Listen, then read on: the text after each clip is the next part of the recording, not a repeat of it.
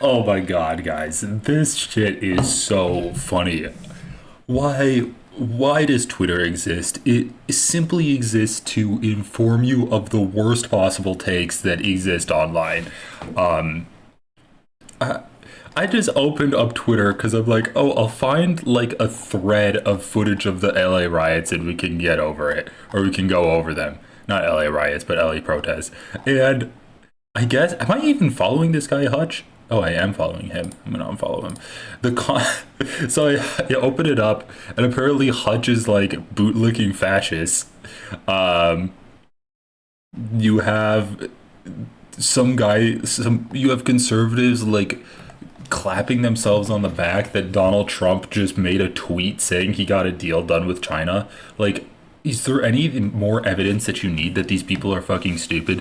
Where it's just a single tweet and they're like, this is the best president ever. Like, where did I see that? Where is this fucking cat turd guy? Best president ever, America first. Literally just an all caps tweet, and he's like, we got the tariffs down. You do realize that the tariffs were already low, and then you cause them to get jacked up by starting a trade war with China. Anyway, so because someone made a tweet, that's Donald Trump is the best president ever.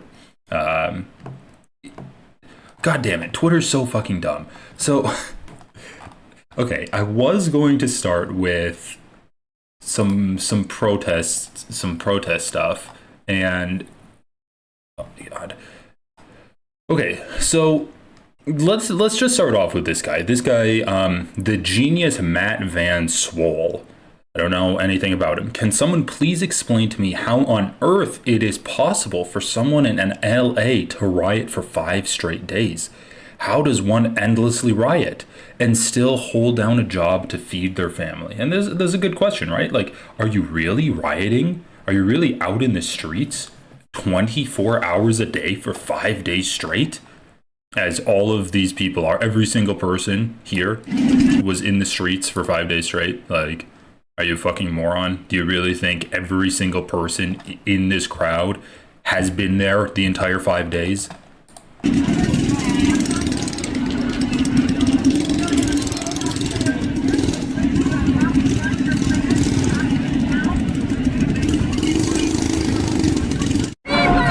Okay, so it's literally just people standing there and they call it a riot. Like, if that's a riot, then I don't want to know what peaceful protesting is. Is it just like a graveyard, people lying down in the dirt decomposing? Is that what he calls a peaceful protest?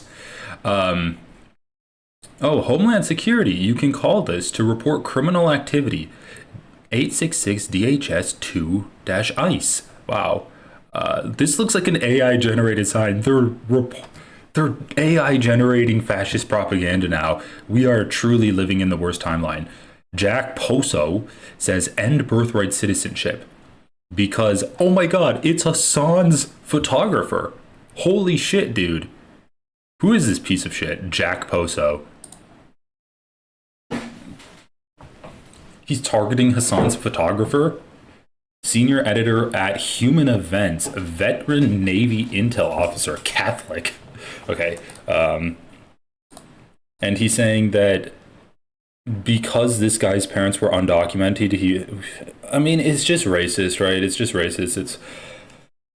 It's fascism to advocate for the ending of birthright citizenship because they think that, it simply doesn't make any sense to advocate for the ending of birthright citizenship unless you're trying to make it so that you can have a reason to attack minority groups.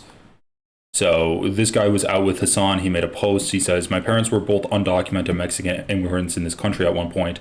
Los Angeles is my home and the city I grew up in. Yes, I'm Hassan's producer / camera operator, and it is my job to be out there with him. But please understand that this is very personal for me. So the guy makes a very personal post. And this guy's like, oh, you should be deported, basically.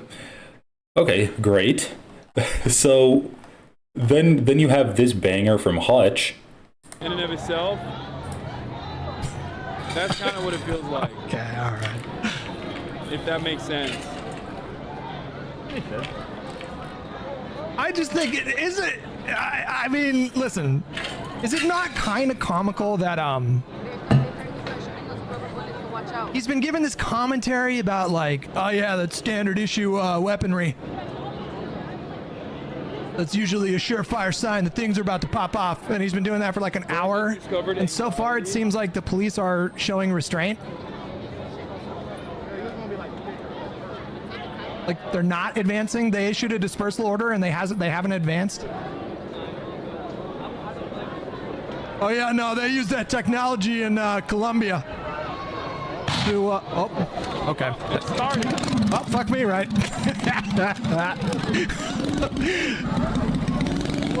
Like, obviously, this is a big egg on face moment from Hutch here. But what's the point of what he's trying to say? Like, the police showed up with weapons to disperse crowds, and he's trying to say that Hassan is the one who's overreacting for this because he's pointing out the weapons that they use and how the weapons were used in foreign countries to do crowd control in foreign countries, and now they're being used in America, the place that they were ostensibly created to protect.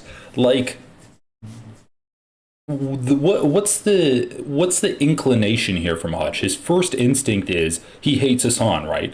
And so Hassan, since Hassan was covering the weapons that the police were using, and Hassan's like, yes, these are weapons that were used in war zones to disperse crowds, and now they're being used here.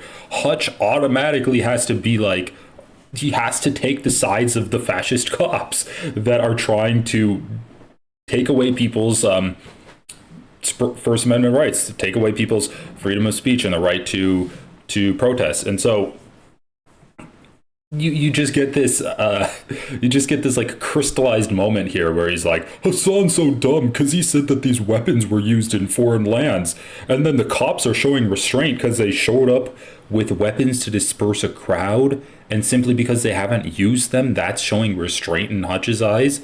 Like, that's, first of all, showing up with weapons to a confrontation isn't showing restraint. Showing restraint would be acting like a normal person. A normal person doesn't carry around a weapon that could be used to like bodily and violently remove you from an area or remove you from the equation or confrontation at all. And Hutch is automatically having to take the sides of the cops because, first of all, he is a dirty liberal. He does support the system. He is probably saying that, he is probably the person that's like, the protests are being made to look bad because there's a few taxis getting burned, and that's actually something that we should be criticizing those people over. We should be criticizing them and spend more time criticizing them than we spend criticizing ICE for the illegal raids that they're doing. So he's doing that, and then also because he hates Hassan, he has to always be contrarian. But you can also look at another Hutch tweet that I saw. So yeah, he says, I think there's a great deal of people that do not know that some people who show up to protests are only there to cause damage, violently engage with cops, and steal stuff. They make everyone else look bad. Why is it so hard for many to criticize this stupid behavior? And so what I love about this is, when you focus on the people that are like burning cars and you're like, wow, like I'm in favor with the spirit of these protests, but I'm totally against the burning of cars, and I'm totally against someone carrying a skateboard and breaking windows. Like, that's beyond the pale, and that should be called out by the left. And the fact that the left isn't calling that out is really indicative of their radical behavior. What you're doing is, even though you say you support the virtues of the protest, you are undercutting the point of the protest to focus on the fringes and say that the fringes are representative of the entire movement. This is something that Ethan Klein does a lot, where he'll say that like Hassan supports terror, and Ethan supports the spirit of the pro-Palestinian cause and the pro-Palestinian movement, but because there's guys like Hassan on the edges of them, then he makes the entire movement look bad, and that just can't stand. And so when you focus on the edges and you only talk about the edges and you're not actually talking about the spirit of the protest, like, come on, let's take a look. Let's take a look at Hutch's profile and see what the last tweets that he made were. So, little Hutch. He's full of rabbits. Hutchinson. Okay, so what does he regret? Was he telling the truth about Trump and Epstein? Okay, so this isn't about the LA protests. This is about the LA protests, and this is where he was supporting the cops. Cops, you have 10 minutes to disperse. They give another 45 minutes before moving in, and we saw a protester chuck a firecracker at police in that time. Was the expectation that they just weren't going to enforce that order? Seems a bit silly. So this is a tweet about the LA protests, and he's on the side of the cops, criticizing the protesters, criticizing the people that are anti-cops, or he's like, be mad that people are criticizing the cops for shooting a crowd full of old people and children. Well, flowchart, we meet again. So this is... Holy shit, he really is a one-note streamer.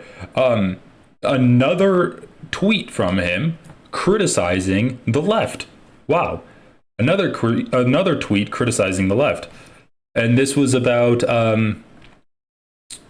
This is about Hassan making a tweet about the LA protests. So he's criticizing the left about the LA protests. There was a movement captured on livestream in LA today where 2 armored Humvees were positioned 10 feet away from a group of like 14 people mildly arguing about immigration. Fully fucking absurd.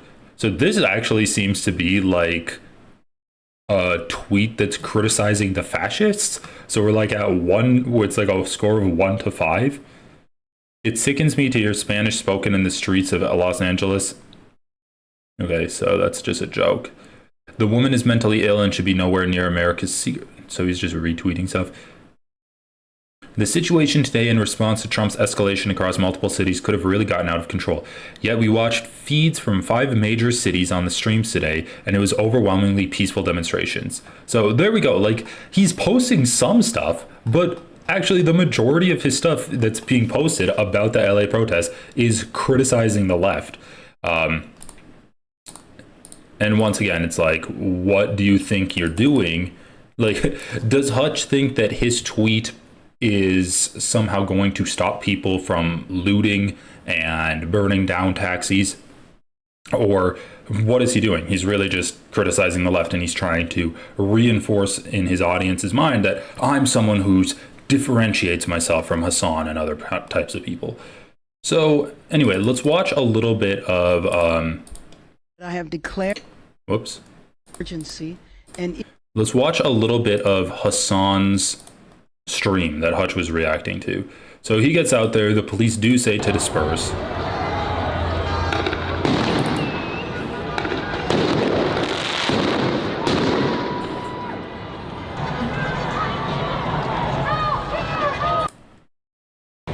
Do with a Harris Walls hat here. Oh, it's the CHP. More units are coming in. Okay, they're moving. Take a step back. They might be. They're jumping over. Oh. They're firing into the crowd now. Fireworks! So the police are just shooting rubber bullets into the crowd. And then we can play it. Let me play a little bit more of this. Get a couple licks.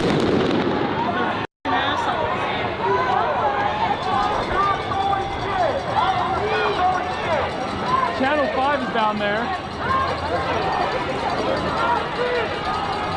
That's Channel 5? Dude. Yeah. In the balaclava. Black Andrew dude in the suit. Andrew Callahan. Get his hands. He's, Nigerian.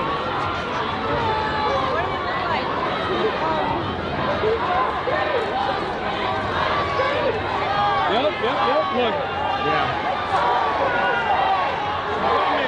When they focus their attention here, they're going to get pushed from the left side. I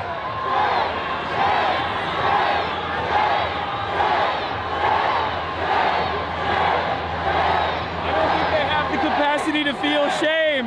They're pigs. They don't feel shame. Come on, dude. Once again, I want to... Pigs get a bad rap by being compared to cops. Pigs actually can feel shame. Highly emotionally and intellectually intelligent animals.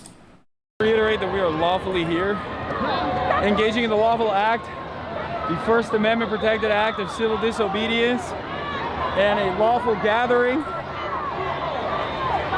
and that we're simply here as First Amendment auditors, if you will, I guess. That sounds too libertarian. We're just here, we're just chilling. Oh, they got one. They grabbed one over there. Now, when they...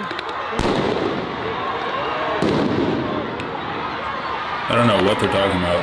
They grabbed one. They grab one up. Okay. And they're going on this side too. Now they're, oh, see, motion over there, shift their attention. And then cops instantly move further back. Oh yeah, they've moved up close. Oh, they are firing things into the... Oh, they're arming.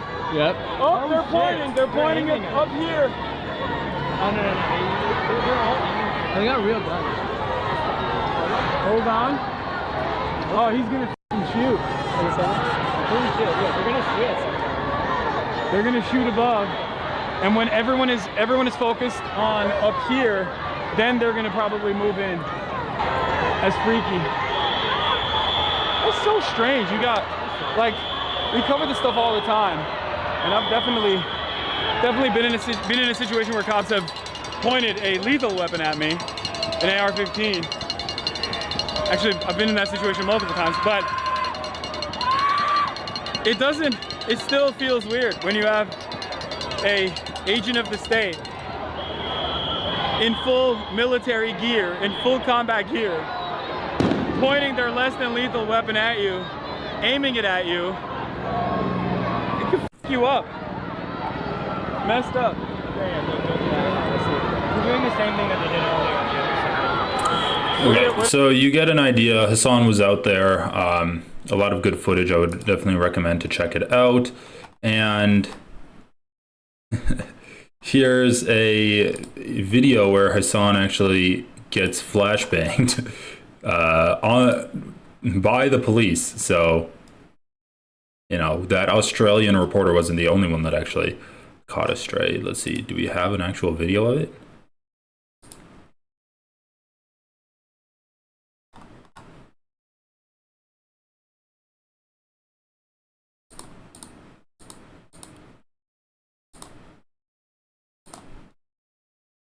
Which pundit? Hassan Piker gets flashbanged.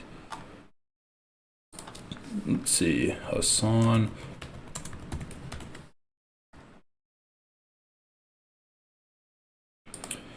Hassan gets flashbanged on Twitch. Twitch? I think they're gonna push in from this side of the road. Oh fuck! That fucked my. I think they're gonna push in from this side of the road. Oh fuck!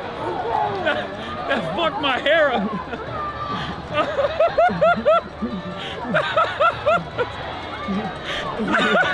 Oh my god. Anyway, there. So yeah. I mean, I love the idea that the police are responsible or doing anything to maintain the peace when it's a group of people doing nothing, just like chilling there, standing there, doing their chants, holding signs, marching around, and then it's the police that are doing 100% of the violence. Because why? There's no reason. Because they want to like clear the highway of people.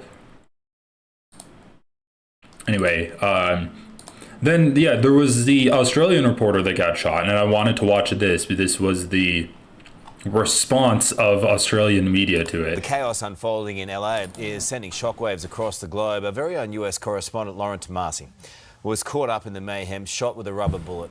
Take a look. Caught up in the mayhem, the cop that shot her literally just turned, aimed, and fired at her leg. That's not getting caught up in the mayhem. That's getting targeted because you're in the general vicinity of a cop who's all amped up and wants to do violence upon people. The chaos unfolding in LA is sending shockwaves across the globe. Our very own US correspondent Lauren Tamari was caught up in the mayhem, shot with a rubber bullet. Take a look. After hours hours of standing off, this situation has now rapidly deteriorated. The LAPD moving in on horseback, firing rubber bullets at protesters, moving them on through the cop on the end. This guy right here. You can see the moment where he's like, I'm gonna shoot someone. He's just like standing there casually. Then he picks up his gun with both hands, starts scanning the area. Oh my god, what a piece of shit. Like, in a minute we're gonna watch a interview that the mayor of LA gave, and she says that we need to hold the people that did violence, the violent protesters, the ones that burned cars and did looting, we need to hold them accountable. But I would love it if a reporter asks her a question and is like, okay, are you going to hold the police that did violence accountable, or do they get off scot-free for just violently assaulting people for absolutely no reason? The LAPD moving in on horseback, firing rubber bullets at protesters, moving them on through the heart of LA. There's a cop, turns, fires at her, hits her in the back of the left calf. Doesn't matter how many times you watch it, right? Lauren joins us live now from LA. Lauren, I mean, I think we were all so shocked and so deeply troubled by what happened to you yesterday. How are you feeling this morning? Morning, Sarah and Carlos. I'm good, thank you. I have a bit of a bloody big old bruise and it's a little bit sore, but I am all okay, thank you. Hey, can you talk us through just, you know, it was obviously, it's been a big couple of days, but it seemed to me that escalated, and talk us about to what happened before and then during it after. Yeah, I mean, we were reporting on the Today Show all morning the situation on the ground in downtown LA. My cameraman Jimmy and I had started by that detention centre in downtown LA, and there was, you know, a few skirmishes here and there and a little bit of chaos moments as we went throughout the morning, but it was about 5 o'clock local time when there were suddenly just thousands of protesters on the streets of downtown LA, and we felt that presence of the LAPD and law enforcement really ramp up. Jimmy and I went live. We were doing a cross into the program. And police started pushing their way up the street. They'd begun firing tear gas canisters and those rubber bullets, and we moved onto the sidewalk and really tried to stay out of the way. What you saw, that report... yeah, she was right by the sidewalk when she got shot. Live cross. We'd moved off to the side of the road. We were at the side of police. I had my back to those LAPD officers. Right, really like a foot off the sidewalk, maybe 3. Finishing that report, telling what was happening. Yeah, and I got hit. Jimmy scooped me up and we made our way out of there as quickly as possible. Yeah, bit of a shock. Oh, it's just so obviously and pressed you're just doing too. Your job, right? And we've been in awe of your coverage for the past few days and how incredibly difficult those circumstances are for you. We know it was tense. I mean, those circumstances that you found yourselves in for that report specifically seemed to be somewhat calmer, and then all of a sudden, you know, he turned and fired at you. It just seems so out of place and so bizarre. Have you I mean, once again, I don't know who I heard say this, but you have to operate under the assumption that police, especially when they're all suited up in their riot gear, they just want to hurt you. That's when you operate under that assumption, that then a lot of things make much more sense. A lot of things become way clearer because, like, we know that police are bullies. They have insanely high domestic abuse rates. People, even if you're not a bully, when you join the cops, you're told that the people that you need to police are beneath you. They're basically like subhuman. You always need to do the maximum amount of damage you can in order to defend yourself, so you can come home safe to your wife, so you can beat her up. That's the point of being a cop. And so then when you put them into these war zone like scenarios, but there's no actual danger of getting hurt back, it's like a kid playing a video game, and they just want to do as much violence as possible. And so why wouldn't they just like randomly shoot people? It just so happened that this guy was caught on camera because he shot a reporter. Has there been any explanation? Have you been able to sort of gain any intel on how that happened, why that happened? No, I mean, how it happened? Well, the guy shot her. Why it happened? Because The police were given an order to disperse the crowd, and they just thought, oh, well, I can probably get away with shooting a reporter woman. We were standing, it felt like things had calmed down a little bit after that big, chaos of moving up the street, and we'd found a moment where police were still standing off there, but it had calmed for a moment. The police were standing still, and that is why we stepped Jesus off to the Christ, side. We weren't in a group of protesters or anything. We were with literally other media. military vehicles and military outfits. Walked behind me in the middle of that shot. So, look, we were doing our best to report what was happening from the scene in the safest way we possibly could. And Jimmy and I were listening to everything the LAPD had been saying to us. But also, you're balancing a lot there, and you've also got protesters who are furious with you. And for the most part, over the last couple of days, oh, you've got protesters that are furious with her? Yeah, that's totally comparable. A protester yelling into the camera versus a cop shooting her in the fucking leg. What the hell are you talking about? I've seen you in every circumstance be calm and talk to these people. You've also been fearlessly unbiased. Fearlessly so unbiased. Both sides of it, and then out of the blue, you get lined up. Yeah. Lined up. Is that how? I mean, you're loath to. I know you. You're loath to be part of this story, but in a way you are, and it's going to have reaction and ramifications across America. That's how bad the situation is in LA right now. It's not going to have ramifications across America. Maybe it will have ramifications across Australia and the rest of the world, where they see what a freakish country America is, where the cops just like shoot people for no reason, pretty much for fun. Like, let me ask you this. Do you think that the cop that shot this woman felt bad about shooting her? Do you think he's like, oh, shoot, like I thought she was black. I really didn't mean to do that. Sorry. Or do you think he's like, yeah, fuck that bitch. It's like, yeah, like, I have power over you. I caused you a violent reaction. I caused you pain. I'm the man. I'm enforcing my will on other people. Yeah, fuck you. You're gonna stand in the street? Fuck you. Get the fuck out. Like, what reaction do you think this person had? They did it on purpose, and they revel in it. That's the point of becoming a cop, so you can enforce your power over other people, and you have the legal institutions of America backing you up. Look, I feel embarrassed, quite frankly. I really don't want to be the story as part of this. We were just on the ground trying to do our job. I was there.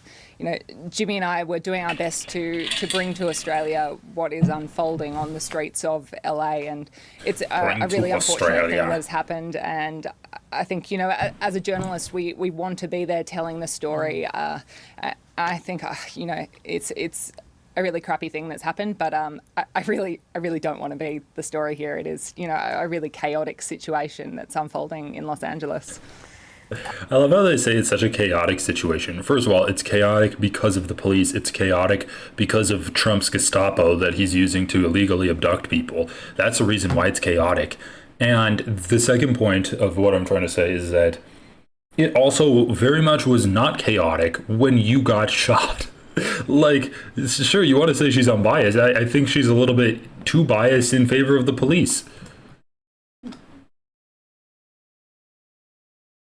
I mean, Lauren, you've got so much grace, and as Carl said, we know that about you, and none of us ever want to be the story. You want to be reporting on the facts and what's unfolding in front of you, and you do that so well, and you've brought that to our audiences, as we said, for days now, and we take our hats off to you because you've been doing an incredible job. And yeah, just the way that officer turned and pointed at you and targeted you with your back to him, I mean, it's unforgivable. And we really feel for you, and, we thank you for your grace, frankly. Lauren, you're going to be part of this story now ongoing. Do you have any reservations? Ongoing.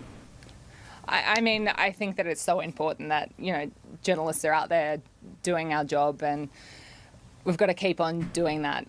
It's, no journalist wants to be the story. And certainly I hope that, we can move on from that and, focus what is unfolding, throughout America. It's a really tense situation at the moment. The sense on the ground is so tense.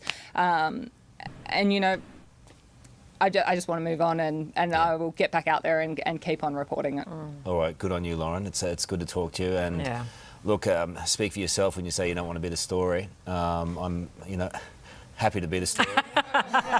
Any day of the week. Guys, I do have to tell you though. Then we'll get your fucking ass out there and get shot by a cop. I mean, it is true though what she was saying. I do appreciate that message from her.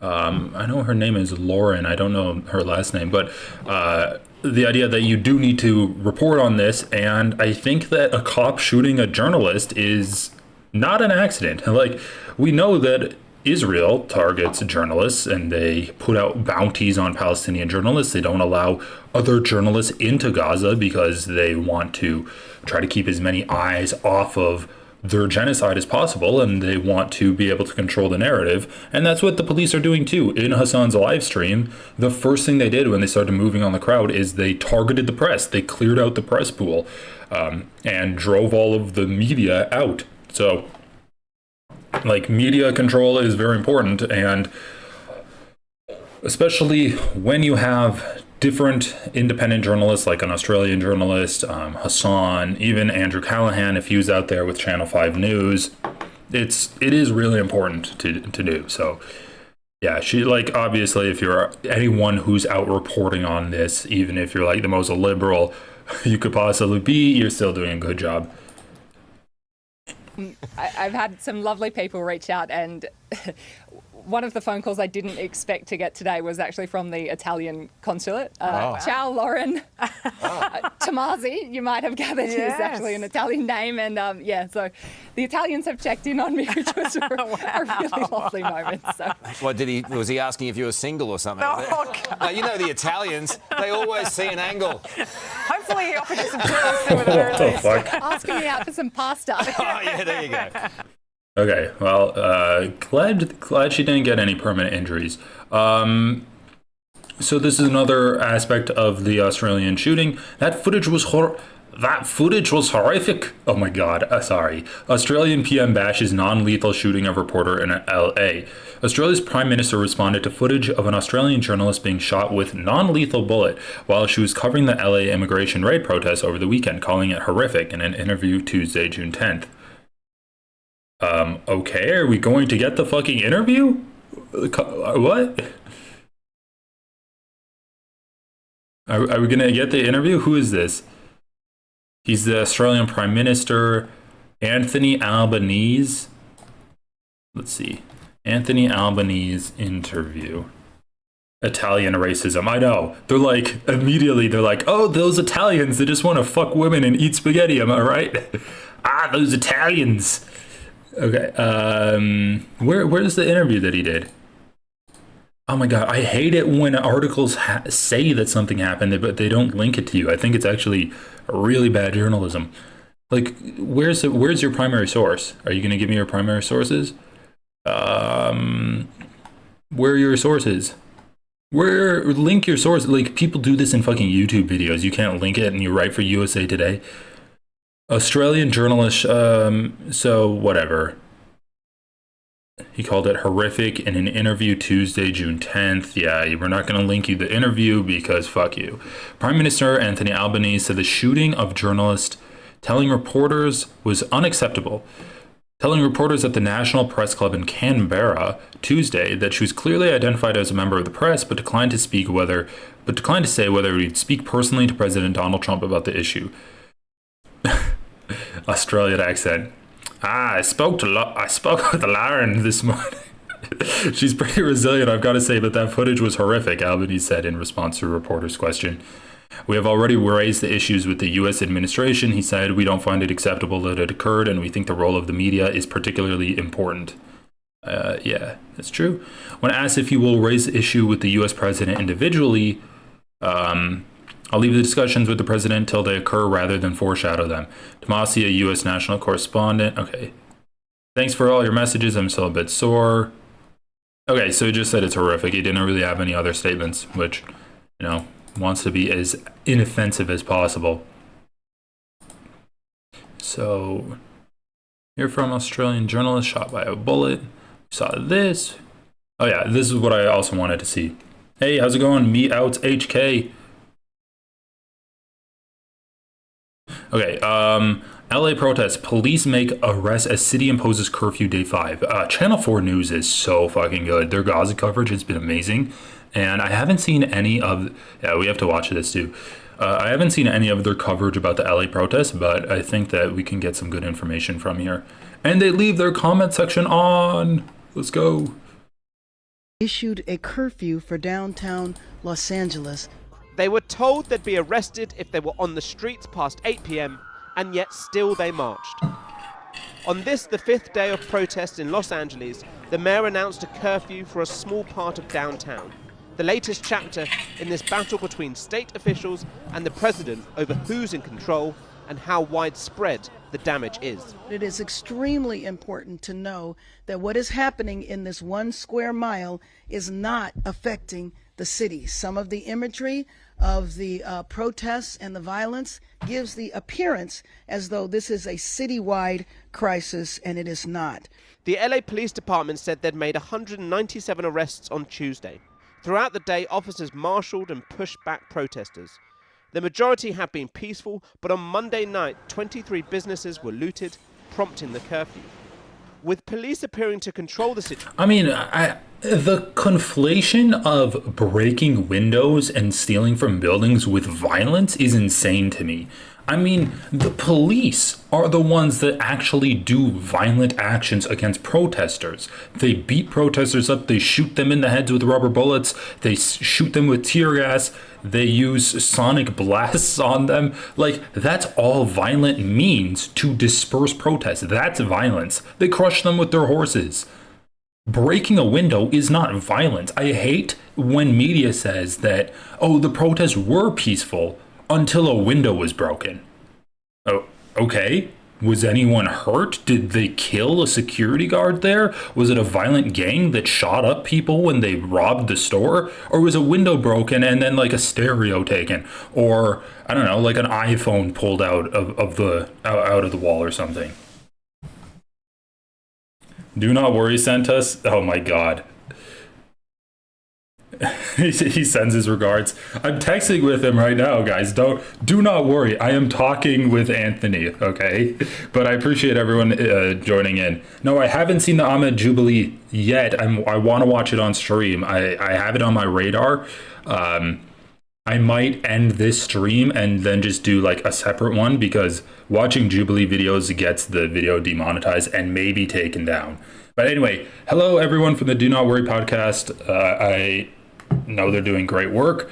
I love Anthony. I love the crew over there, and I can't wait to actually like do an interview with them or have a conversation with Anthony and those guys, because oh, I just saw something. Oh yeah, Anthony on Twitter. I was just looking at his Twitter, and he's like, they're now advocating, the H3 crowd is now advocating for, they're now advocating for me to get drone striked by Israel. Which, like, come on, this is the logical conclusion to all of the rhetoric that Ethan Klein has been putting out there. Where was this? Oh yeah, here. H3 fans on the official H3 subreddit are fantasizing about me getting bombed by Israel. So Israel, who is known for sending rockets into Lebanon and doing a genocide, people can post on the H3 subreddit saying that, yeah, we're kind of in favor of Anthony Sargon getting bombed, then that doesn't get deleted. But if you say that Israel's bad and Israel is doing a genocide, that's too much. Or like a Zionist shouldn't be allowed to be a dog catcher, that's anti-Semitic in Ethan's eyes, and that should get nuked off of the subreddit ASAP, and the mods are out to do that because that's spreading anti-Semitism. But this isn't spreading Islamophobia or anything like that. So anyway, where were we on this? We were watching this channel for, yeah, anyway, my only point is that breaking a window isn't violence. It's not violence, and it is also a very liberal way of framing protests, right? If there's property damage, that is violence. But if the police shoot you with rubber bullets, beat you with batons, handcuff you, leave you in handcuffs in their police cars for hours, where it's like hot, you can't breathe, that's nonviolence. That is keeping the peace, and it's actually cops doing their job, and we should support that. And I just... doing this channel, looking at how the United States has covered Israel, looking at how the United States covers protests and other kind of imperialism, I just get so sick of this liberal reframing and kind of brainwashing of the world, where if protesters break a window, that is violent actions, but cops beating you with a stick or even shooting you or killing you in the name of self-defense, even though it's the cops that were like moving in on you, that's totally justifiable. And we just have such a brainwashed view of the world based off of this liberal paradigm that we're existing in, where, you know, the institution is always correct, and anything that goes with the institution, that's good, that's peaceful, that's nonviolence. Anything that disrupts the institution even a little bit, that is the end of the world, that's terrorism, that is extreme violence that must be stamped out at any means necessary. And it's just like, yeah, a cop beating you with a baton versus someone breaking a window, which in a raw sense of the term is less violent, which is more objectively nonviolent. The question once again is whether the presence of federalized National Guard and 700 active US Marines is necessary on the streets of LA. With the cost of their deployment more than £100 million, the governor of California called it a waste of money, as he filed an emergency motion to block the president from expanding the powers of the National Guard. He again chose escalation. He chose more force. He chose theatrics over public safety. My lived experience. 2,000 Guard members. He deployed more than 700 active U.S. Marines. These are the men and women trained for foreign combat, not domestic law enforcement. It's like, yeah, we should have fascism overseas. I don't want them in my streets. As the governor spoke, Donald Trump was on the other side of the country watching US troops in action at Fort Bragg, soldiers preparing for wars abroad, although the president claimed there was a battle at home too, as he defended his response to the LA protests. The American military project is so disgusting. It's so bloated. There's no reason for it anywhere. Like, we have so much invested in our military, we're just making up excuses to use it. Oh, there's like some people mad that families are getting broken up and children are getting kidnapped by masked Gestapo members. Send them over to LA. Oh, there's Palestinians mad that they're getting starved to death and killed. Well, we'll just like keep supporting Israel because, you know, we can't get Iran. We can't let Iran get too powerful.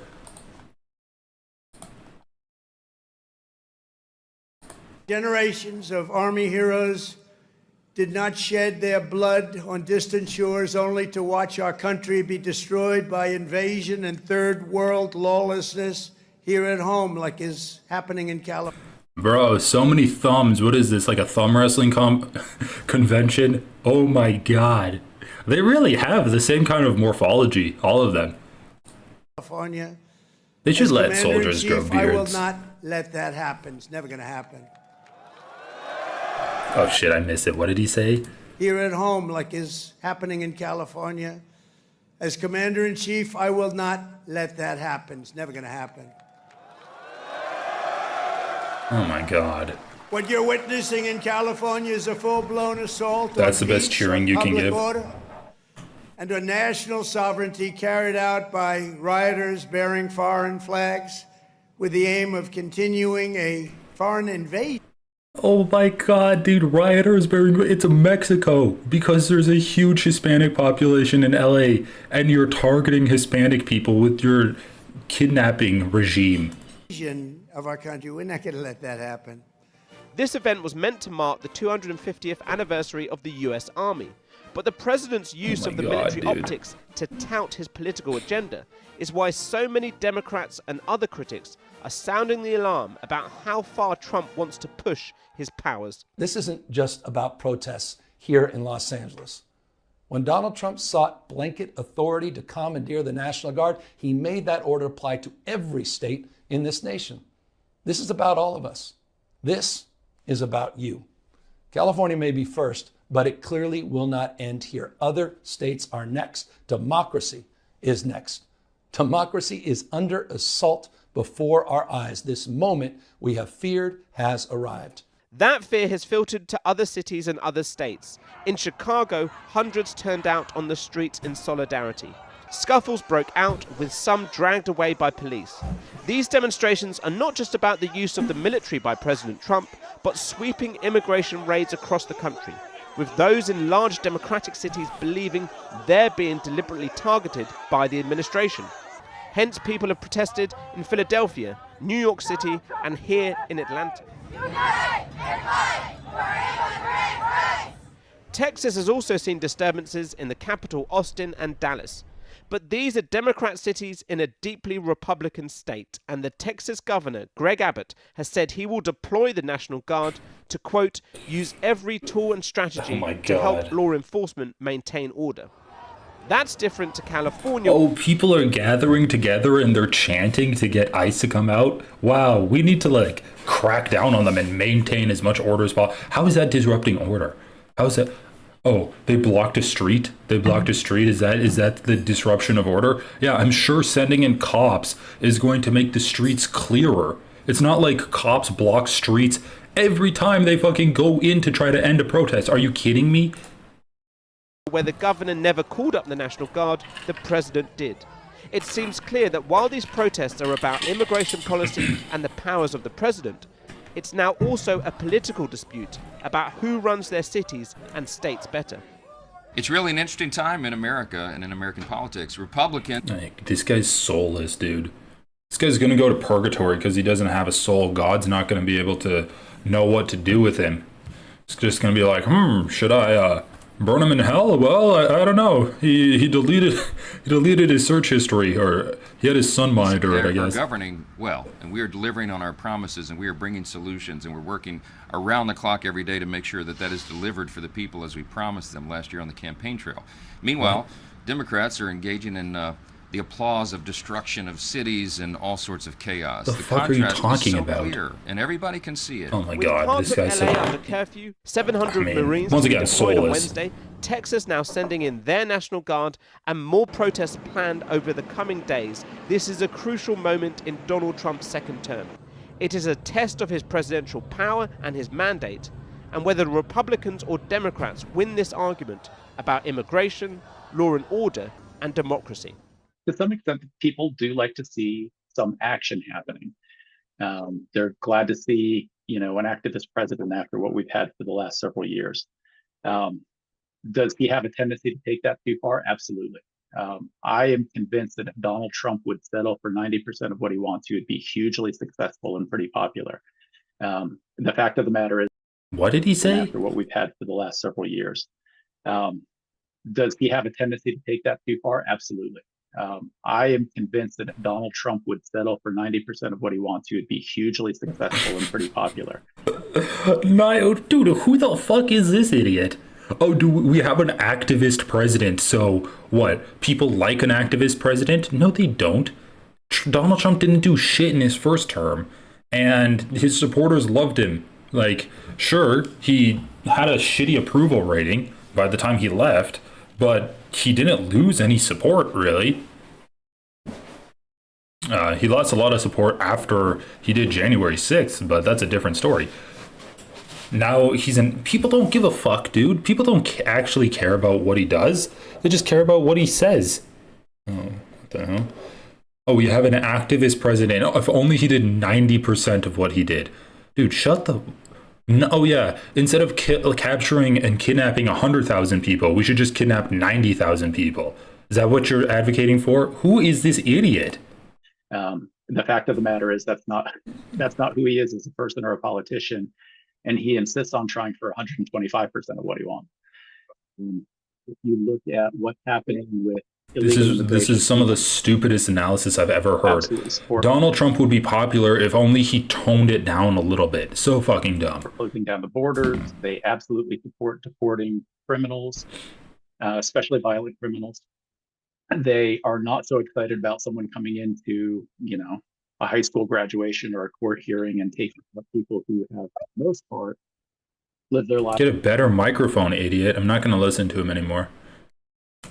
And in some cases, God, it's still going. Called in, we could find, but one of his big mandates was to deal with illegal immigration. Who is this guy? Transcripts. They don't say. Do they? Meanwhile, protests visit more news at our site. Who's this person? He's a journalist with Channel 4. From now, we could find out that there was a violent clash between protesters who, called in the protest police for not about immigration, central power, and his mandate, and whether Republicans or Democrats win this argument about immigration, law and order, and democracy. To some extent, people do like to see John McHenry. He's a Republican strategist. No wonder. Why would you interview a Republican? They just lie. Like, at this point, you're just interviewing a state propagandist. Holy shit, you actually interviewed a Republican strategist. Oh my god. Okay, more.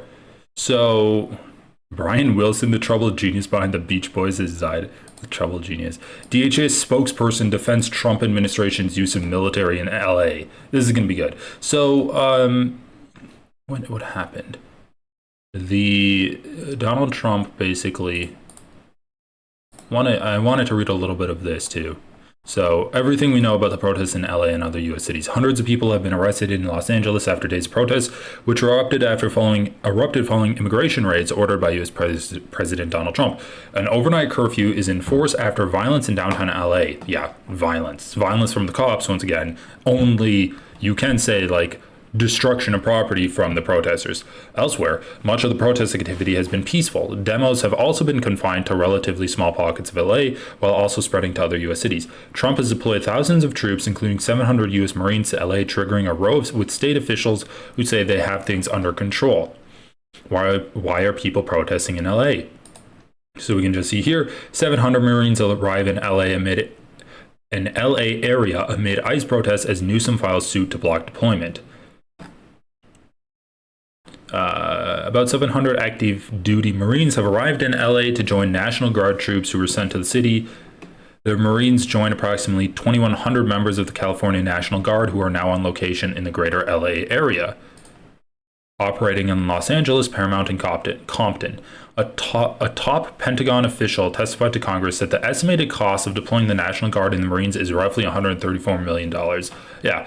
And he wants to get rid of waste, fraud, and abuse. In a 28-page federal court filing, California Attorney General Rob Bonta asked a judge for a temporary restraining order by 1 p.m. local time Tuesday to prevent the use of federalized National Guard and active duty Marines for law enforcement purposes on the streets of a civilian city.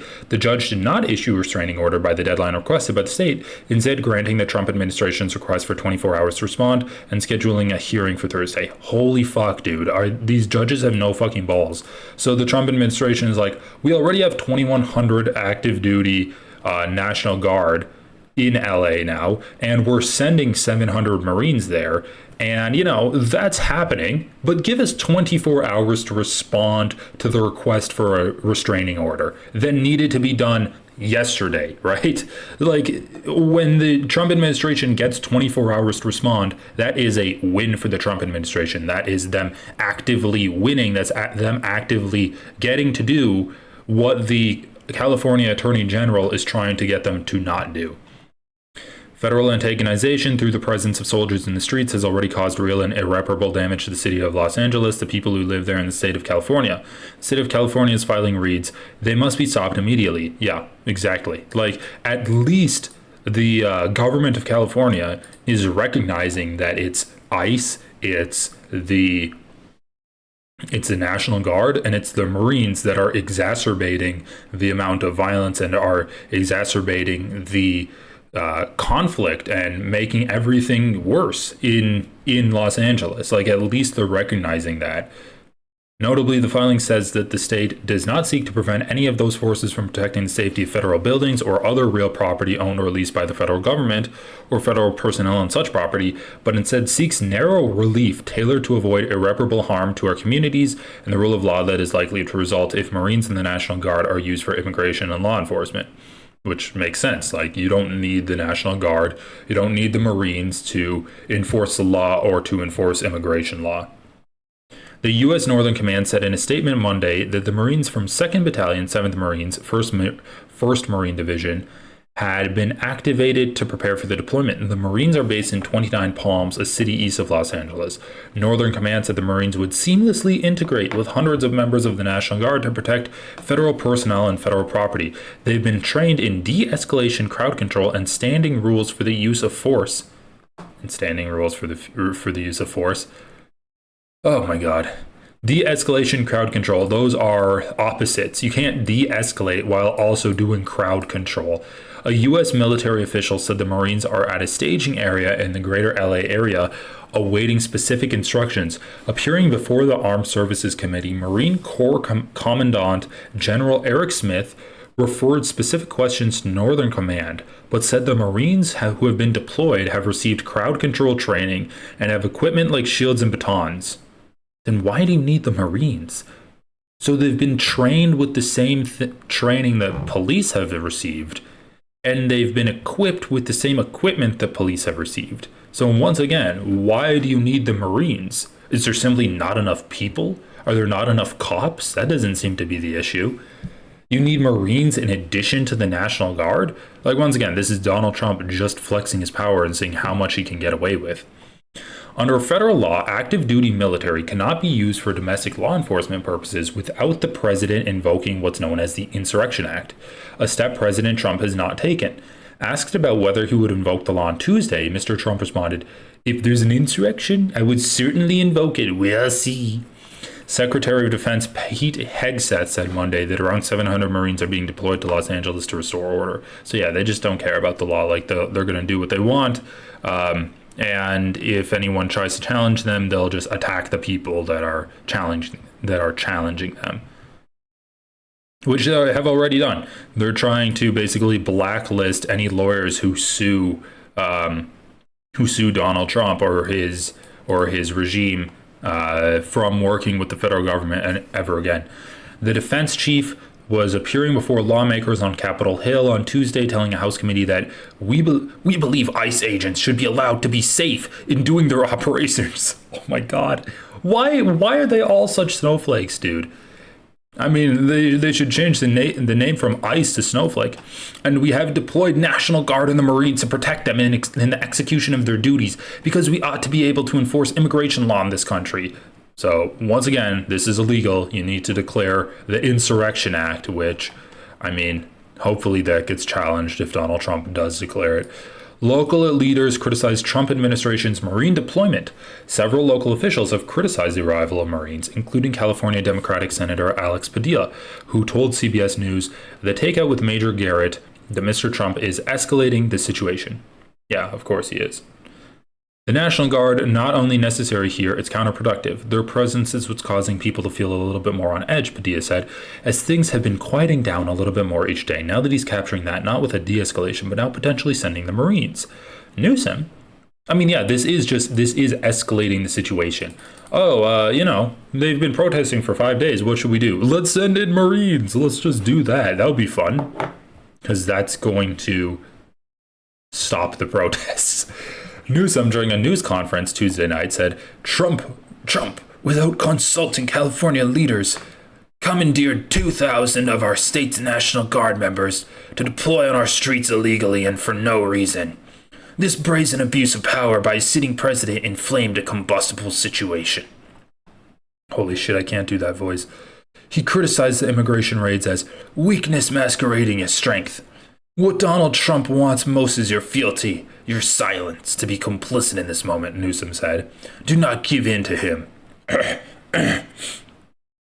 Newsom suggested a day earlier he would also take legal action over the planned use of Marines, calling it illegal.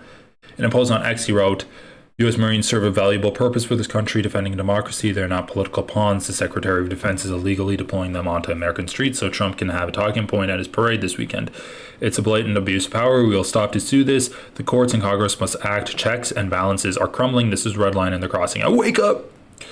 Los Angeles Police Chief Jim McDonnell said in a statement that the agency has decades of experience managing large-scale public demonstrations and can handle the protests. This is a rare instance where I'm on the side of the police chief, because as Donald Trump wants to send in National Guards and the Marines who are directly under his control in order to expand his power. When more of Trump's goons enter the situation, the Los Angeles police chief, his power gets diminished. And so the chief is going to be like, no, we got it. Like, we don't need you. Get the fuck out of here. So this is a rare instance where the police chief is actually on the side of the protesters. The arrival of federal military forces in Los Angeles, absent clear coordination, presents a significant logistical and operational challenge. Okay, so obviously we didn't have a problem until Trump got involved. They feel so bad that they have the LA cops protecting ICE kidnappings. Yeah. Oh my god, that screwed my throat up.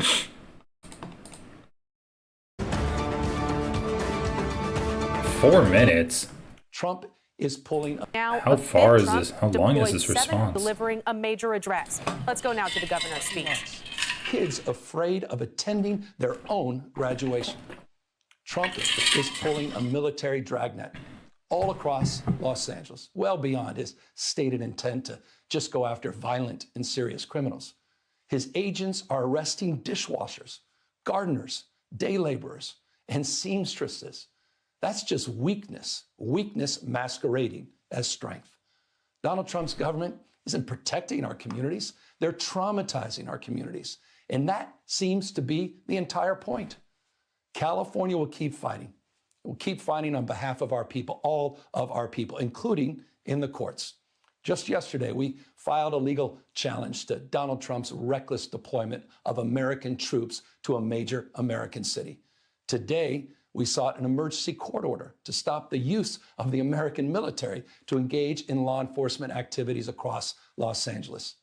If some of us could be snatched off the streets without a warrant, based only on suspicion or skin color, then none of us are safe. Authoritarian regimes begin by targeting people who are least able to defend themselves, but they do not stop there. Trump. I mean, Gavin Newsom, he just sees this as a political opportunity, which, in fairness, it is a political opportunity. This is perfect for him. We all knew he was trying to run for president in 2028. Well, I guess technically, yeah, in 2028. And he has now found himself in the position where he is directly fighting against Donald Trump, and really kind of serendipitous for him because he didn't have to maneuver himself to get into this position, but now he has found himself kind of being the face of the resistance against Donald Trump.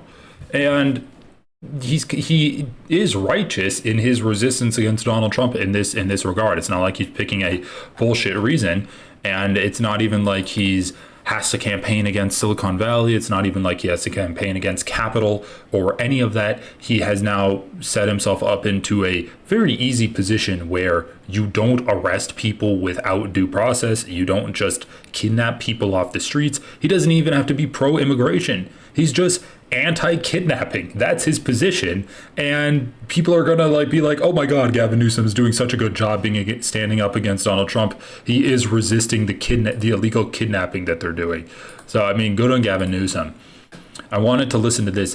DHS spokesperson defends Trump administration's use of military in Los Angeles. The Trump administration says it is investigating whether there is a financial backer.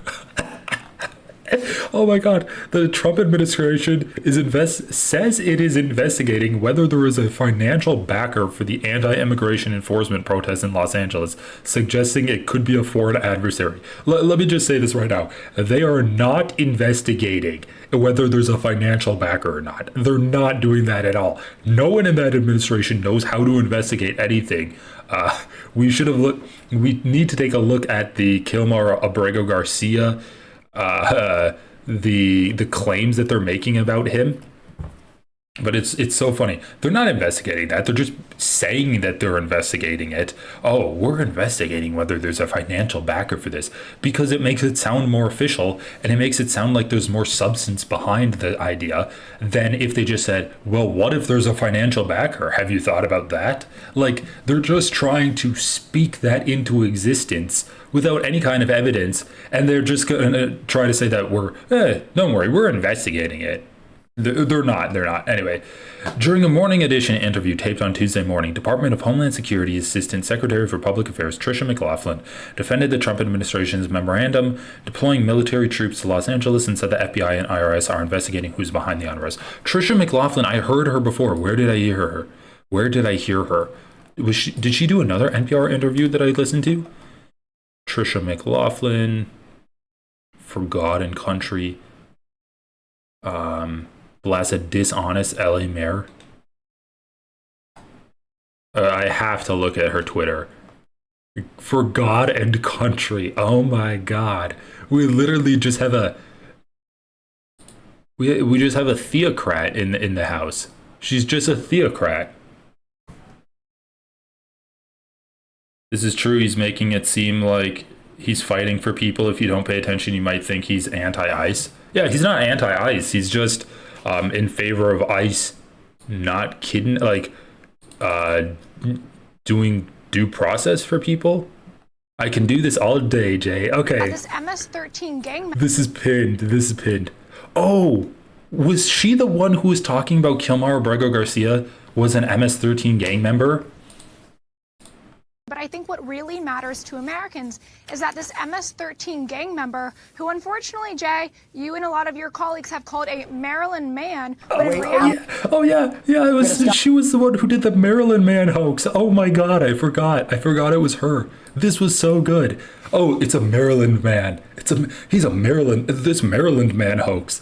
Like, they're just like, there needs to be a musical written about this.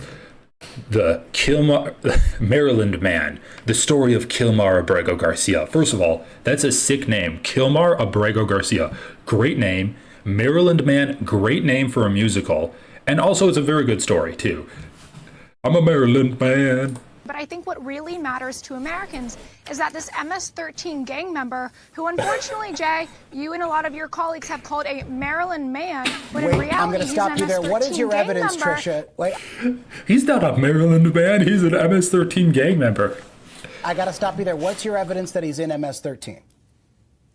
Well, there's actually been 2 separate immigration judges, Jay, who have confirmed and ruled that he is a member of MS-13. No, they didn't. That, as well as we have intelligence it was brought up in...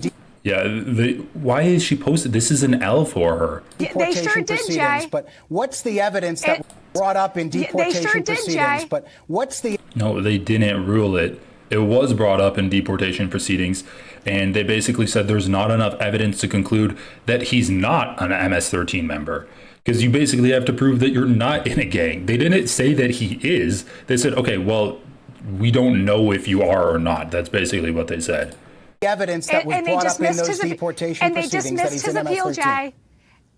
I can do this all day, Jay. He is a member of MS-13. I don't think you'd want to be his neighbor, Jay. I sure wouldn't, and I don't think many Americans watching would want to be this. Bro, this is fucking hilarious. NPR interviewed this idiot? Oh my God. She's like, I don't think you'd want to be his neighbor. I know I wouldn't. Yeah, we fucking know you wouldn't, because you're a racist piece.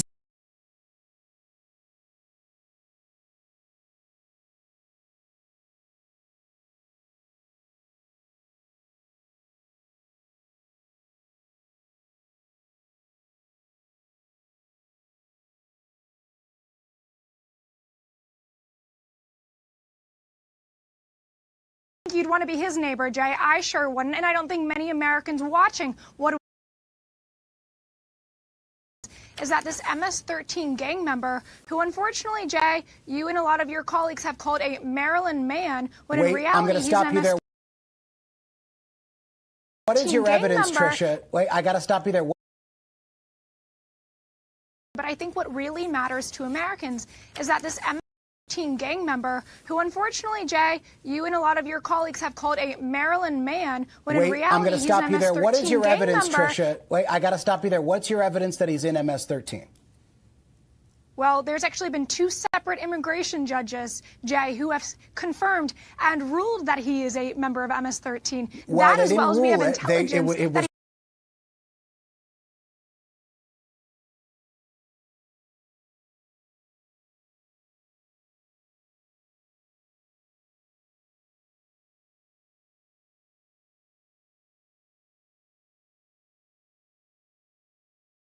those deportation and they proceedings that dismissed he's his in appeal, MS-13. Jay.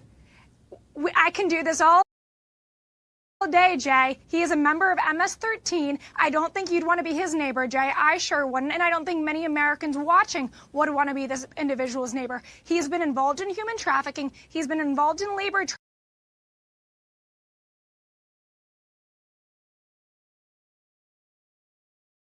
We're being asked to go behind the police.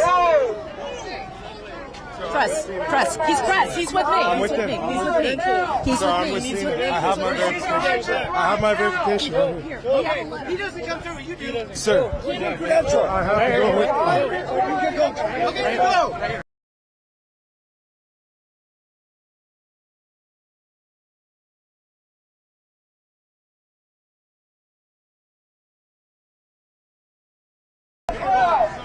Are you grabbing me? No, I didn't touch you. So wait.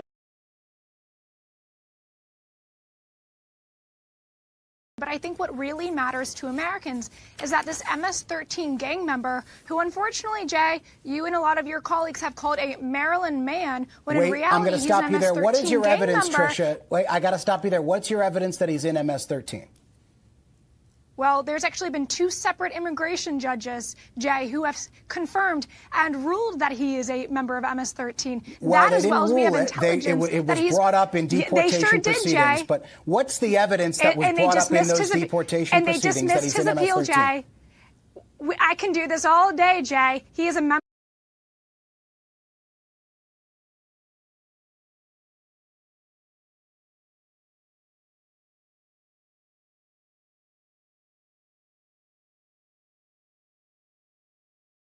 Of MS-13, I don't think you'd want to be his neighbor, Jay. I sure wouldn't, and I don't think many Americans watching would want to be this.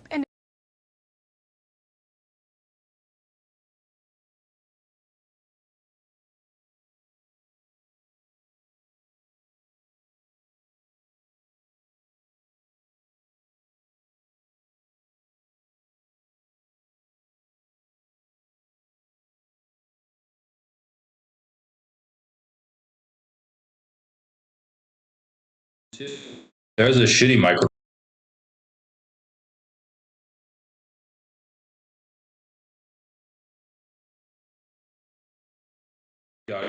This setup is killing me. We might have to go with the shitty laptop microphone.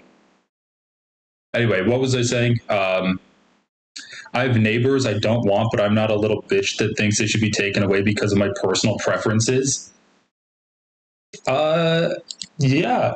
I think you're not what this person is. All right. I'm going to play...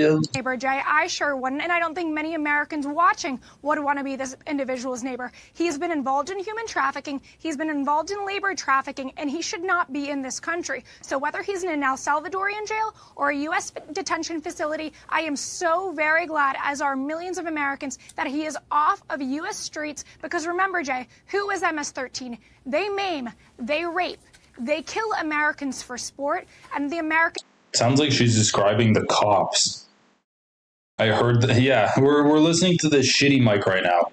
They maim, they rape, they kill Americans for sport. Sounds like the police. All right, let me try this. Let me try setting this mic up one more time. This is so ridiculous, guys. So let me go here. Test 1 2. Test. Here. Test. Okay. All right. Looks like it's back. Looks like we're good. People are done with it. They said so on November 5th, 2024. Oh, so yeah, I love the idea that every single bad action that Donald Trump makes is justified because he won the presidency. So that is something that they're just saying now. Like, they're not even, they're at the point where they're not even defending their actions anymore, and they're just saying that, like, oh, well, Donald Trump has a right to do it because the Americans support him in doing it. And then you look at the polling, and it's clear Americans fucking hate how Donald Trump is leading this country. Okay, oh, beautiful. Fox News. Rioters are throwing rocks and Molotov cocktails at law enforcement, defacing public property, setting cars on fire, looting family businesses, assaulting law enforcement, and burning American flags. Oh, burning American flags. Gotta love to see that in there. 2 hours ago. By the way, this was pinned. This was a pinned video. More cars being set on fire, rubber bullets being shot at law enforcement. That's been an update as of last night. Rubber bullets are being shot at law enforcement? Aren't you okay with that? Isn't that apparently okay because that's what law enforcement does to protesters that are just minding their own businesses? You're saying that you're actually going to cry that they're using rubber bullets? Holy shit. Despite the fact that there was a curfew, thank God President Trump had... Like, the Molotov cocktails are one thing, right? Say what you want about the police, but at least they're not firebombing protesters.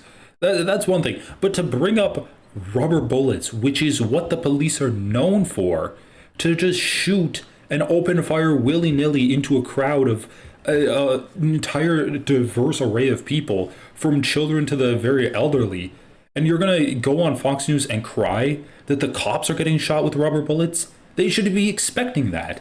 The foresight to call in additional law enforcement. This really was sprung by the fact that on Friday, we had surrounding ICE enforcement officers at a federal building. There were about 1,000 protesters, rioters really, who were far outnumbering our ICE enforcement.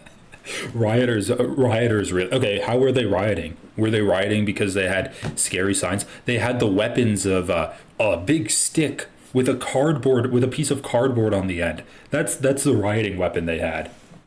Officers. Yeah, a citation needed about the Molotov cocktails too. Like, according to her, Molotov cocktails were thrown. But really, I mean, you're on Fox News.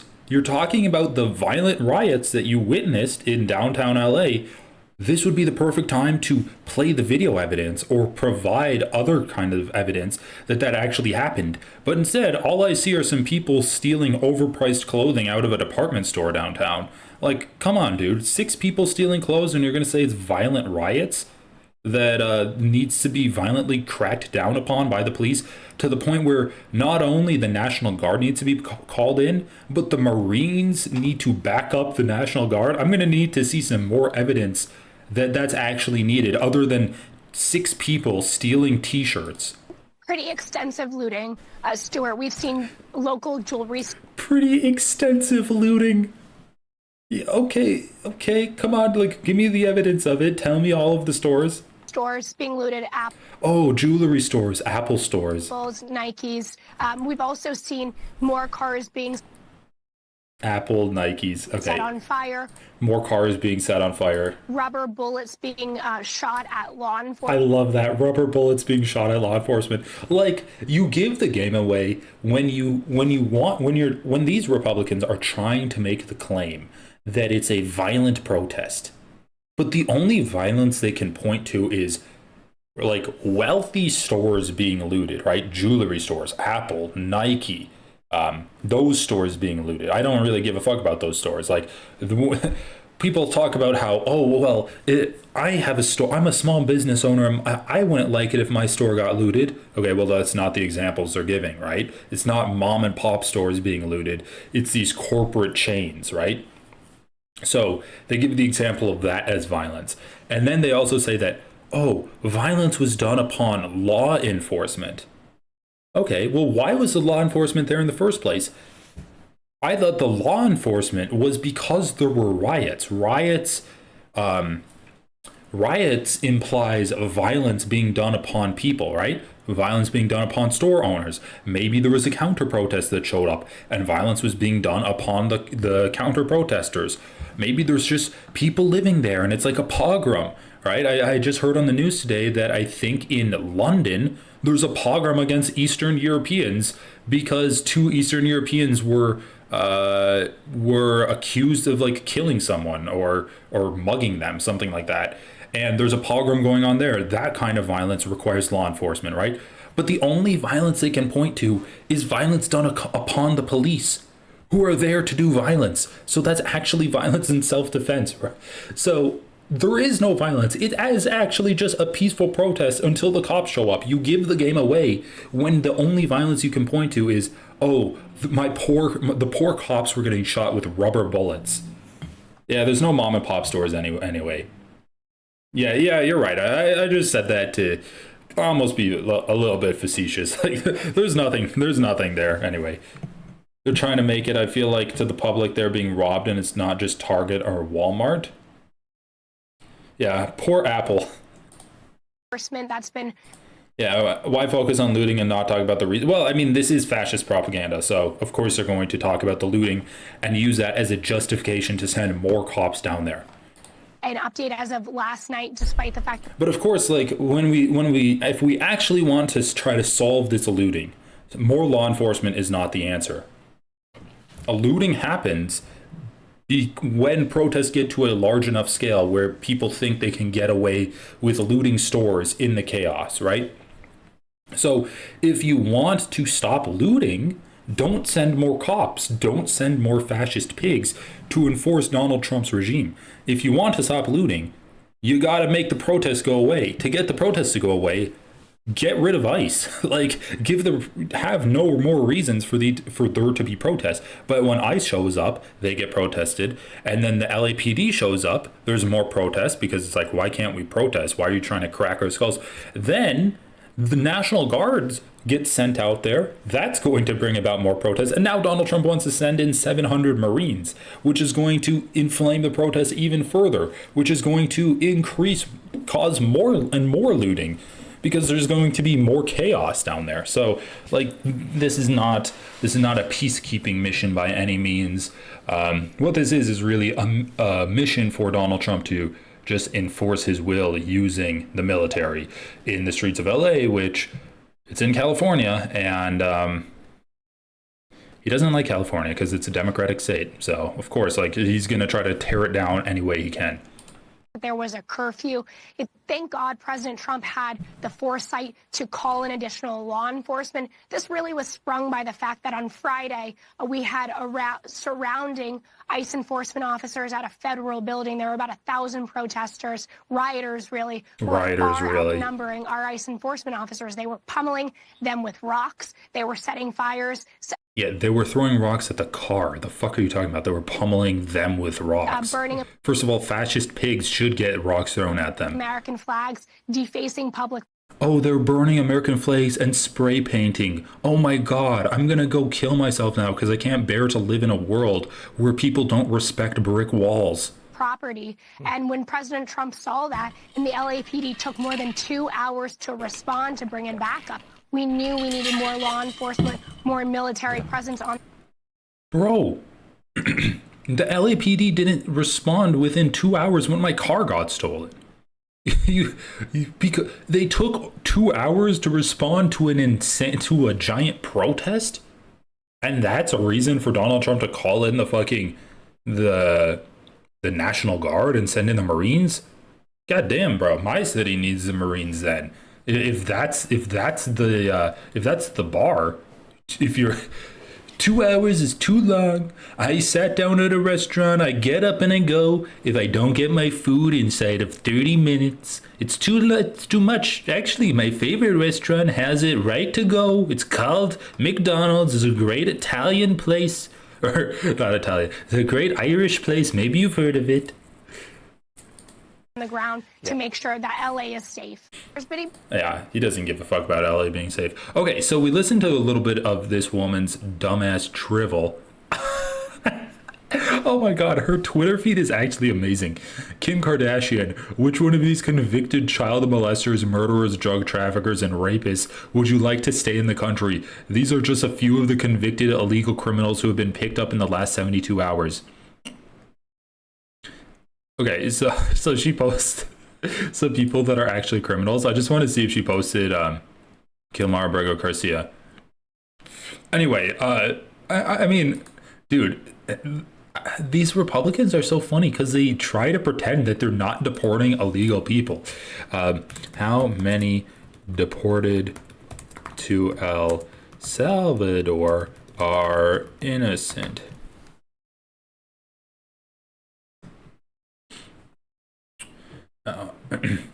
Trump admin knew most deported Venezuelans. Okay, so this is what I was gonna click on. About 90% of migrants sent to El Salvador. What the fuck? I don't. God damn it.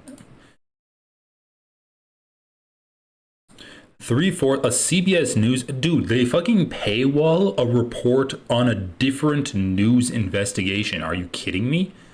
Okay, Bloomberg. About 90% of migrants deported to El Salvador had no U.S. criminal record. Oh my God, why is everyone gatekeeping a CBS News investigation? CBS News investigation. Migrants. El Salvador. Here we go. Oh wow, the original source doesn't have a paywall. U.S. sent 238 migrants to El Salvador in mega prison. Documents indicate most have no apparent criminal records. 3 weeks ago, 238 Venezuelan migrants were flown from Texas to a maximum security prison in El Salvador. That country's president offered to take them, and the Trump administration used a law not invoked since World War II to send them. They are now prisoners. Among them, a makeup artist, a soccer player, and a food delivery driver, being held in a place so harsh that El Salvador's justice minister once said the only way out is in a coffin. The shackled men were forced to lower their heads and bodies as they were unloaded from buses and taken to El Salvador's mega prison known as the Terrorist Confinement Center, or CCOT. CCOT, I think that's what it is. Centro de Confinamiento del Terrorismo. So it's CCOT. Andre Hernandez Romero was among them. Lindsay Togozlovsky. Andre is a 31-year-old Venezuelan. Lindsay Togozlovsky, Andre's attorney, says he does not have a criminal record in the United States or Venezuela. She says he left his home country last year because he was targeted for being gay and for his political views. So this is Andre Hernando Romero. He's a makeup artist. Last May, Andre was made the long trek north. So anyway, what's the actual investigation? But we could not find criminal for at least 22% of the men on the list have criminal records here in the United States or abroad. The vast majority are for non-violent offenses like theft, shoplifting, and trespassing. About a dozen are accused of murder, rape, assault, and kidnapping. Accused, of course. For 3% of those deported, it is unclear whether a criminal record exists, but we could not find criminal records for 75% of the Venezuelans, 179 men now sitting in prison. In response to our findings, a Department of Homeland Security spokesperson said many of those without criminal records, quote, are actually terrorists, human rights abusers, gangsters, and more. They just don't have a rap sheet in the U.S. Wow. Amazing. Border Czar Tom Homan said immigration agents spent hours conducting rigorous checks on each of the men to confirm they are members of Tren de Aragua. Yeah. Spent hours. They spent hours. That's not enough to do a investigation. Are you fucking kidding me? They spent hours doing it? A Venezuelan gang President Trump campaigned on eradicating. Holy shit. The fucking idea that they say we spent hours doing it, trust us, when an investigation takes months to complete.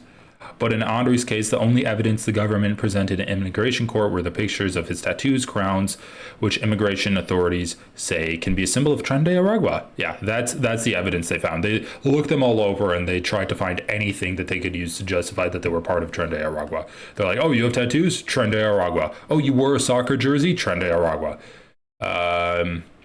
Okay, so what's the actual conclusion?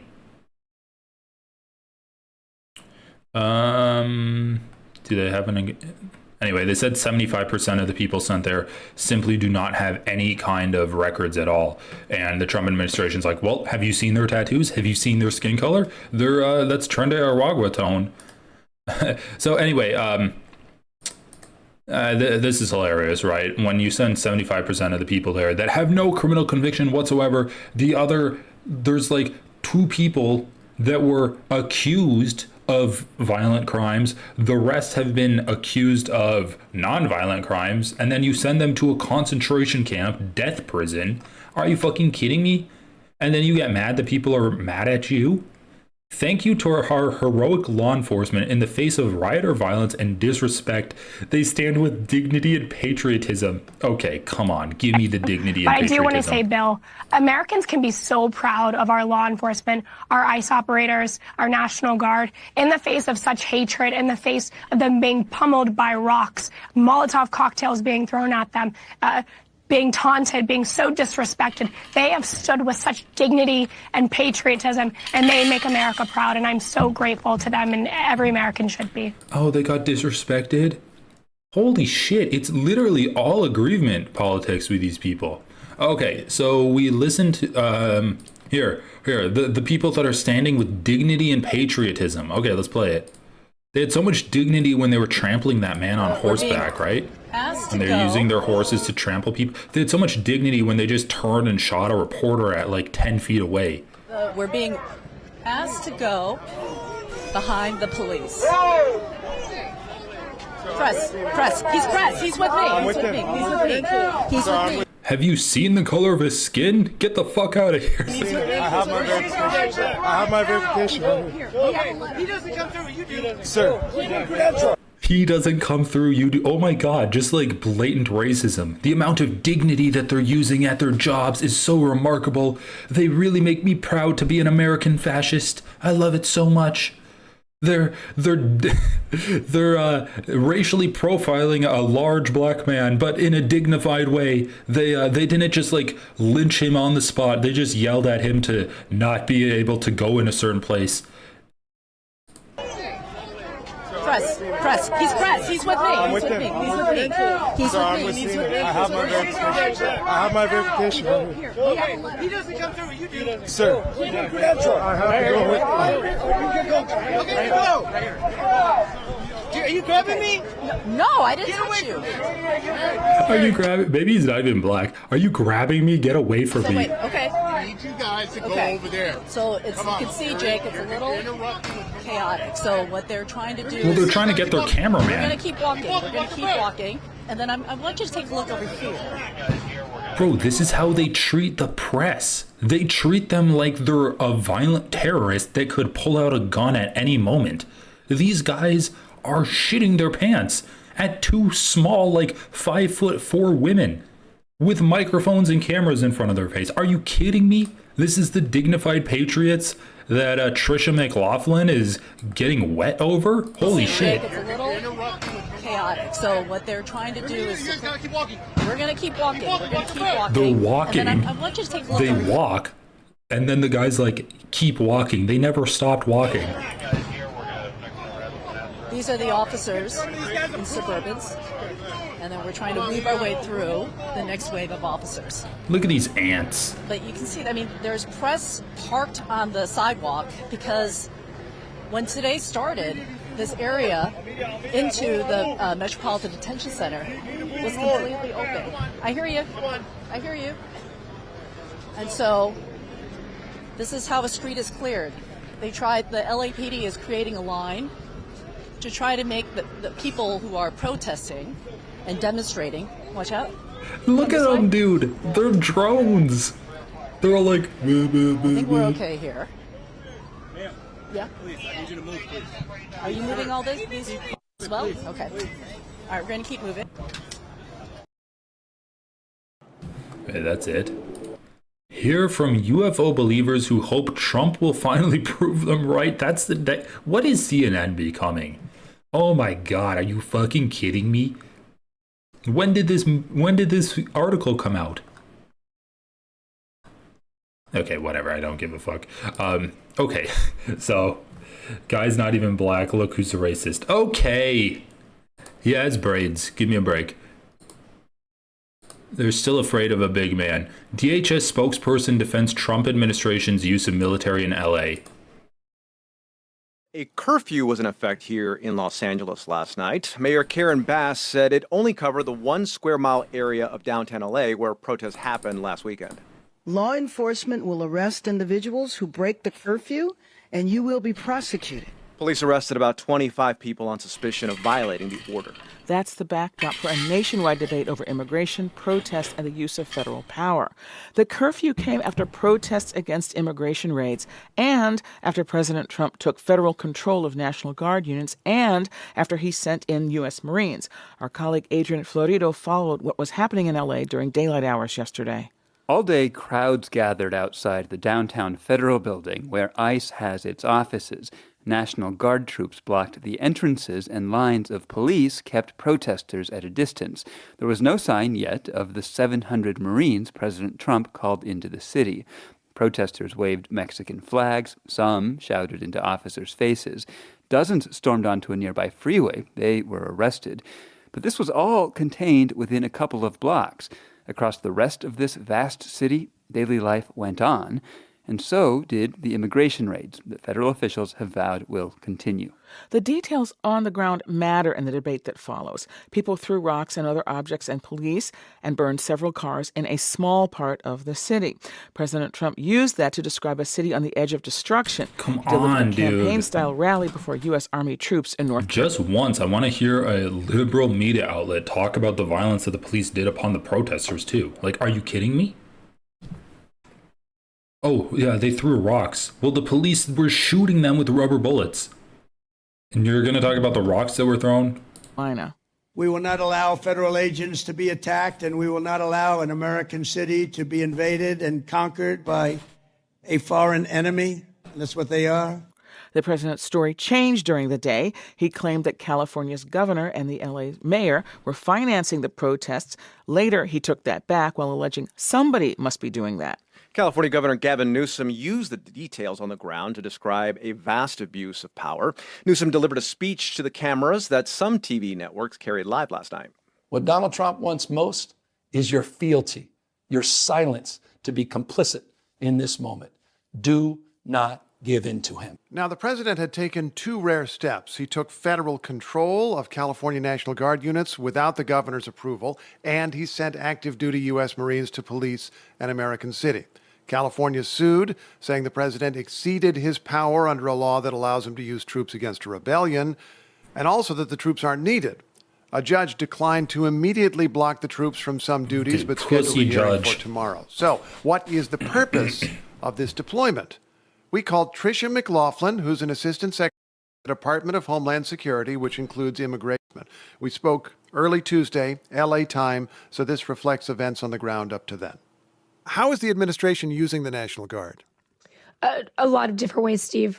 Crowd control, also defense of these federal buildings. We've seen these federal buildings be defaced, threatening language on them, kill ICE. Bro, all you have is that they were spray painted? Oh my god.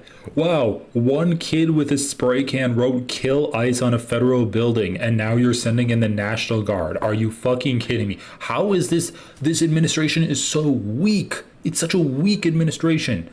They start crying when you spray paint "fuck ICE" on the side of the highway wall. Oh my god. The weakness from them is shocking. I can't ever get over it.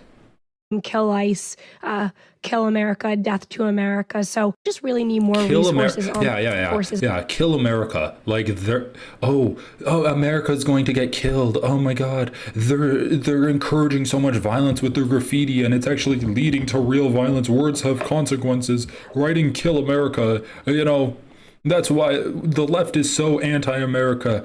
The right is the one that's America first, and that's why we need to stop the "kill America" agenda, because America is in danger of getting killed. Are you fucking kidding me? Forces on the ground. Steve, we saw on Friday about 1,000 protesters were surrounding ICE enforcement in a federal building, far outnumbering them. And then we saw that again on Sunday, about 6,000 protesters, again, vastly outnumbering our ICE enforcement officers. So this is really just greater resources, and largely part for crowd control. This is part of my question. Is there... I mean, it's kind of strange to me that she always talks about how the protesters outnumbered the ICE agents. Like, why would there be more ICE agents than protesters? So what this really is her just saying if you protest against ICE, we're going to send in the National Guard, we're going to send in the Marines. That's what they're saying. It's weird to, like, once again, it's weird to me that she brings up the fact that there were more protesters than ICE agents and they were outnumbered, because they're always going to be outnumbered. If there's any kind of protest, the ICE agents are always going to be outnumbered. You're not going to bring enough ICE agents to match the population of a neighborhood. The fuck are you talking about? So really what she's saying that they're outnumbered to make it sound scary. But what she's actually saying is, if you protest against ICE, we're sending in the National Guard, we're sending in the Marines, because, you know, protesting ICE makes them feel scared, Ability that the Guard has that the police do not, or that ICE does not. No, I think it's more boots on the ground. It's more men and women in uniform, making sure that law enforcement's safe, our federal properties. More boots on the ground. Yeah, because it doesn't look like the cops have this covered. Protesters are safe as well. Right now, we've seen out of the leadership of Governor Newsom and Karen Bass that things have not been peaceful. They have not been smooth. And so that's something we want to return law. Yeah, because to make things peaceful, we need to send in the military. What the fuck are you talking about? Into Los Angeles. It's very early, but what skills do the Marines have that apply in this particular urban situation that even the National Guard does not have? Well, it's the same as the National Guard. These are highly trained members of our military. They have means to control crowds, especially when things get out of control with rioters. We've seen our members of law enforcement being pummeled with rocks. We've seen fires, cars being lit on fire. Rocks being thrown at law enforcement is riots getting out of control? How weak are these police officers? Are they made out of glass? Said before, buildings and public property being defaced and otherwise assaulting ICE enforcement officers. So these are... I mean, holy shit. Just the way that she just knowingly lies to try to justify this. It's so shameless, man. It really is. She is nothing. Rocks were thrown and buildings were being defaced with violent messaging. So yeah, that's why we need to send in the military. Do an illegal entrance of the military and use them as law enforcement. Are you kidding? Like, you can't come up with anything better than that? You can't actually just manufacture a story of law enforcement getting killed? Can't you just say that? The best you can do is rocks were thrown. Trained of regaining control. I've seen the video and the photos of the cars. That's certainly true. But I think about the role of the military and what Secretary Pete Hegseth wants the military to do. He's emphasized a focus on the mission, which he defines as lethality, and readiness, meaning readiness for combat.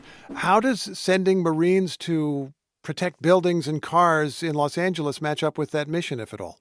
Well, I think at the end of the day, Steve, Americans want peace, and we want peace abroad. And we want peace on our own home soil. And unfortunately, if Governor Newsom and Mayor Karen Bass are not going to call down the rioters who are assaulting our law enforcement, then we do need to bring in the military to make sure we have the resources on the ground. Call down the rioters? They sent out the police. And the police chief said that they had it handled. Are you accusing the chief of police of lying? Is safe and that we can restore law and order. Okay. The president's memorandum in sending National Guard troops to California said that the protests can be construed as a kind of rebellion. That's the word that's used. I want to see how we can understand this as a rebellion. I would think of a rebellion as a group of people where they have a leader and an objective. Are you able to identify who's in charge of this rebellion? I think that there's major questions right now, Steve, about who is financially backing these protests. There's some activity on the ground that it seems that is highly coordinated and that there might be a financial backer that could be even a foreign advocate. There's activity on the ground that seems to be highly coordinated and there might be a financial backer. Care to go into details on any of those things? Like, this is the most vague thing possible. When the police started shooting, we noticed that there was a large coordination of movement away from police officers. That's so interesting. That could be an indicator that they have a similar financial backer that's funding everything. For an adversary, and we are having the IRS and the FBI look further into who might be backing these protests. The IRS, that's interesting. Why are they involved? Financial backing?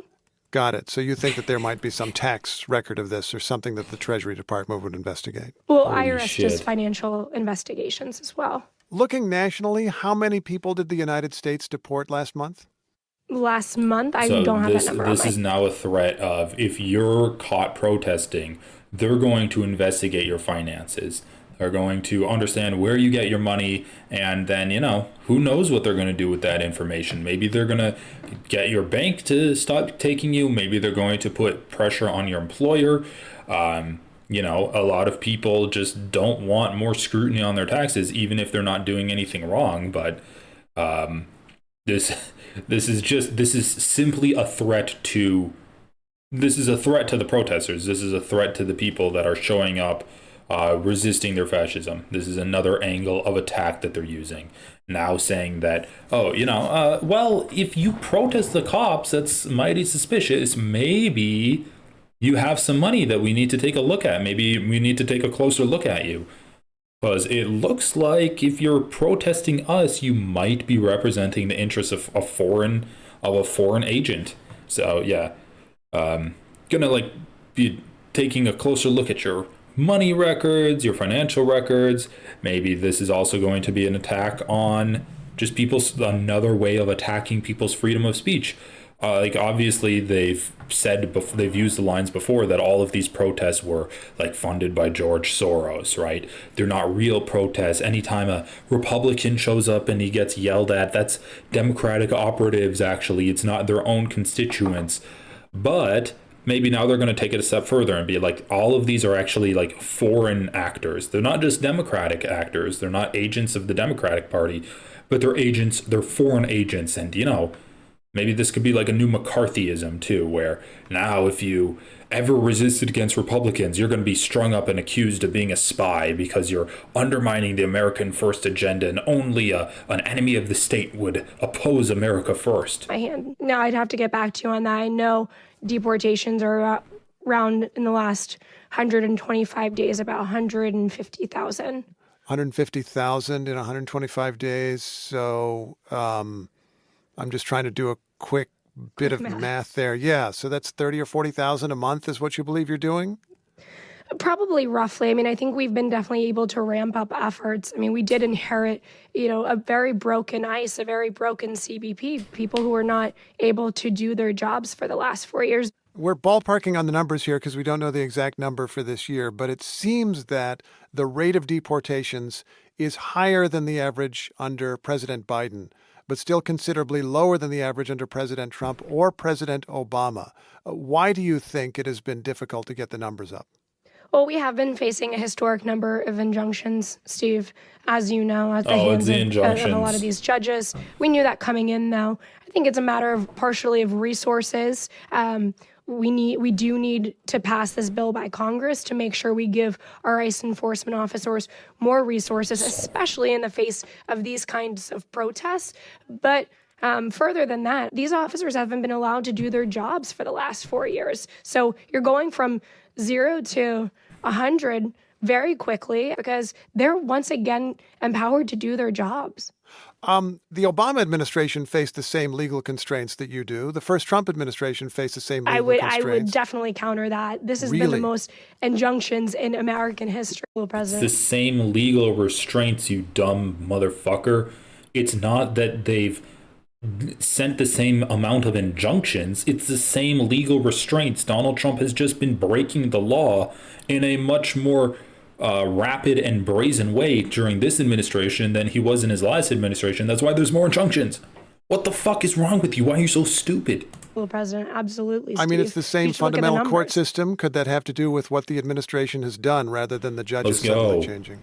No, I think, take the case of Kilmar Abrego Garcia. Take the case of the 8 heinous convicted individuals who had final deportation orders out of South Sudan, those 8 individuals, then the Massachusetts judge ordering that they come back. This is unprecedented. Why on earth do we have district judges? Because you're deporting people illegally. Holy shit. Is she actually stupid? Like, can she not come up with a better line than this? Oh, Donald Trump has received so many injunctions, and that's why we haven't had deportations up relative to his last term. Oh, because he's gotten injunctions? Come on. Are you kidding me? District judges who so desperately want to bring child rapists and killers who have been convicted and have final deportation orders back to U.S. soil. It is pure activism, Steve, and it's quite disturbing, really. I guess we should note that the Supreme Court unanimously, among other courts, have insisted that people may well be terrorists, but that their cases should be heard in court. And that does lead to one more question. Since you brought up Kilmore Abrego Garcia, yes. You brought him back to the United States to face criminal charges. I guess he'll get his day in court, and he's facing quite an indictment. But the administration said for months that he could not be brought back. Now that the United States has brought him back, would you agree that it was always possible to bring him back? I would leave that to the Department of Justice, but I think that what really matters here... You're the Assistant Secretary of the DHS, the Department of Homeland Security. You're going to bring that up to the Department of Justice? He asked you if you could bring someone back into the country, not if you could try them in the country. Oh my God, like, she's just bad at her job. She's just bad at her job. What a poor excuse. Oh, I can't speak to that. I would refer you to the Department of Justice. Steve is the egg on the face of a lot of Democrats in the media who have been... Would you agree that it was always possible to bring him back? I would leave that to the Department of Justice, but I think that what really matters here, Steve, is the egg on the face of a lot of Democrats in the media who have been... Bro, what a poor excuse for an attempt at a deflection. Oh my God. She's like, I can't answer that, but what I think really matters is how poor the Democrats look in media. Are you so funny? Hell-bent on saying that this is an innocent Maryland man. They've been saying that for months. Was a full-time human trafficker, allegedly.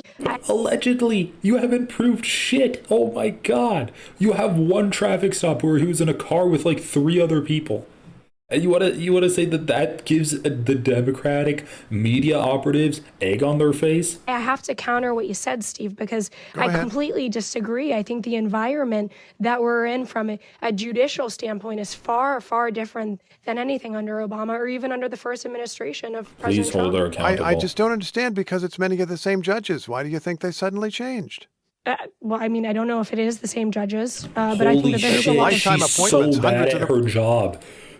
Yeah, because in the 4 years where Biden was president, all of these judges with the lifetime appointments just croaked. There was a rare case of cancer spreading across courtrooms because I guess they use asbestos in the courtrooms, and they all died of cancer in those 4 years. It's all new judges now. What the fuck is your problem? Oh, I don't know if it is judges. The guy's like, they're all the same judges. Oh, well, I mean, are they the same? Yes, they have lifetime appointments. What? She's so bad at her job. Trafficker, allegedly. I have to counter what you said, Steve, because I completely disagree. I think the environment that we're in from a judicial standpoint is far, far different than anything under Obama or even under the first administration of President Trump. I just don't understand, because it's many of the same judges. Why do you think they suddenly changed? Well, I mean, I don't know if it is the same judges, but I think that there's a lot of... Lifetime appointments. Hundreds of them would be the same people. I think there's a lot of politically ambitious judges, Steve. Just to clarify, you said you'd leave it to the Department of Justice, I understand, but given that it is now clear that it was possible to bring him back, why did the government not previously bring him back? I've heard the facilitate versus effectuate argument multiple times. He is now, Kilmore Abrego Garcia, before was not facing a grand jury in Tennessee, and now he is. So the facts on the ground have changed. Tricia McLaughlin. Okay, so that's actually kind of an interesting answer. Basically, she was saying that, we didn't want to bring him back until we thought we could punish him with alleging that he was involved in human trafficking and is a gangster and stuff like that. So basically, they could have brought him back at any point, but the only way they did, under the only circumstances that they did bring him back, they required an ability to basically like make his life even worse or keep his life bad. They required a reason to keep him in prison, basically, which is interesting. So Trisha McLaughlin, pretty bad at her job, I have to say, but I do like how she keeps bringing up the Maryland man hoax, and honestly, NPR needs to just stop interviewing these people because they just lie. They just lie. What? By the way, what is happening in London? London riots. 2011 England riots, UK riots. London, NPR? US China have agreed nearly 2,000 to peek inside London's old war office. It's like pogroms and it's like race riots in London. I heard it on the news today, but I don't know if anything came out. I don't know. I'm gonna have to like look at those stories more, but okay. So let's close some tabs. ICE protests. Everything we know about the ICE protests. U.S. Attorney. Marines on standby outside LA as protests pop up around the city. Already saw that. Oh yeah, some more of the worst takes from ICE. So the driver running over a woman, because that's cool. Jesus Christ, dude. Am I watching a snuff film right now? Is her body just getting mangled by this truck?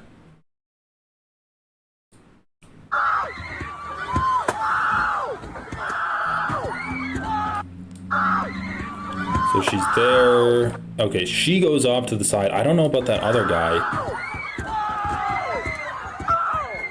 I don't even know what this is. Is this someone who does ice? Is this an ice truck? Like, we know they don't drive marked cars.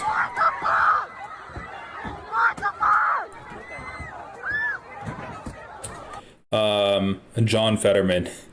God damn, people really love this video, or this photo of a guy carrying the Mexican flag shirtless.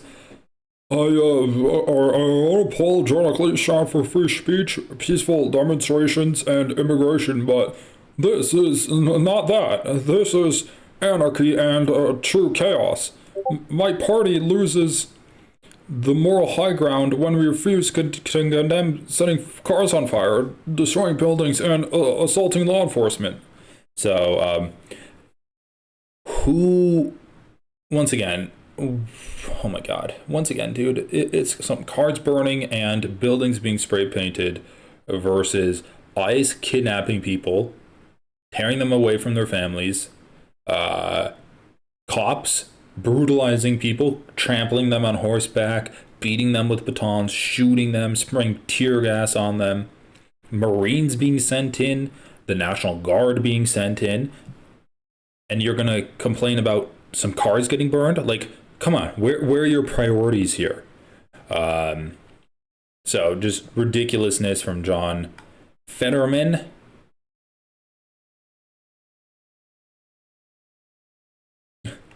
Oh, what is this?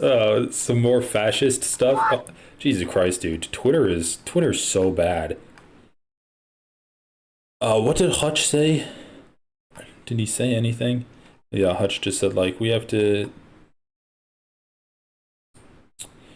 Historically, it has been liberals who have fought against fascists and communists who have made alliances of convenience with them. That's not true at all. Literally not true. Like, it was liberals who helped hand Hitler power. Sure, you can say that communists, like, kind of teamed up with the liberals in the election, but after the election, it was the liberals that worked with the fascists, not the communists that worked with them. So I don't know why Destiny's, like, just rewriting history here. But anyway, the founding fathers would have shot the invaders and hung the politicians that let it happen. So they're saying they would have shot Donald Trump? Okay. Twitter is just such a cesspool. Such a cesspool. Matt Van Swall, Jack Poso, Trisha McLaughlin. Okay,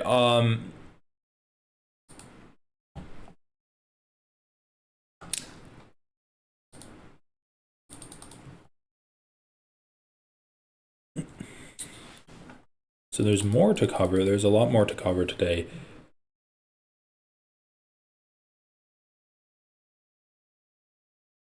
But no, to Fetterman, resistance is the real crime. Yeah, resistance is the real crime. That's a good point. So, I did want to see if, I wanted to see if Ethan Clyde covered these protests at all. Because Hassan was there, obviously, and I wanted to see what he thought. He lives in California. I don't know exactly where they live. I don't really. Oh wait, no, there are protests behind him in the thumbnail. Okay, I'm actually interested to see how he covers it.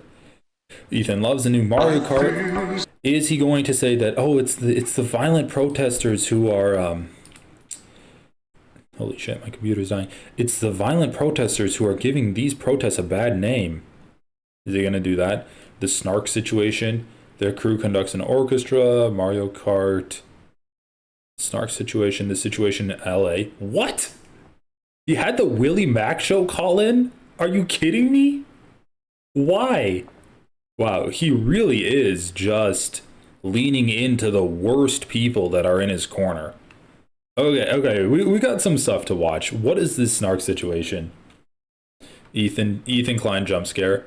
I had no idea that he brought in Willie Mack show. Holy God. I watched one Willie Mack show video on this YouTube channel. It was so bad I had to shut it off like halfway through. I didn't even make it all the way through because this is his video, right? Hassan said that Hezbollah terrorists aren't all bad. Isn't that crazy? And then he doesn't even say that. He's like, Hassan says that Hezbollah terrorists are all bad. And Hassan once wore a skimpy outfit as he walked outside. And Hassan had his family, which was rich in Turkey. Like, the beginning of his video was about the background of Hassan's life as a child in Turkey. It was so strange. Like, he just says different points and then moves on from them. He doesn't analyze them at all. He doesn't explain how they're bad. Obviously, they're taken out of context and he misrepresents Hassan's positions on everything. But, I mean, there's just like no thought at all. It's just, oh, Hassan said one thing that could be construed as something like that goes against the norm of the country. So I'm going to put it into my video and assume, like, have my dumbass audience believe that Hassan is actually like a terrorist lover or is a terrorist himself. Like, he's actually done terror missions. Like that's his analysis. It's just unwatchable on the channel. So here is what they posted. Yeah. So this post was going mega viral on their subreddit, and now it's been reposted by Hassan. And it says, Dan Saltman's minions, Ethan's bestie. I love how they're so desperate to connect the dots on shit. Bro, weren't you actually sponsored by Dan Saltman's company? Mood.com, gamersups.gg. What was Dan Saltman's company? I heard that he was sponsored by it. Kayla Max, I was talking about them. Mood.com, gamersups.gg. Is that it? Not Willie Mac. I mean, dude, even his name is gross. Hey, thank you so much for the 5 gifted memberships, Garlic Fries. It has to be Destiny who he brings on next. Oh, of course. Of course it's going to be Destiny next. I don't okay, let's play this. Yeah, it's so stupid. Our mass like, you brought up his website, Twitcher Terrorist. What was it? Like, Dan Clancy is needs to get fired.com or something like that. Dodge the gifted subs. Yo, early stream. Oh yeah. Clap, redact.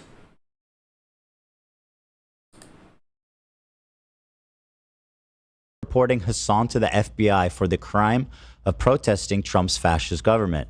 These are the same people who pretended to be upset that Hassan didn't fully back the Democrats in the election, by the way. Again, that's actually true. He didn't back the Democrats, and now there's fucking Marines apparently. Oh my God, shut the fuck up, you dumb bitch.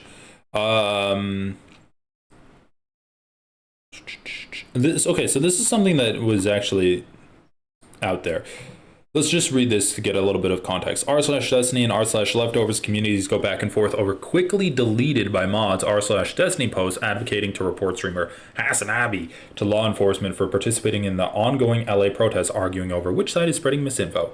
For a bit of background, the r/Destiny community does not like Hassan for a litany of reasons, political and personal, but recent drama concerning Ethan Klein's H3H3 Productions beef with many different political streamers, including Hassan, has put them frequently at odds with r/Leftovers H3, a subreddit dedicated to the defunct podcast between Klein and Hassan, leaning heavily towards Hassan and against Klein. Destiny himself has been defending Ethan throughout all of this. I'll lay this out in sequential post order as best I can. Also, I hope this isn't an issue, but I've decided to keep sharing specific comments to a minimum, as I think the posts themselves could give a good idea of each community in this debacle, and there weren't any comments, apart from a few, I felt were worth including here. So I hope that isn't in violation of the "don't make a search for drama" rule. 1. A post is made in r/Leftovers H3 about a post made in the r/Destiny subreddit advocating for reporting Hassan, who has been participating in the ongoing Los Angeles protests against ICE, to the FBI for his participation in the protests, directly linking to an FBI hotline. Note that the comments and upvotes are cropped out/not included. First of all, it's not illegal to protest ICE. Second of all, Hassan wasn't there as a protester. He was there as a part of the media. If you look at his, if you actually look at his channel, he's wearing a media badge as he's going through the protest. Hassan protest. Hassan joins the riots, filming. Oh, what? Oh, this is Tim. This is Tim Pool. Is he gonna play the video? He's not playing a video of Hassan. He's just gonna keep the image here the entire time. Does he scroll? He keeps the image here the entire time, so you actually can't even see Hassan's where's his actual video? You can't actually see his chest where he has the... Why is this the first thing that shows up? I want to see Hassan's video. I went to the ICE out of LA protests.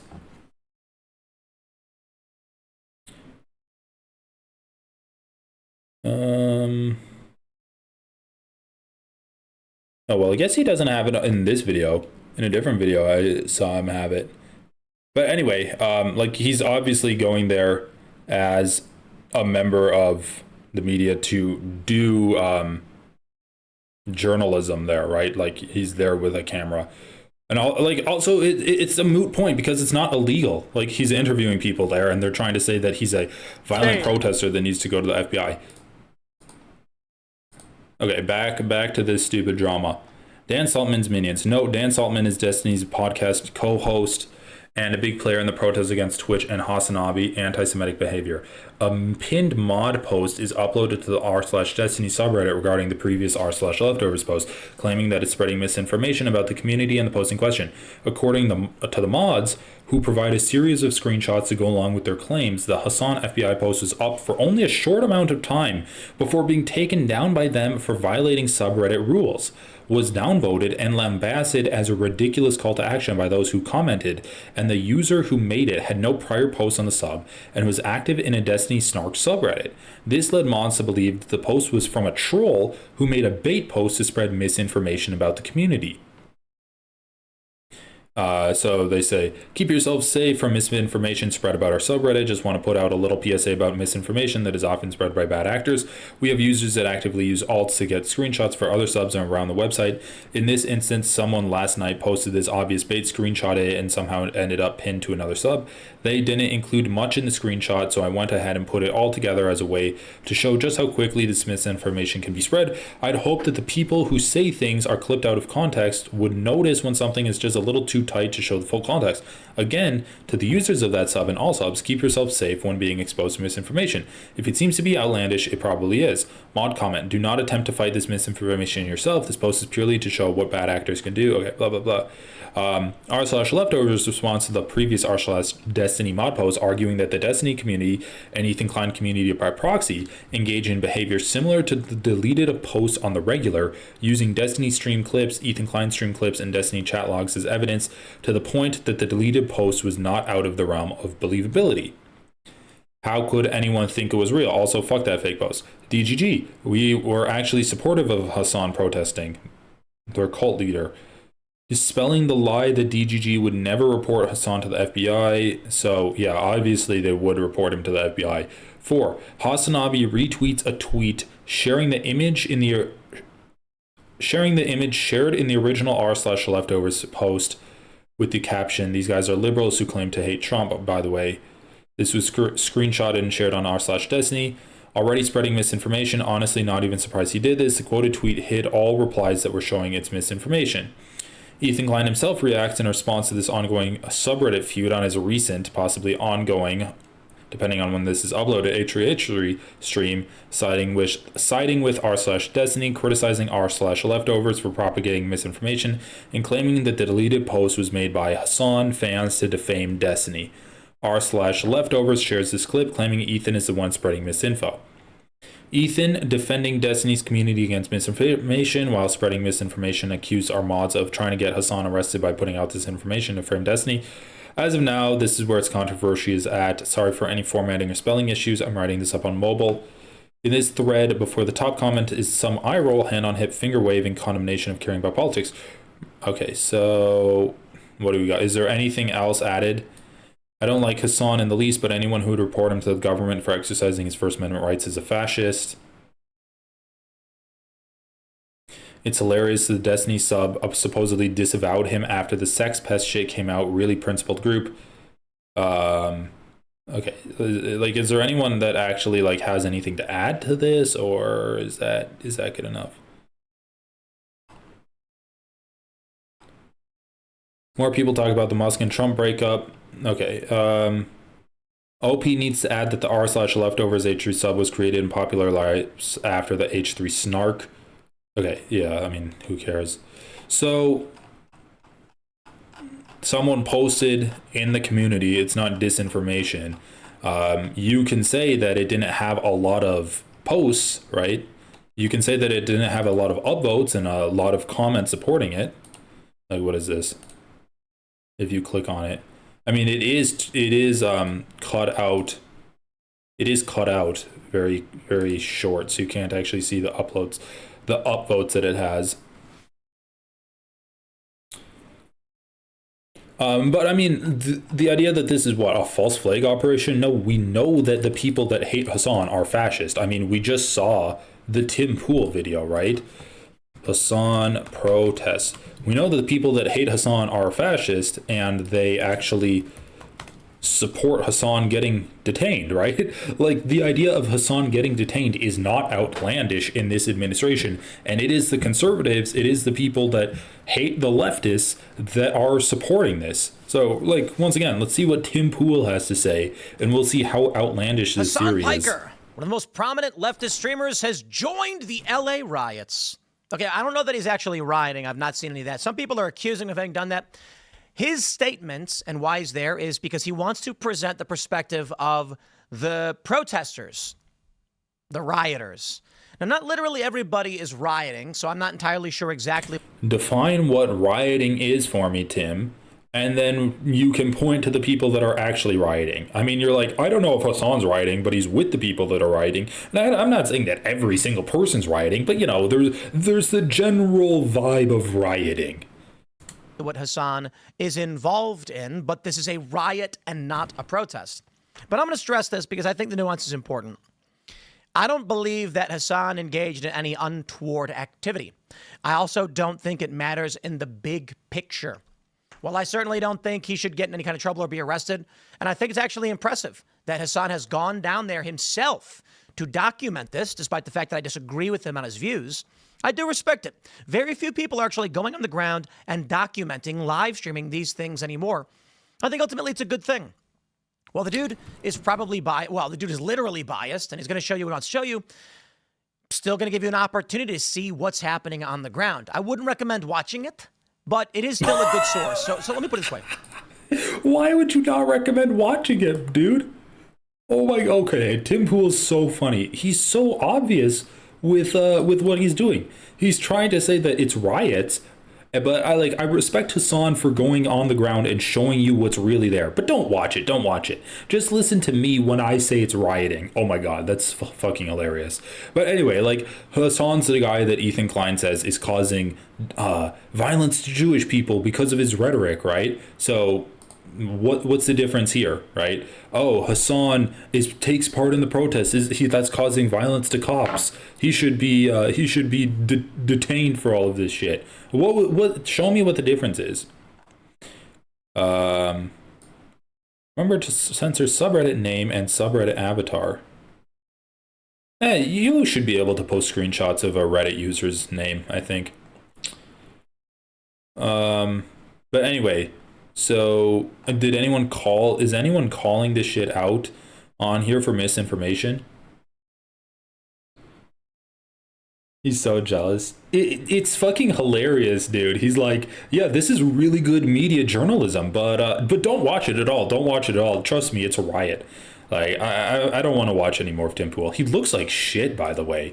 He just looks so unhealthy, man, and miserable. He looks miserable too. Like, talk about a close-up. What the fuck is this frame?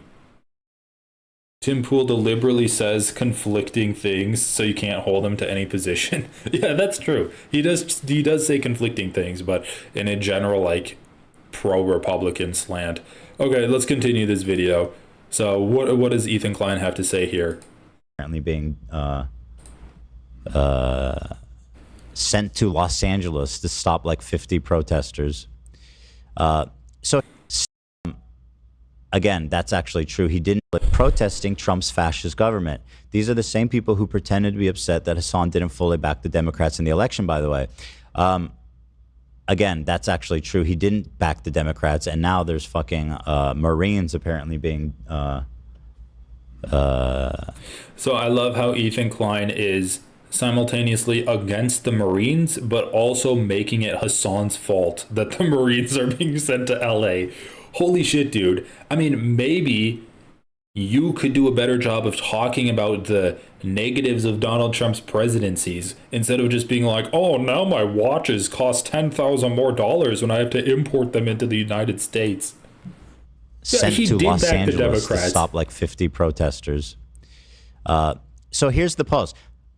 Okay, so this is allegedly posted on the Destiny subreddit. Hassan is participating in the LA riots, which were declared illegal by the federal government. Here's what you can do. Okay, so this loser is going outside and literally rioting, even though the police and government have made it clear it's illegal and everyone should stop. While most of the rioters are masked and hiding their identities, Hassan is a known personality and easily identifiable. You could submit screenshots of him protesting against police orders to the FBI online here, or to LA police here. It's finally time to get this terrorist arrested. Now, conveniently, they have the engagement and comments not posted, but clearly you go, oh, wow, that's what's going on there. That's really bad. Okay, hold on. I mean, maybe Ethan's going to do this. What is in the r/Destiny subreddit right now?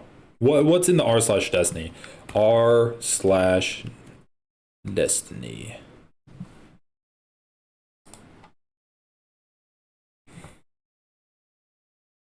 Because in Ethan's subreddit, they're literally advocating for Anthony Sargon to be bombed by Israel. So there's that. Like, what are we doing here, bro? The Biden administration arrested 3,500 pro-Palestinian college students who did just that during the election cycle. John Fetterman, do not loot, set shit on fire, assault law enforcement, protest peacefully. So criticizing Hassan. What? We love you, Joe? What? Just unironically sucking Joe Biden's old wrinkled cock? The art of the kneel? Okay, fair enough, criticizing Donald Trump. Elon Musk. Governor Newsom, democracy is under assault. So just like liberal shit. Even though it's not getting as much coverage, the overwhelming amount of people out protesting it in LA are acting peacefully and doing a great job and should be commemorated as such. I think it's good that he's pointing this out, even though before he was criticizing the protesters, right? In his other tweet, they got way more traction. Nazi marching orders got sent out. Yeah, true. This is true, correctly calling out fascism. Okay, let's just search up Hassan. Probably see the we'll probably see the moderator post. Hassan has been denied global entry in defense of Dan. I can't find words to describe how confused and utterly fucking bewildered I am by these cunts. What is this? Is that the terror supporter Hassan Piker? The right-wing propaganda is working on you? What can you even say? They're basically just saying that Hassan's not a terror supporter, and that person who said that is brainwashed. Hassan in 20 years telling his kids he got flashbanged for their rights. What the fuck is this, dude? They're criticizing Hassan for going out there. That's being left up on the subreddit. We need a nuclear stream. Dan responds to Hassan. Okay, what's this response? Redact Dev is a majority owned by its employees flat out, not a meme or joke. More than 50%. They get market salaries as well. Okay, who gives a fuck? Anyway, yeah. Not really in favor of Hassan going out to the protest, but sure, you can say that there's not like an overwhelming amount of posts actively imploring the FBI to come and arrest Hassan, which is good to see, honestly. Here's what actually was going on in this deleted thread by a deleted user. All the comments were like, actual fucking loser behavior, get the fuck out of here. All of the comments, it was one moderator's comment? Okay, like there's 16 comments. Let's see what we got. That's the mod Stickies post. And all the comments are telling this guy to fuck off. Because Destiny, although he hates Hassan... Because Destiny... Gold U was the person who posted it? But here's what actually was going on in this deleted thread by a deleted user. All the comments were like, actual fucking loser behavior, get the fuck out of here. That's the mod Stickies post. And all the comments are telling this guy to fuck off. Because Destiny, although he hates Hassan, he also hates Trump and is super... his community is super supportive of the protests that are happening right now against Trump. Let's see. This person was banned. Here's the comments that were on the post. Get away with this shit. We care about politics and power. Getting someone arrested just because you disagree with online takes is unhinged. Touch grass. 17 likes. A picture of Homelander giving a dissatisfied smirk. OP, you're cringe. If Hassan actually gets off his dumb chair and joins the protesters, that's a good thing. They couldn't be more disagreeing, right? And just telling this guy to fuck off. He was immediately banned. And then they screenshot it. Congrats on your first ever post, champ. Not sure how you already have 360 something karma, even though your account is empty. That's pretty weird. I'm sure it's not remotely suspicious at all. Every single there's not a single comment of support. Everyone's being like, this is really cringe and weird. And also pointing out that it's obviously like a psyop, right? So what we've seen based on my experience is that it's not obviously a psyop. It's obviously a Destiny fan who's also a fascist. Like, do they think that there's no overlap between those two? How do they say it's a psyop when they show the guy's profile, and he's active in the DGG Snark and the I don't know what this QMon Reddit is, but like he's active in the DGG Snark. Oh, and then he's also active in the Destiny community right beside it. That's the Destiny community right beside it. Like, he's obviously involved in the Destiny community. I don't know why they can say it's a psyop. Like, the DGG Snark is also a group of people talking about Destiny, and then the Destiny community is right beside it in the screenshot. It's not someone who made a sock puppet account and then just posted that. Like, here, this is the Destiny community subreddit. What's the QEmon thing? QMon? Queeman? Does he think that poster is a Hassan fan or something? What is Queeman? r/Queeman.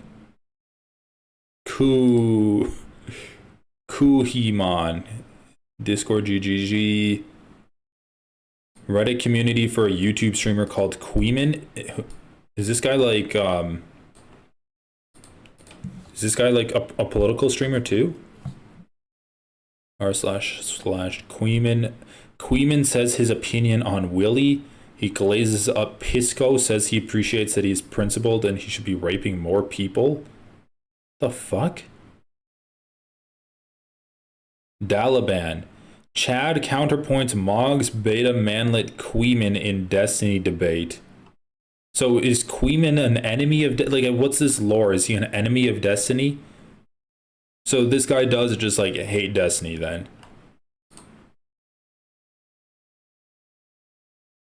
Queeman glazes We'll never. up. Economy's never gonna hit. Okay, this guy's never gonna be awesome. This guy could never go crazy. Pondering politics, like I'm sure his David Pacman-esque videos are fine. Pisco could be epic. Pisco could actually be epic, but it just. Okay, I don't really care. But anyway, sure, you can say this person is not a fan of Destiny, so I'm glad that that's not the case.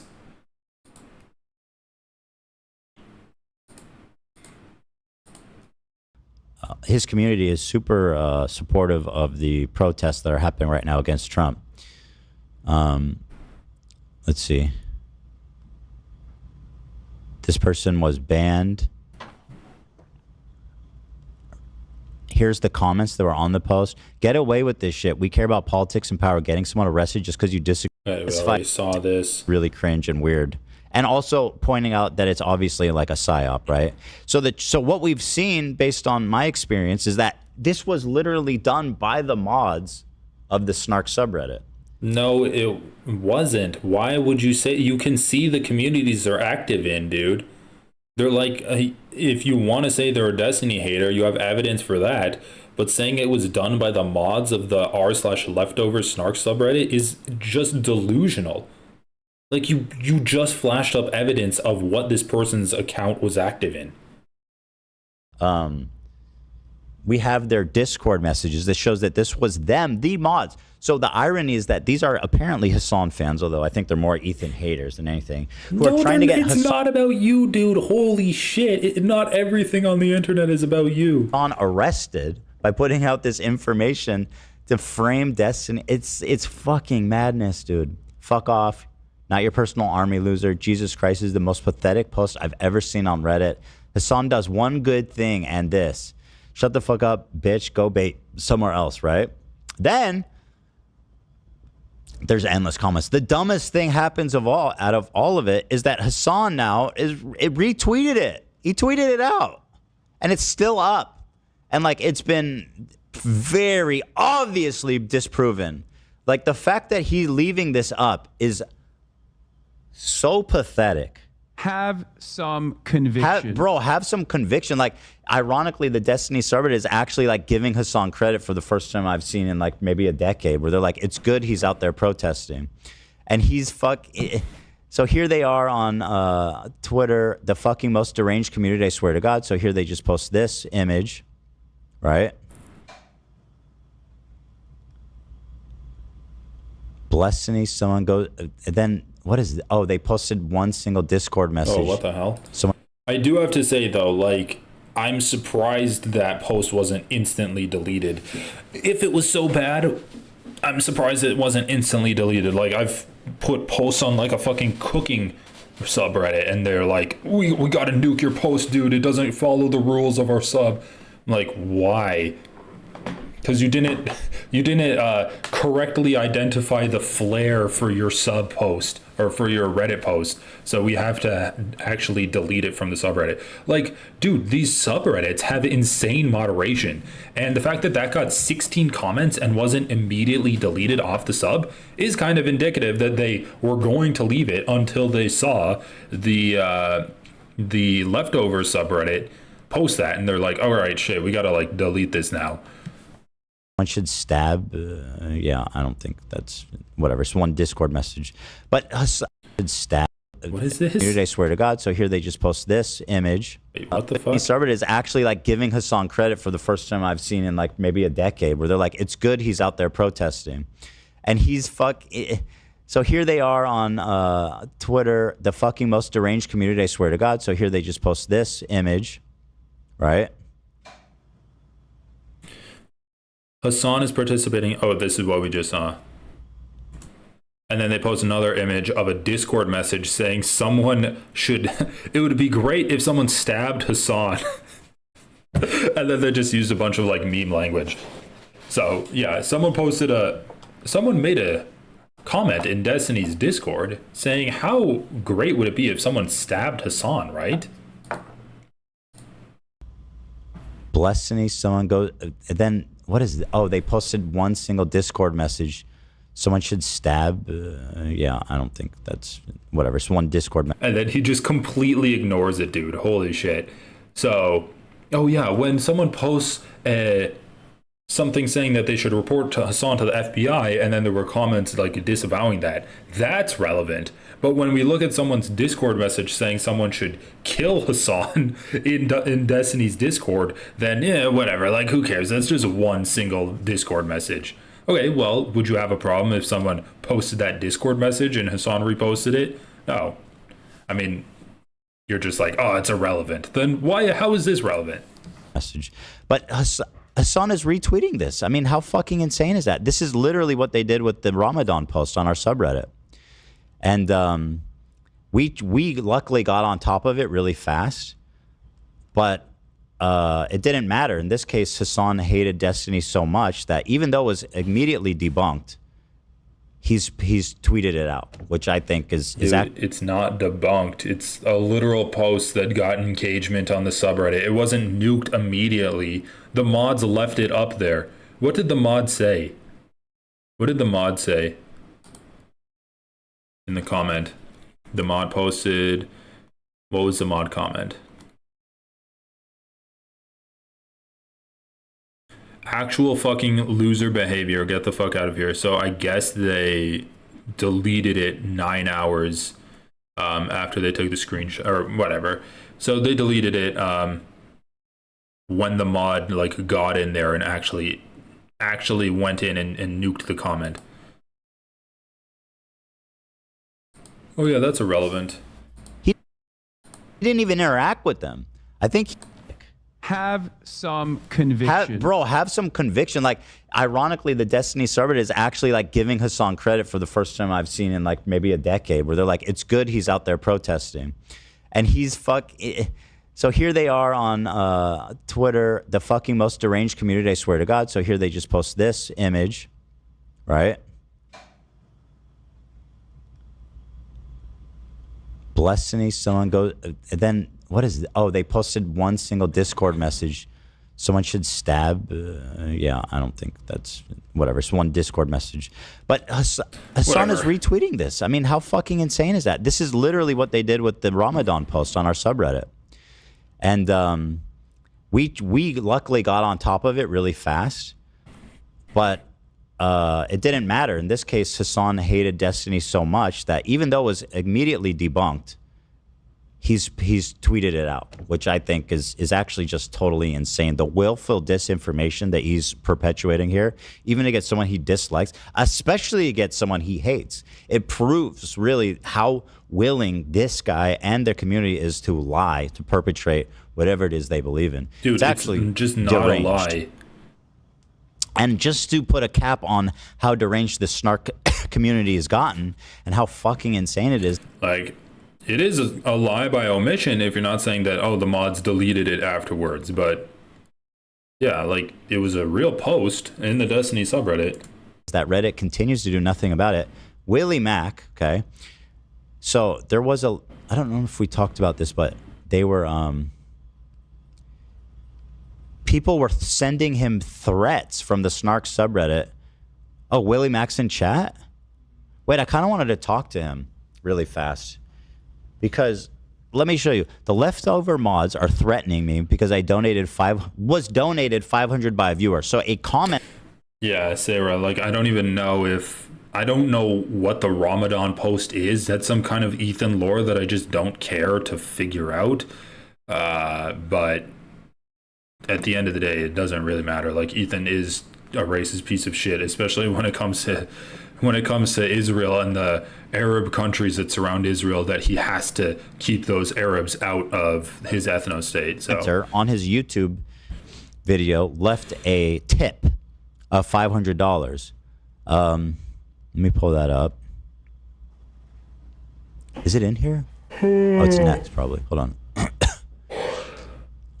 on. So here's what happened. They posted about it.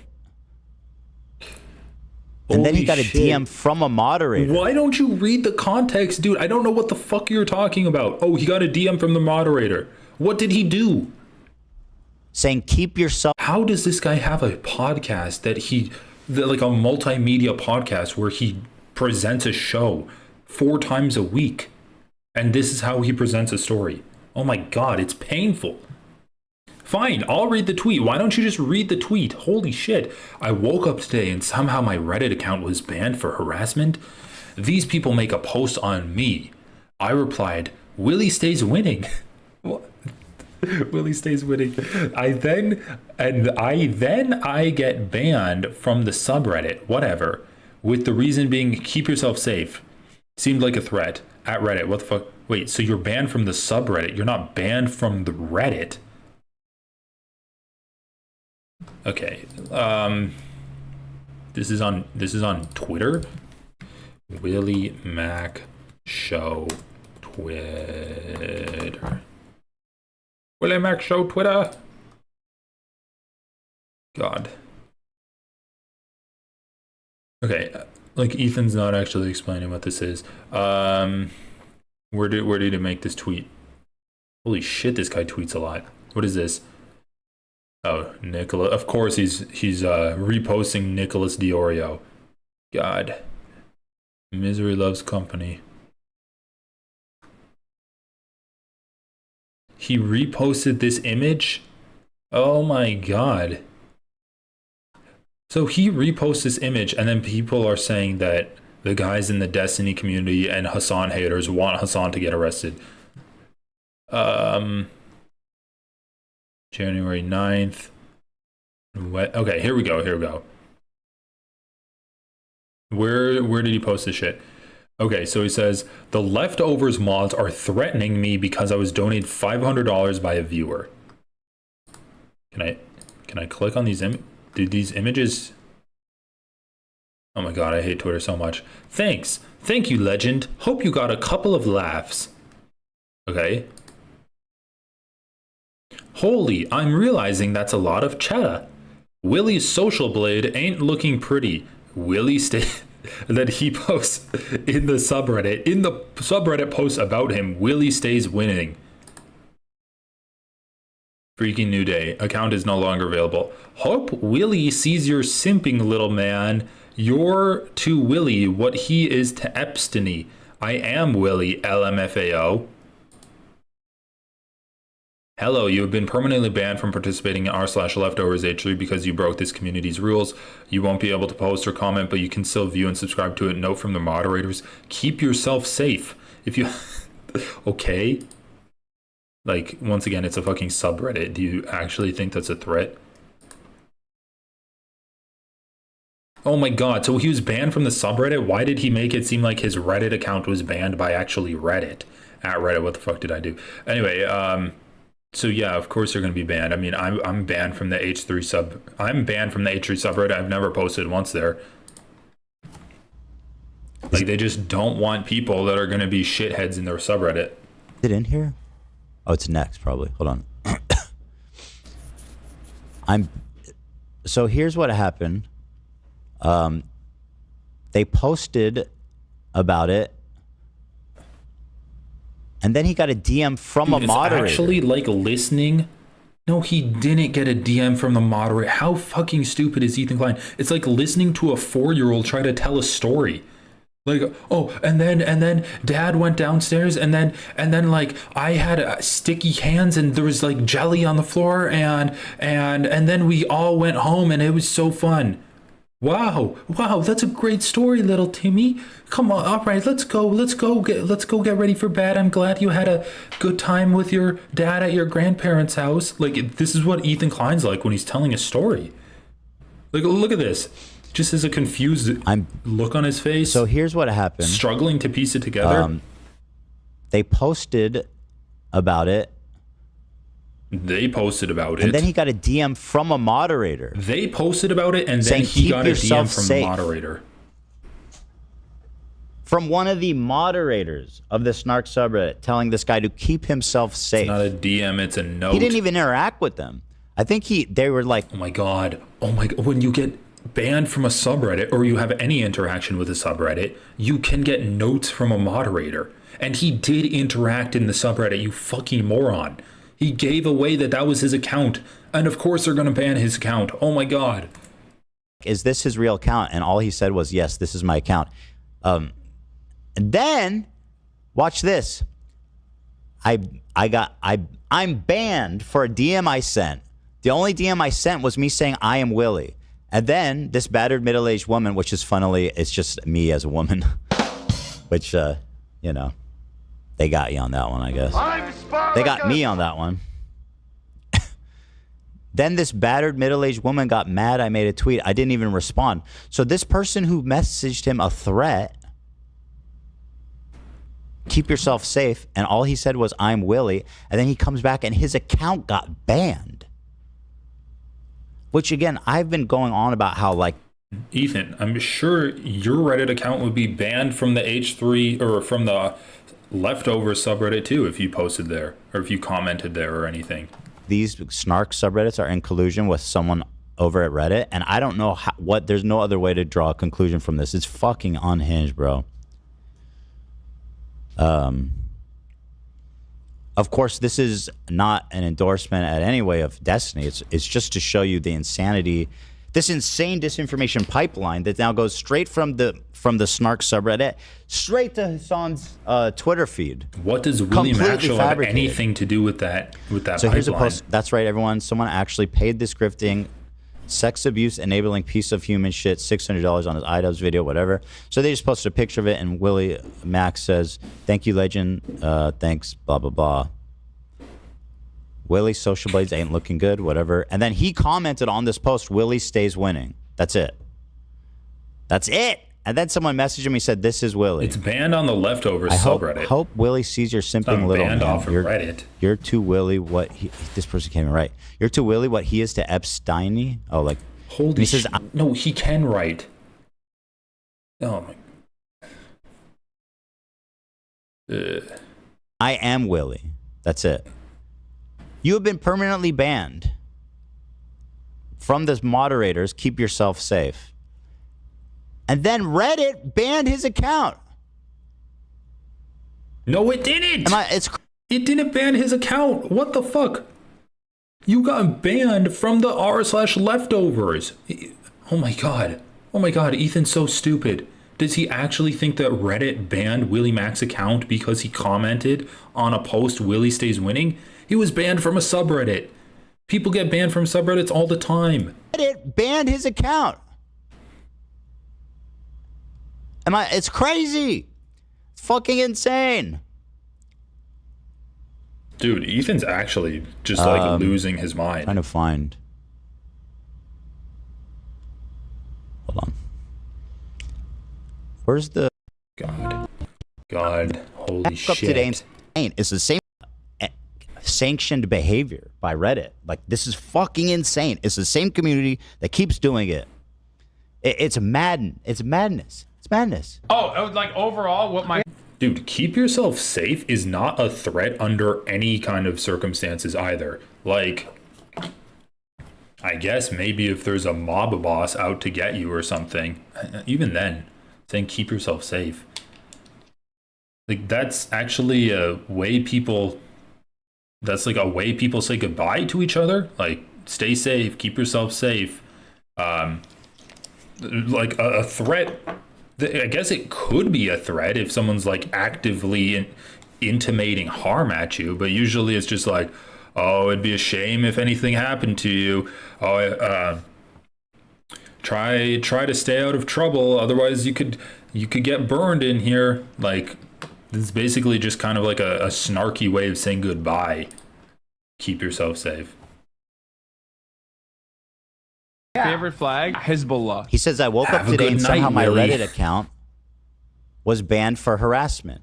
These people make a post about me. I replied, Willie stays winning. Then I got banned from the subreddit, whatever. But the reason being, keep yourself safe. Seemed like a threat. What the fuck did I do? Yeah, the reason it seems insane to me that this is still seemed like a threat. With the reason being keep yourself safe, that wasn't the reason. It was for harassment. And that was a moderator note saying goodbye to you. Oh my God, what the fuck did I do? Yeah, I don't know. It seems insane to me that this is still happening. And I don't know. All right, well, great analysis on the situation, Ethan. To make sure I'm understanding this correctly. All right, bring on the Mac. He's like, yeah, let's go out to likes you. Say that. To go out to dinner, so AB's willing to go out to dinner. But Baby likes you. I think he wanted but to AB switch to. Oh yeah, situation in LA. This is what I wanted to watch. Apparently they're doing raids on Home Depot. That's so fucked up. Like, didn't they say they were just going after violent criminals? They did. I think they're still claiming that, but well, I think that the goal is obviously much wider than. Is that where all the criminals congregate at Home Depot? I don't think so. Looking for day work on Wilshire. So this is the Home Depot in Beverly Hills. To be in the business of ruining families, I truly don't know how many. How do you become an ICE agent? What? Like, you know what I mean? Is that like a specialty branch where you have to like apply to be ICE? You know, like how do you do that? How do you become special police? Because I want to know how culpable are these people? Are they? I mean, you're still doing the job, right? But are people specifically like, I want to do that? Let's see. Here we are. What? Does he think that people are getting drafted into ICE? Like, what's in his mind? What does he think is happening? I want to know how culpable are these fascist pigs? I mean, yeah, if they're a teenager in Yemen that's posting on social media death to Zionists, then they have all of the agency in the world. If they're a teenager in Israel, they're just being forced into it, and they're a dumb kid. They don't know any better. If they're ICE agents, you know, if they thought they were applying to actually deliver frozen water, then I can understand why they're doing their actions, and maybe they're not as culpable. But if they actually knew it was for immigration detention, then, you know, we really have to hold them accountable for all of the horrible things they're doing. Some people are. Yeah, I'm sure there are some. I wonder if all of them are. A raid at Home Depot in Wilshire. What's disturbing is that they're wearing masks and vests you could buy on Amazon. They're unmarked cars, and I don't see any ideas on the officers. Regular SUVs with standard plates. That's what I've seen too. Yeah. I remember there was a big scandal of some ICE dudes just like grabbing people off the street with unlicensed cars. Honestly, I'm really glad Ethan's talking about this though, because he hasn't said anything about any of these illegal deportations or detentions at all, and I think he hasn't said anything about it because a lot of it has been about pro-Palestinian college students and people that were on visas getting deported for speaking out against Donald Trump and speaking out against Israel. And I think that's why Ethan's been silent on it. But now it's become so big, and it's kind of grown above just being against Israel, and it's become something else that Ethan feels like he can actually weigh in on it now. So like, I'm glad he's talking about it, even though he's doing it in the stupidest way possible. He's like, oh, I don't know, like, should we hold these ICE agents accountable for what they're doing? I mean, maybe they thought they were just signing up so that they could produce ice and load it into vending machines and stuff. That's valuable work. Oh, shit. These guys aren't dangerous criminals. What are you talking about? Did they find already the guy who killed these little 3 girls? No? But they're taking people who are working. That's crazy. Worried about the wrong kinds of shit. They're normal cars, bro. Get the license plates. Oh, I know what this is. Oh my god. Yeah, this is the Home Depot downtown. By Koreatown. Yeah. Oh, that's my Home go-to Depot. yogurt land right there. Have you seen migrant workers out there? Yes. Oh yeah. That's pretty common at Home Depot. There, everyone just kind of goes there to look. Yeah, I guess we should explain that. I think it's that way in a lot of the country. I assume. I think so, yeah. But in LA, big time, like every Home Depot, there's a bunch of dudes out in the parking lot that are looking for construction work.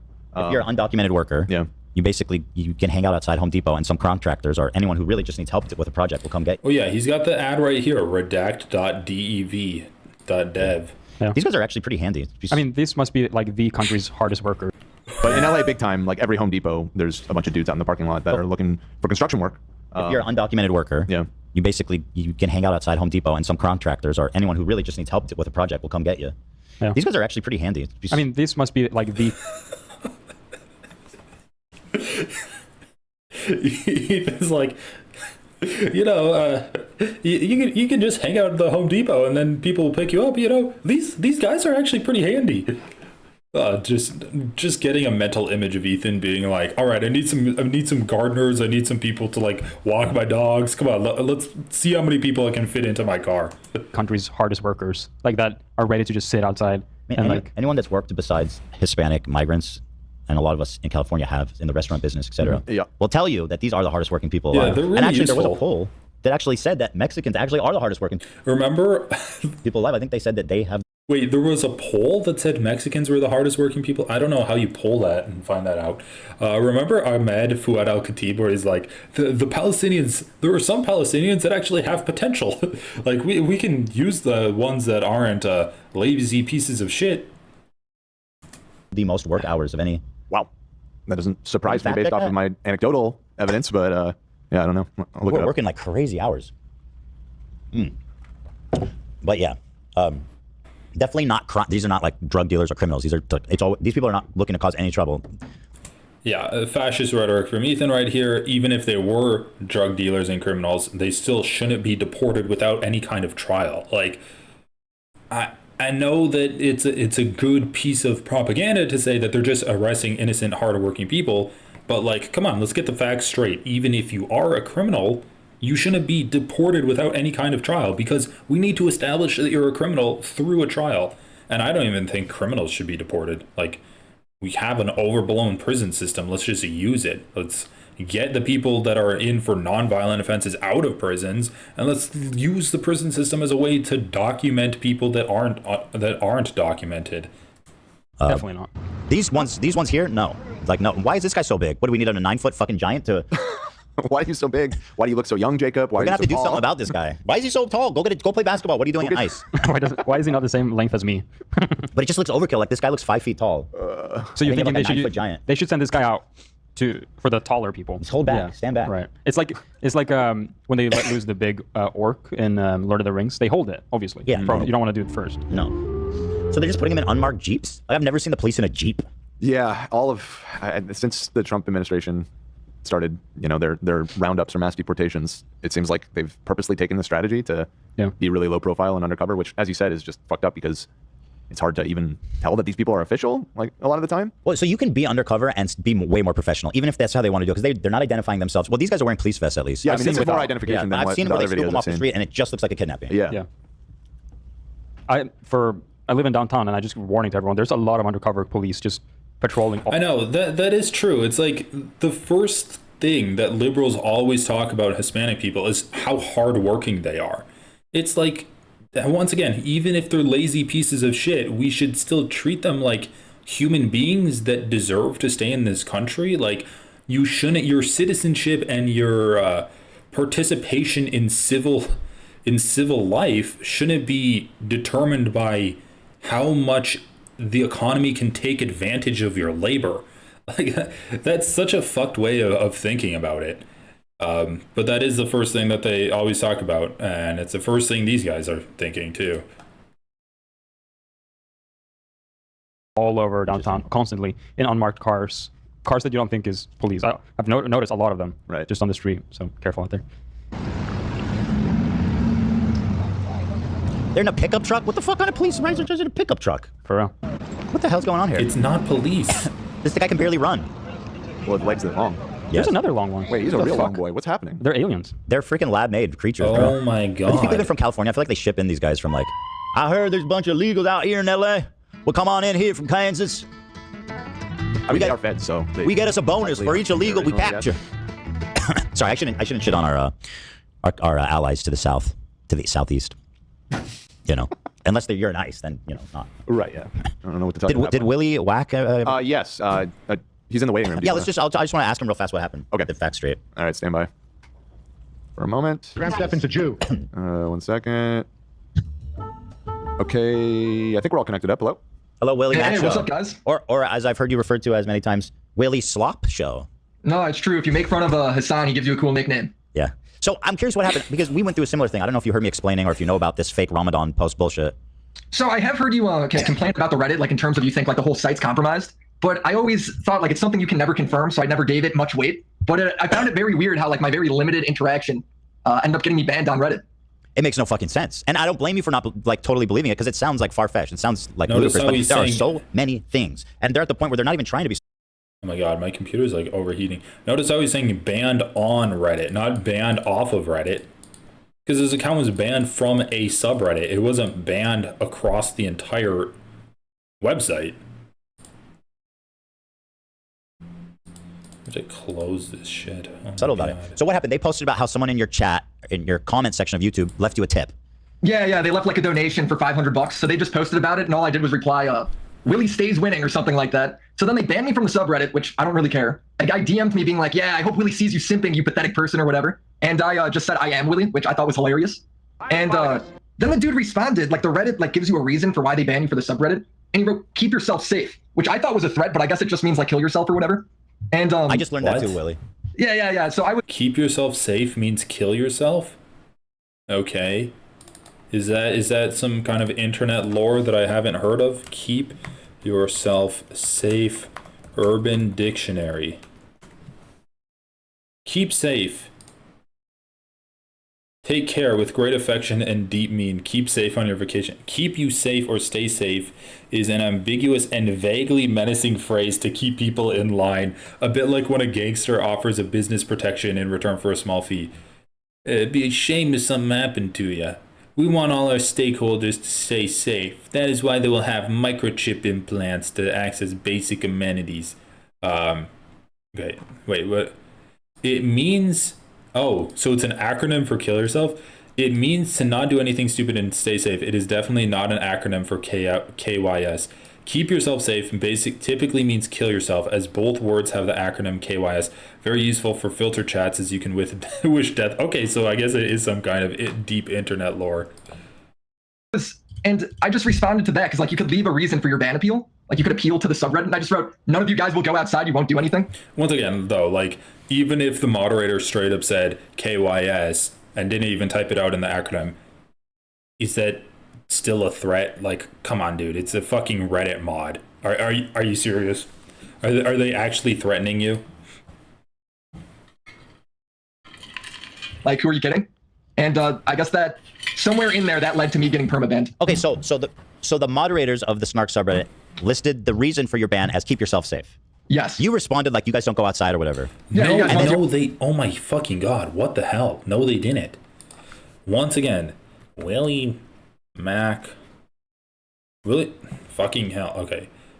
Willie Mac Show... Twitter...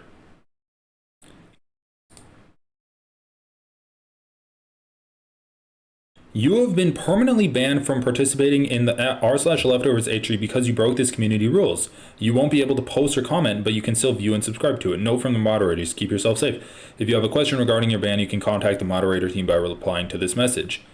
So they didn't give a reason why he was banned, but the note wasn't the reason why he was banned, right? It's just note. None of you go outside, ha ha ha, you won't do shit. What? None of you go outside? You won't do shit? Did they say that we're going to kill him? Did they say we're going to try to like track you down and kill you? Also, there's no evidence that this guy's a mod. Like their story just doesn't make any sense. Okay, let's continue this though. And then the next day, how soon after that did you get banned on Reddit? I don't know when it was, but I noticed this morning. And what kind of message did they send you? So he did get banned off of Reddit, and you didn't post a screenshot of it? From Reddit. For Reddit, they said it was for what I said in DMs, and the only DM I've sent says I am Willie. So I have no idea. So, I mean, that doesn't make any fucking sense. Especially, no, dude, it's completely ridiculous. Especially when you look at it, and the only... I mean, I'd love to see that post then. Sounds like you're kind of just like person who's actually being harassing and discussing in the DMs are both of these people who reached out to harass you just because you left a comment in another subreddit, and then another person who's apparently a moderator of the subreddit who told you to kill yourself, and you got banned. I don't know if you've seen it too. At the bottom of the Reddit ban, like when they ban you for the whole site, it says if it's automated or not. Holy it says shit. It says Reddit admin team. No, this decision was made without the assistance of automation. So somebody reads this guy Oh, he was banned from the entire Reddit. Telling you. At the most threatening me, at the least telling me to kill myself. And he goes, no, Willie's out of line here. We gotta get this guy off the site. I don't see any other explanation because, like I've said, there's been so many creators who have had their snarks nuked off the subreddit. I feel like ours has now escalated, done more, beyond, more consistently, more horrible things. I mean, like we had a guest call into the show just last week who was a Palestinian-American activist, and they were reporting him to the FBI for charity fraud out in the open on their subreddit, 800 points, and nothing. Yeah, they can ban you for any reason. Nothing is done. In fact, we've had moderators of our subreddit who were posted what they thought were harassing posts, and one of our moderators got permanently banned for reporting one of their harassing posts. It's interesting because it just makes me think somebody on that subreddit has to work for Reddit. Because like even in the post that I'm replying to that says Willie stays winning, they're calling me a sex abuse enabling piece of human shit. It's like, what have I ever done to deserve that? When have I ever done that? It's insane. It's absurd. That I don't know what it's going to take, but at this point it's just beyond disturbing, and I don't know. I mean, Reddit is just, I don't know what to say. I'm just speechless at this point. It's really fucking nuts, dude. No, and I think I do want to apologize too because their profile picture. Yeah, I mean, the idea that he sent one DM and he commented one time is absolutely ridiculous. First of all, the guy's on Reddit 24/7 in order to respond to a post about himself receiving a tip on YouTube. Like, who does that? Who's on Reddit to the point where you're able to just like find random posts? You're scrolling in a snark subreddit that's dedicated to a guy whose crumbs you eat up off of. Like, you ride on Ethan's coattails and then you scroll in his subreddit and then you comment on it. That wasn't the first time you commented. That's not the first DM you sent out there. Also, what were these screenshots that he posted? Oh my god, this is so slow. I am Willie LMFAO. Like, I don't know, is there more to this DM? Is that's the only DM he says that he got? Like, at the end of the day, I don't really give a fuck. Like, I was banned off of the H3 Reddit, just literally never posted, never commented at all. I was banned off of that. Like, cry more, I guess. Was what I thought a battered middle-aged woman, and it turned out to be me. You dressed in drag. And is Gila treating you right? I'm okay. Well, the picture wasn't real. She treats me very kind. Okay. My boys, on the other checking. hand, they rough me up regularly. Yeah, you got, but that's okay. You know, it's one of those things, man, where it's like I don't really take the threat too seriously, but at the same, because it's just like as an Xbox Live thing, I don't care. But then, like on the other hand, the subreddit's doing it to you guys and your team and your crew, and you guys have received legitimate death threats that are all coming from this like politically driven place of you're evil. Yep. And it's like I don't know why Reddit would tolerate this. Yep. And I find it very odd that they would. That then I get banned. Like this is the first time I think I've given your theory any sort of credibility because like I've seen the window into it maybe a little bit. Yep. See you later, Garlic.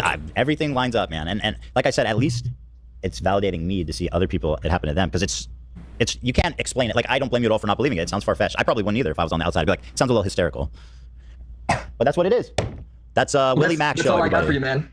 Thanks for calling. I appreciate you sharing that. It's like, oh wait, maybe Reddit doesn't want someone who makes videos basically supporting fascism by attacking the left the entire time, like the entirety of his YouTube channel. Maybe they don't want someone like that on their platform. What do we got? Willie Mac show. What's his YouTube channel looking like? Videos, iDubbbz, Content Cop Destiny, The Interview, Vosh, Hassan, Boogie. I don't know. I don't really give a shit about this guy, but okay, so we got banned off of Reddit for sending one DM. Hey, peace, man. Keep up the good work. Thanks, man. Willie Mac show, everybody. Thanks for calling in. The newest victim of Reddit. Get this man his Reddit account back stat. Is there no justice in this world? Or just make a new one. Oh yeah, I would say I thought his latest video. I thought he did great work. His latest video was superb. About the Hassan. It was about the. Sounds like you really enjoyed it. But I really liked it. It was about Hassan iDubbbz stuff, but he really like got all the facts. Earlier this week, we got straight. to That was really good. Watch. Have some conviction. Shut up, dork. Oh, is this one? Yeah, the iDubbbz. iDubbbz career is over. So there it is. Willie Mac show, everybody. There he is. Back to the ice situation. Anyway, back to the. By the way, I had a great title, but I guess it was a little too New York Times headliney. Ice chills Los Angeles. Yeah. Yeah. No, yeah, exactly. If you wrote for a newspaper. Life is a yin yang, right? You get, you take the white and the black yin yang colors. You're there's, bald there's a dot, you know. Fair enough. And okay, are we gonna talk about ice more? So like hung from up above? Is that what you're envisioning? Well, or you could just have like a little. So one where it just like lowers down from the ceiling. Right. Yeah. We're going to talk about ice more, or no? Then I think it's why like a lot of like criminal organizations, they pay taxes because people know that that's the way that you get fucked. Always pay your taxes, guys. There's no shortcuts. Right. Even if you're an illegal, even if you're undocumented immigrant, you got to pay your taxes. Yep. But yeah, so they paid $100 billion in federal taxes and state and local. That's a lot of fucking money. The chat is insisting you said beef roll. Crazy. Okay, come on. Since when? Are they actually going to talk about more of the ice stuff? Okay, here we go. More ice stuff. People that don't live in LA and don't really understand the geography and layout. All of this that you've been seeing has been happening basically within like a 2-block area around City Hall in Los Angeles. Because I've had like friends reach out and it's like, are you okay? Because I happen to live near downtown, relatively close to this. And I have people reaching out to me worried. My mom was texting me yesterday morning like, are you guys safe? And I'm relatively close to this. And let me tell you, LA is not on fire. This is not that big a deal, and they're intentionally trying to make it seem way more violent and way larger than it is to justify the crackdown and sending in the National Guard. And now I guess I don't know if it's actually happening yet, but we're talking about the Marines potentially being mobilized, which is just like, what are we talking about here? Like this is extremely peaceful looking protests. Yeah, I mean, not as peaceful as it gets. They're, you know, I won't lie, like there's a lot of graffiti downtown, a lot of fuck ice written all over the place, and they burned some Waymos and a couple cop cars, I think. Dude, I'm not going to pretend like it was 100% peaceful, but the scale of the response is... Bro, shut the fuck up, Dan. Burning a Waymo and writing graffiti? That's not being peaceful? Are you kidding me, dude? Oh my god. Oh yeah, they did some graffiti, so it's not 100% peaceful. They burned a car down, so it's not 100% peaceful. Was there someone in the car? So disproportionate to like what's actually happening right in now. LA, we've had way crazier, more violent protests. Yeah, literally where these protests are happening, it's like every weekend there's protests here. And not to discount what I'm glad these people are out there and making their voices heard, but it's they're purposely trying to leverage this by making it a bigger crisis than it remotely is. Can I read something that I saw? It was so well put about that. In the coming days, the national media is going to call LA a war zone. But the truth is, the folks protesting today were worried about their friends, their neighbors, and their community. A few idiots will throw a rock and it'll take over the entire narrative. But just know, LA is afraid right now because their coworkers were throwing a rock? Come on, just give me a break. Oh, someone threw a rock. Thus, that's justification for everything. Kidnapped at work because the guy who sold them dinner was snatched by masked men, and because a bunch of neighbors' parents straight up never came home. As Trump gleefully escalates this with the National Guard, violence is inevitable, but just know this protest started from a place of protection, a place of love. We love our neighbors, we love our family, and we love our community. Whatever the news tells you in the coming days, that's Whatever the news tells you in the coming days, that's the truth. They're going to paint a vision of LA that is much different from that, and don't let them. Yeah, if you just look at this protest, these people are extremely peaceful. And then at nighttime, there's probably like maybe 100, 200 max. Not a lot of people who get violent and rowdy. Yeah, and which is kind of just what you'd expect from any protest at night. Like there's bad faith, amped up, young, aggressive people, and they're just going to want to go break shit. Exactly. Yeah, there was a couple sneaker stores that was broken into on my street. Yeah, these people don't care about the cause. They're just there to take advantage. Yeah. Which sucks, and those people shouldn't do that because it then gets replayed on Fox News over and over again and convinces everybody that it's fucking. Yeah, of course they don't care. It's inevitable. It's part of every. You know what I mean? Like it's literally as far as like in terms of scale. Again, very small compared to like the BLM protests that were going on in 2020. This is like minuscule so far. I mean, I guess anything can happen if it continues to escalate. But I would guess the ratio of like law enforcement downtown to protesters was in favor of especially at night it was probably 10 to 1. Because here there's a lot. Even during this, I mean there was a lot of people there, but there was fucking a lot of cops downtown too. I don't know. And then again sending in literal like National Guard and stuff to like back them up. It was just like so overkill, so insanely overkill, and clearly just meant to just scare people and just fuck with them. God, he hates Democrats so much. He hates these blue states. He hates us because he ain't us. I love Tesla. I love Tesla. Not anymore. You got to come back to Cali, Elon, and did we mention last week when we talked about that Trump said he's selling his Tesla? No, I didn't. Getting rid of it. Busted. He's selling the Tesla. Tesla. Smoke that it probably gives off from like a car that's electric. I was watching this and all these people. Remember, Ethan said that burning tires is Hamas action that was being done on the borders of Israel when they were doing the March to Return. Just like gather around and I'm like, bro, that smoke is just pure cancer into your lungs, basically. Oh yeah, that's the good stuff. Because they're electric, right? Yes. Yeah. Yeah. I mean, a regular car burning is still putting out all kinds of horrible stuff, but I feel like the chemical shit in the battery that's burning here is not what you want. It's funny. You know, I saw take a couple steps back. I saw the rubble this morning, and all the whale cars were like burned into ash. There was nothing left. Yeah, that's.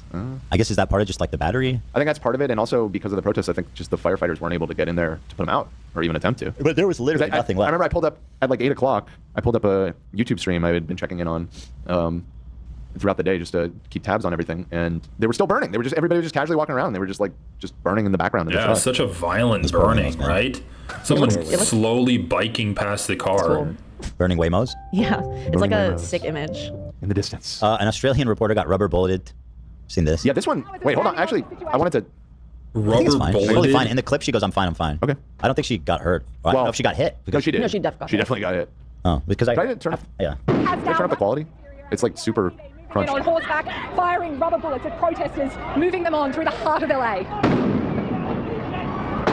Why did you do that? You see him aim for Why her. did you do that? He's just like slowly. Why did you do that, bro? What the fuck's wrong with you, man? This idiot here. You really have to think about the types of people who want this type of power and want that power. Why did you do that?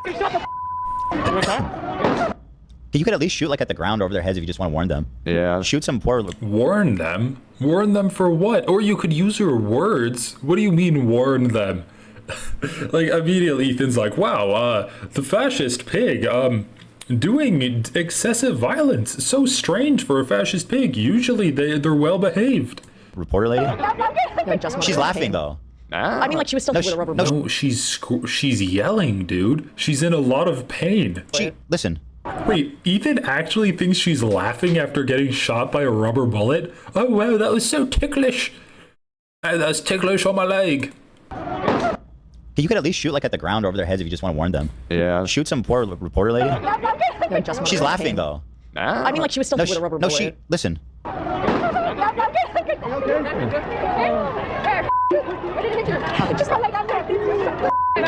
Report another fascist. You're not okay. She seemed to not get extremely hurt and seemed to be fine. Bro, she was literally in pain. Am I crazy or she was like laughing? I mean, nervously, but. Yeah, no, she was. Yeah. No, she wasn't. Like what? What the fuck is wrong with these people? They don't understand like basic human noises now. Who listens to that and thinks she was laughing? She was like, like that's whimpering, dude. Holy shit. Oh, fuck. You okay? Ethan's laughing. Ethan's laughing. He fucking laughs. He giggles when she gets shot. Dude, this guy's disgusting. This guy's a monster. What the hell? Ethan's like, she's laughing because it was hilarious, and then he starts laughing. Yeah. She says, I'm okay. You're probably like, what the fuck? You just shut the He laughs, dude. What a dumbass weirdo idiot. There was a lot of people on the news yesterday showing their bruise. Like Ethan being shocked that a cop would just shoot someone for no reason with a rubber bullet just shows how detached he is. Like, let's be honest, I'm not out like protesting 24/7, getting shot up with rubber bullets, but I at least consume media that shows the reality of the situation. Ethan thinks that these cops are just like strolling along the roads and is like, all right, boys, let's go home now. Time to pack it up. Tom, go home to your mother. I know she makes that great casserole. There's probably one waiting for you. Okay, Richie, you gotta get over there, you little scamp. Go take that bike that your dad bought you last year. Like, he has like a 1950s idealized idea of policing in his head where he's like, why would a cop inflict pain for no reason? That's so weird. That's so unlike police officers. Like, Olivia tries to get into the mentality of a fascist joining the police so they can inflict violence and can have power over other people. She's like, well, you got to think about the type of people that want to become a cop. And Ethan's just like, yeah, I mean, he's just a wacky guy, right? He's just a dumbass idiot. Like, so much different from the other cops that are around him. Oh, and it's actually kind of funny, like, when she got shot, you know, she's fine. She's laughing. Yeah. And it's like horrifying. Wow. So, you know, they do damage for sure. Like, if you're... There was a lot of people on the news yesterday showing their bruises. The welts? Yeah. And it's like horrifying. Wow. So, you know, they do damage for sure. Like, if you're... Why are you shooting reporters, too? Like, just, like... They're standing right there. They're reporting the news. Yeah. Like, it's like not a threat. Why very are you doing clearly. that? Why are you doing that? No threat happening here. LA. That guy should definitely get fired, right? Like, I know that people are doing it like this all the time, and like there are a bunch of people who should not be shot by rubber bullets. It's happening all the time at these protests. But this is on camera, and you can see him literally look at her and how she's not a threat, and he literally like aims. I think if for an officer to get in trouble during this, they'd have to like kill someone. They'd have to do like a Derek Chauvin. Right, yeah. Wow. If she got hit in the head and gross. it just like hit her in the temple or something and killed her. Even then, he'd probably get... Even then, paid leave for a while they investigate. LA, so what I understand is California's a sanctuary city, so why is the LAPD so active in... Well, so the LAPD is... So fucking stupid. Sanctuary city just means that law enforcement doesn't actively work with immigration. Because actually, if they do actively work with immigration agencies, it makes it harder for them to enforce the law, because then undocumented people aren't going to want to go to law enforcement because they know that they're going to be deported if they do. But if you're in a sanctuary city, law enforcement doesn't really work with these agencies, and it doesn't keep records of your status, of if you're documented or not, if you are like a legal resident or not. So that's why it's actually law enforcement advocates to be a sanctuary city. It makes it easier for them to do their jobs. Little like, ooh. Yeah, you liked that. And by the way, you know her. She's the one who was having like a... Okay, and just, what's this chunk? I would do it if I were Tom. But I think it would be a great thing. He's done a terrible job. Look, I like Gavin Newsom. He's a nice guy, but he's grossly incompetent. Everybody knows. All you have to do is look at the little railroad he's building. It's about 100 times over budget. Yeah, the railroad situation I mean, he's not wrong. The railroad is just... Yeah, the giant disaster. Giant disaster. Yeah. I don't necessarily blame Gavin Newsom directly for that, though. It's a complicated problem. I have no idea. Well, it is. I think part of the issue was okay. Holy shit, these people are so stupid. All right, you know what time it is. You know what time it is. The racist leftists and pro-Palestine maniacs who regularly call me a house N-word and a Dune C-word and engage in far more sinister and elaborate forms of bigotry and racism. Far more sinister and elaborate forms of bigotry and racism?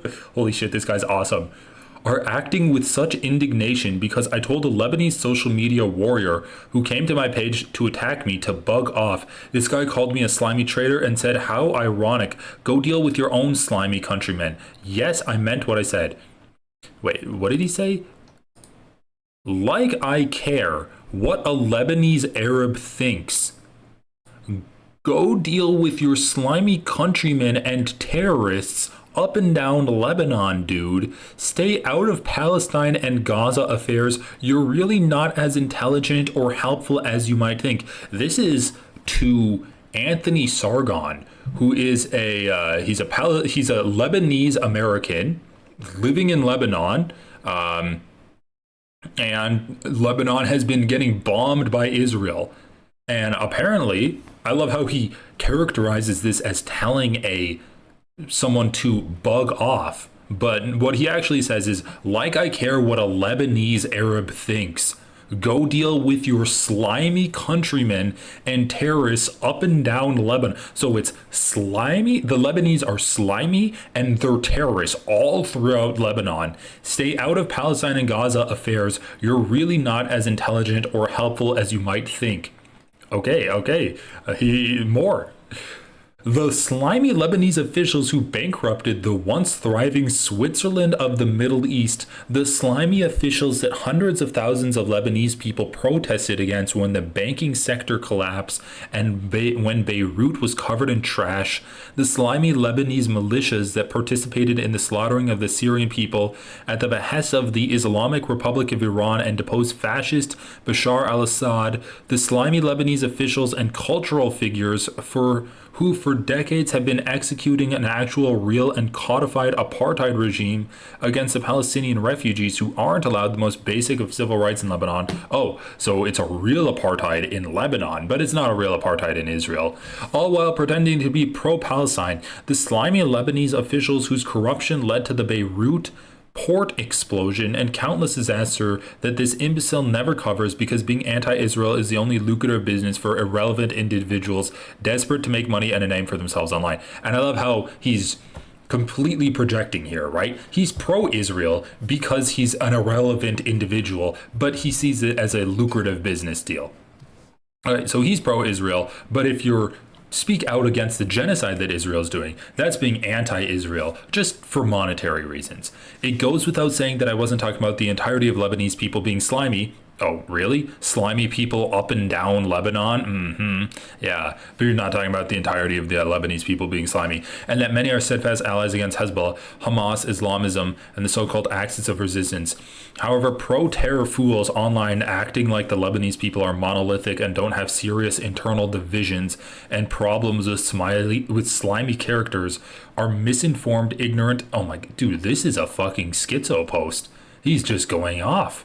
And have no business commenting on anything. Remember, being anti-Israel is an industrial complex that attracts the scummiest of characters in the Middle East and worldwide.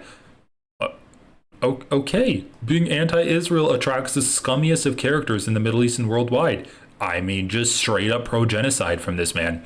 Also, remember, some leftists and pro-Palestine online voices are some of the most racist people you'll ever encounter. Okay, well, beautiful. I never said that there's slimy people up and down Israel, okay? Like, come on, man. So anyway, but he's a Lebanese Arab, so why would he care what he thinks? Like, this guy is anti-empiricism. He thinks that you can't have an opinion about something if you haven't personally stepped foot in the land. And he is on the latest episode of Jubilee. So we got to go there. Jubilee. We have to try to get through this because I've been saving it. I can no longer put it off. It's just so funny. First of all, first comment, debating resistance. Okay, so we need to take a note of the framing of this. Debating resistance, 20 protesters versus 1 Palestinian. So he's not labeled as a protester. He's on the side of resistance isn't good, all right? And then the people are like, no, I guess we should resist this. So it is kind of funny how it's set up because he tries to say that he's pro-Palestinian. He's just pro-Palestinian in a different way. I do not agree that we should find common ground. Mohammed Ahmed Fuad al-Khatib, he thinks that Hamas is to blame for the genocide that Israel is doing. He's just like completely a victim blamer. And he is incapable of actually talking about the atrocities that Israel has committed. So as he says, and he is also like a paid propagandist to speak in favor of Israel. So as he said, it's like the scummiest people are the ones that are standing against Israel. All right. With people who support a genocide. That's You unacceptable. Make peace That with is your never. enemies, not with your friends. No, we do not make peace with people who are murdering children. Answer me that. Who put your parents in Gaza? Between 1948 You're and not gonna 67 and 1967. You've dodged every one of my questions. It's not us who are rejecting the peace. I don't like the fact that whoever YouTube is shutting down streams. Nah. Well, I'll see if this stream might get shut down. I'll see how far it can go. is trying to promote. I also realized, you know what? Maybe you should do this as a different section too, because I realized that I'm not going to be able to get through this all. Okay, maybe we'll do something else, but wait, I kind of want to. All right, let's try to get through one of his claims. That this is the moderate view and this is the extremist view. We'll see if this stream gets nuked off the internet. What if I don't do full screen? We are not extremists. My name is Ahmed Fuad al-Khatib. I'm a Palestinian American who grew up in Gaza, where I lost immediate and extended family members in the war. In the war? Come on, dude. Whoa, like it's if you're calling it a war, okay. Just real quick, how many Palestinians have been killed just trying to get food? Gaza Humanitarian Foundation. I'll be watching. Shootings. GHF. At least 66 Palestinians killed in shootings on back-to-back days near Gaza aid sites, health ministry says. Yeah, this is a war where one side has set up basically just slaughter zones to corral and then massacre the population of the other side. The Hamas-run Gaza Health Ministry says 36. Oh, the Hamas-run People Gaza are Health dead. Ministry. More than 100 are injured in a new shooting near a U.S.-backed aid site.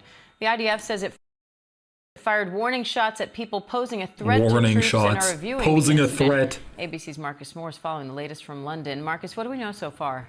Well, hey, Diane, good to be with you this morning. We have heard from officials in Gaza that at least 36 people were killed and more than 100 injured. And this was according to local hospitals in Gaza. Now, in a statement, the Israeli army said, quote, that they were firing warning shots to distant suspects who they say were advancing in the area and posed a threat to troops. And the Israeli army also saying that these shootings happened hundreds of meters from the distribution site and before it opened. The IDF also disputing the scale of the incident, saying that they shot people to warn them. Individuals injured. Israeli warning shots means you kill a Palestinian to warn the other Palestinians. That's what an Israeli warning shot is. Say does not align with the information held by the IDF. Diane, the Hamas-run Palestinian Health Ministry says 163 people have been killed in shootings. Like, can they just say like the genocidal run IDF, the genocidal, like the Netanyahu war criminal run IDF says this? Like, where's the comparable qualifier here? Near these aid distribution centers since they began operating about 10 days ago. And there have been at least 6 deadly incidents near these distribution sites in that time. Diane. And Marcus, the Israeli Foreign Ministry says activist Greta Thunberg has been deported after her ship was seized heading to Gaza. What's the latest on that? Israeli officials did release a picture of Greta. Yeah, she wasn't deported. She was kidnapped into Israel. Israel captured her in international waters. They brought her into Israel illegally, and then they also put her on a plane illegally. Like, she was just deported. The way they sanitized the language of what Israel did.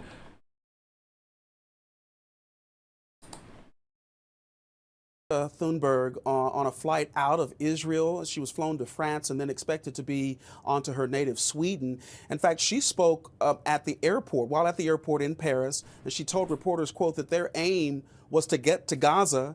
She said that, quote, we did not break laws and we did nothing wrong.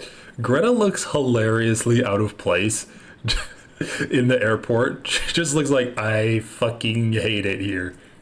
And she also went on to say that whatever the odds are, we have to keep trying. She was referring to getting aid into Gaza. Now, as you know, Thunberg and 11 other activists were detained after trying to breach the naval blockade that Israel set up around the Gaza Strip nearly 2 decades ago. They were literally kidnapped. Like there was no legal authority for Israel to capture them. What do you mean they were detained?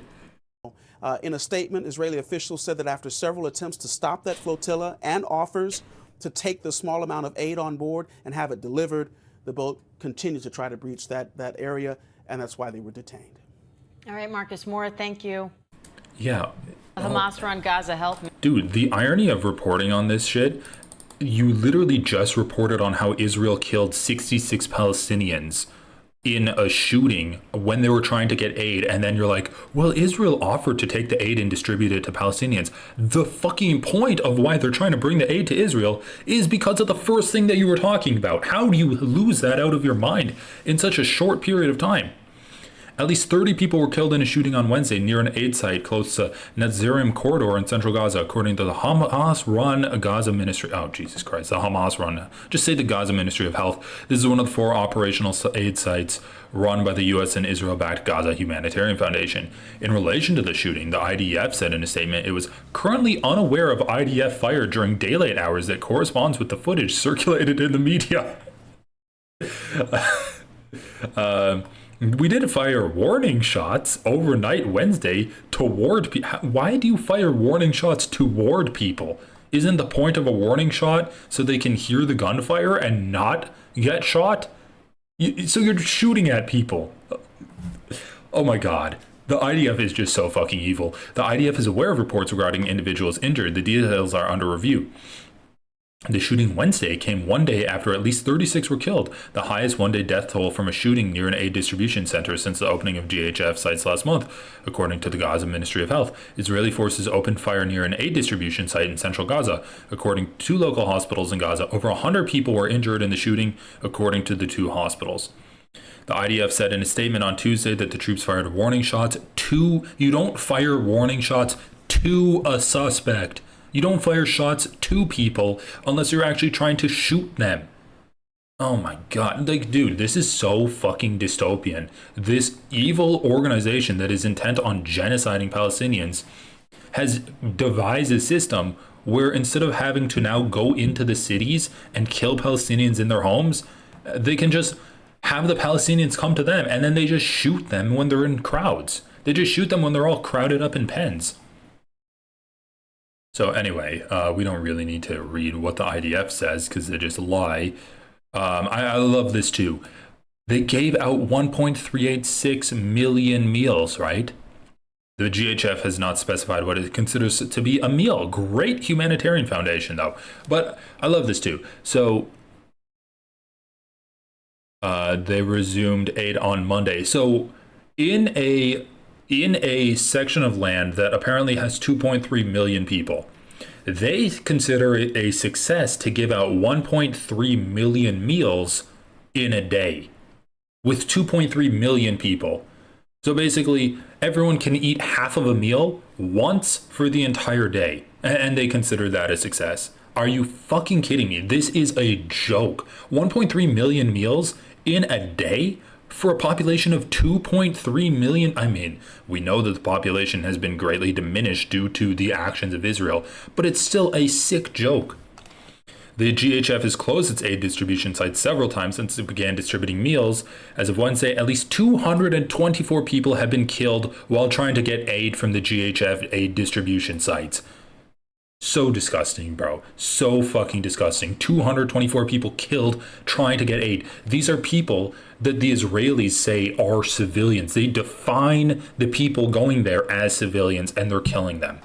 They're just shooting them because, I don't know, Palestinians get too close, it just causes Israelis to want to pull the trigger on their guns.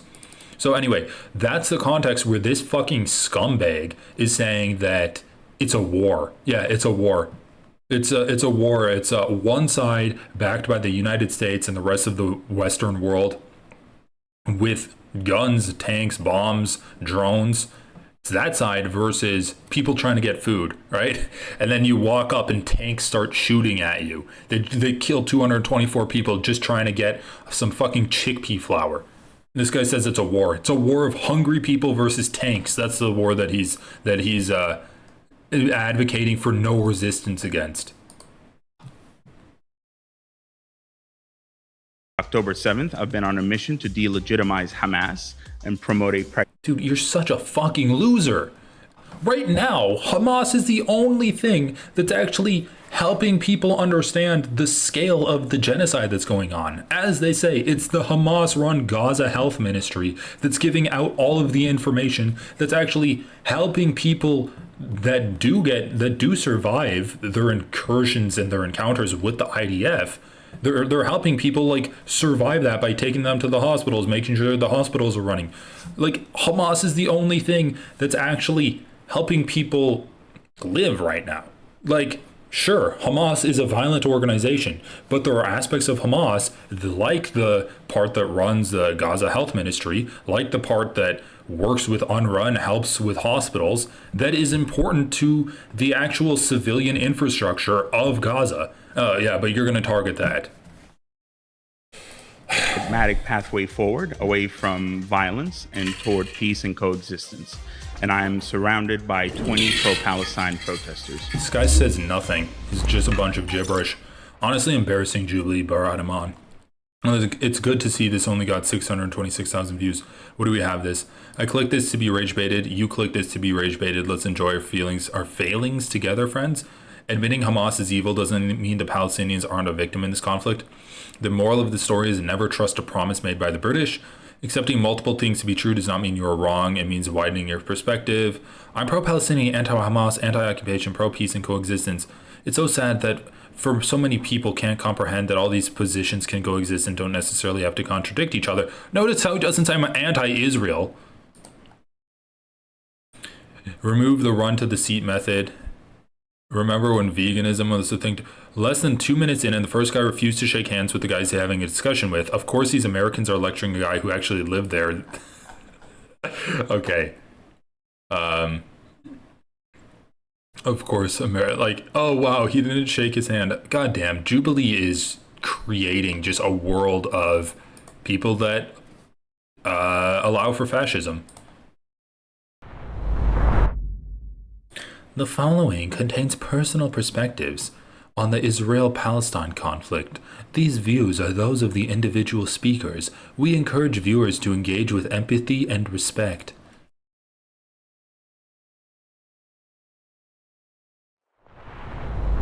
My first claim is... All right, let's just try to read this. October 7th was an abhorrent disaster that unleashed the worst catastrophe in the Palestinian people's history. No, that's not true. The Nakba happened. That was the worst catastrophe in the history of the Palestinian people. That's even worse than what we're experiencing right now. What was it, like 7 million people removed from their homes and ethnically cleansed from what is now Israel? Yeah, that's way worse than what's happening. Like, what's happening now is horrible, but also the idea that the genocide that Israel's currently doing is somehow unleashed or justified by what Hamas did on October 7th is, I mean, that's just genocide propaganda. Is that October 7th was an abhorrent I just really can't stand listening to this man. Apex speed, let's turn up the speed a little bit. Hi, my name is Ahmed. So. Oh, he didn't shake his hand. Oh my God, get all the liberal viewers all pissed off. Oh my God, he didn't shake his hand. His name is Carlos. Holy shit. A Mexican telling a Palestinian about their history. Blah, blah, blah, blah. Holy shit, dude. People are so fucking stupid. Like, once again, just because you are part of an ethnicity doesn't mean you have perfect knowledge, or that doesn't mean that, like, no one can correct you on things that you claim about your ethnicity. Like, who's gonna say that to Candace Owens that, like, oh yeah, the KKK actually was bad, and Candace is like, I can't believe you're lecturing me, a black woman, about the groups of people that harass black people in America. Worst catastrophe. I think that you're using specific words for specific reasons. The Nakba, catastrophe, right? I want to offer my condolences. I believe that 33 members of your family were exterminated by the Zionist entity. So by the Zionist, no, he's like, no, it was Hamas. Hamas did it. Don't worry. Like, thank you, but it's Hamas. Hamas is the one that did it. So my question is, how is this worse than what initiated everything, which was the Nakba in 1948? My grandparents were pushed out in 1948, where 700,000 Palestinians. Oh, 700,000, not 7 million. Yeah, were, that's right. Unfortunately forced to leave their homes, and in some cases had no choice but to leave their homes. Since they were forced to leave their homes, and in some choice had no choice but to leave their homes. October 7th. Okay, and that's because Zionist paramilitaries genocided them. That's why they were forced to leave, right? Oh, but yeah, let's not say that. Let's not include that at all. Over 2.1 million Palestinian people have had to leave. But to leave their homes. Since October 7th, over 2.1 million Palestinian people have had to leave their homes due to the catastrophe that Hamas's actions unleashed by attacking. Oh, he's calling it the catastrophe? He's not calling it a genocide? Oh, it's just a catastrophe.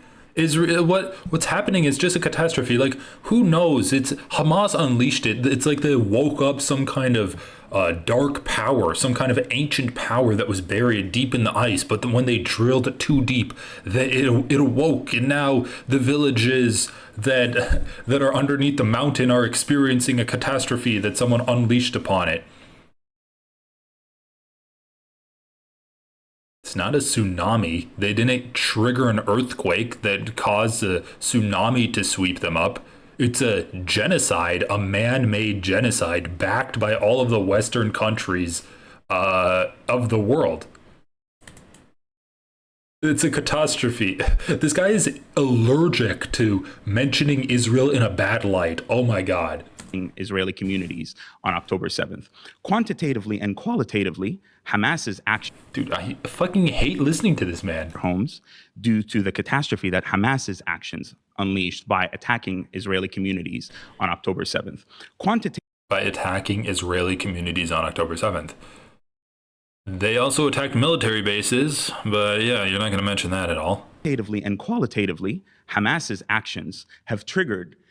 Holy shit, dude, he actually can't just say, like, come on, just say Israel's response is worse than the Nakba. Say that. At least in that way, you are framing it as a reaction, right? Israel's just reacting. They're a speck of dust floating in the air, and they're getting pushed around by forces that are without their control. It's beyond their control, but they're just reacting, right? They don't have agency, but it's still, you're giving them ownership of it. Even though they don't have agency, you can still attribute it to Israel. He can't even attribute the genocide in Gaza to Israel. He must maintain the connection between the genocide and Hamas's attack on October 7th. He has to say it's the catastrophe that Hamas caused, not what Israel is doing. He's saying the catastrophe Hamas caused. He has to remain on Daddy Israel's good side because they might cut him off from the all-you-can-eat buffets. Okay, god damn it, Vincent. Like, he gets paid. He gets money. He doesn't only get paid in food. One of the worst. They've also probably promised him an Israeli wife. Worst catastrophes in the Palestinian people's history, whereby bro, Carlos looks fucking cool, dude. Have triggered one of the worst catastrophes in the Palestinian people. Carlos looks good. History, whereby 50,000 Palestinians would still be alive had Hamas simply kept its soldiers at home on October 7th. Right. So, including family members of my own. Oh my God. they would still be alive if, first of all, like 50,000 is an undercount by now. I don't know how far. This came out 3 days ago. I think they had like an official update. Are you going to blame Hamas for the 224 Palestinians that have been killed just trying to get food? Are you going to blame Hamas for that? Or can we give Israel some kind of ownership at that point? No. So by that logic, if Zionists wouldn't have colonized Palestine, then none of this would have began to begin with, right? As a Ooh, let's go. Yeah, by that logic, you can blame Israel for October 7th happening, right? They were just reacting to what Israel was doing. You know, Israel keeping them in a concentration camp-like conditions, controlling their food, their water, their trade, not allowing them an airport. Like this man's whole thing is we need to build an airport in Palestine. So they don't even have an airport that they control, right? So you could, by this logic, you can blame Israel for what happened on October 7th. Palestinian who grew up in the Gaza Strip, what I can tell you is that... Who put you there? The Gaza Strip... Who put you there? Ooh, sorry, I'm pausing a lot because I don't want this stream to be taken down. I'm seeing how long I can survive, but can't engage with that at all. I want to create a tracker of how many times this man points to him being a Palestinian. Whenever he reaches a point that he can't defend, or his interlocutors present a talking point that he can't refute, he's going to always fall back upon, well, I'm Palestinian and you're not, so you can't really talk about this, right? So let's do a tracker real quick. Google Docs.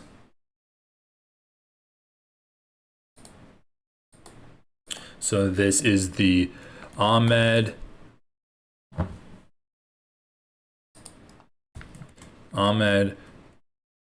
well, I'm Palestinian tracker. So you said it once at what time is this? 2:50.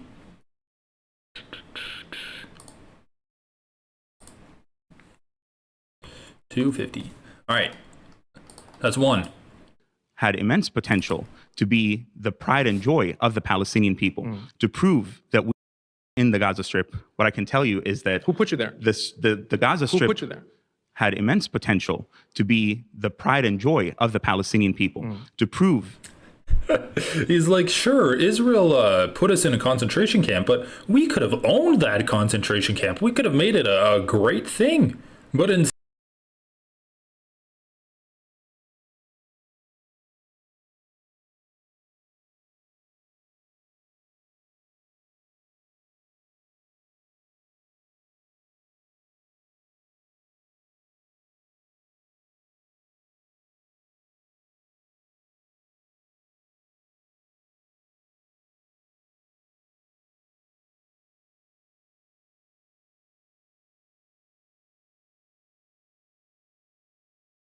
state of our own that can rebuild our society, heritage, reclaim our presence on the land. The entirety of the land, or just because I believe your parents were in a refugee camp, right? They were forced into that. There are nuances and complexities in history. Who put them there? Nuances and complexities. But that's a very objective thing. In Who history put them there? That unfortunately Zionists, you unfortunately are not willing to listen to some of the nuances and the complexities. That's one. Do you know, for okay, example, there we go. Well, just answer in that. Like 1948, the Arab armies that were coming in to supposedly save the Palestinian people asked Palestinians to leave. Asked Palestinians to leave, disarmed Palestinians, and said, "Oh, this is a matter of 2 to 3 days." So we agree that they should have been armed. That's not my point. My point is you said they disarmed them as if it's a negative thing, right? I think you guys can hear me now, the though. Nakba itself is so singularly focused on what happened from the point of view of Zionism and colonizers, right? Whereas I actually want to understand what happened with the Arab failures that have...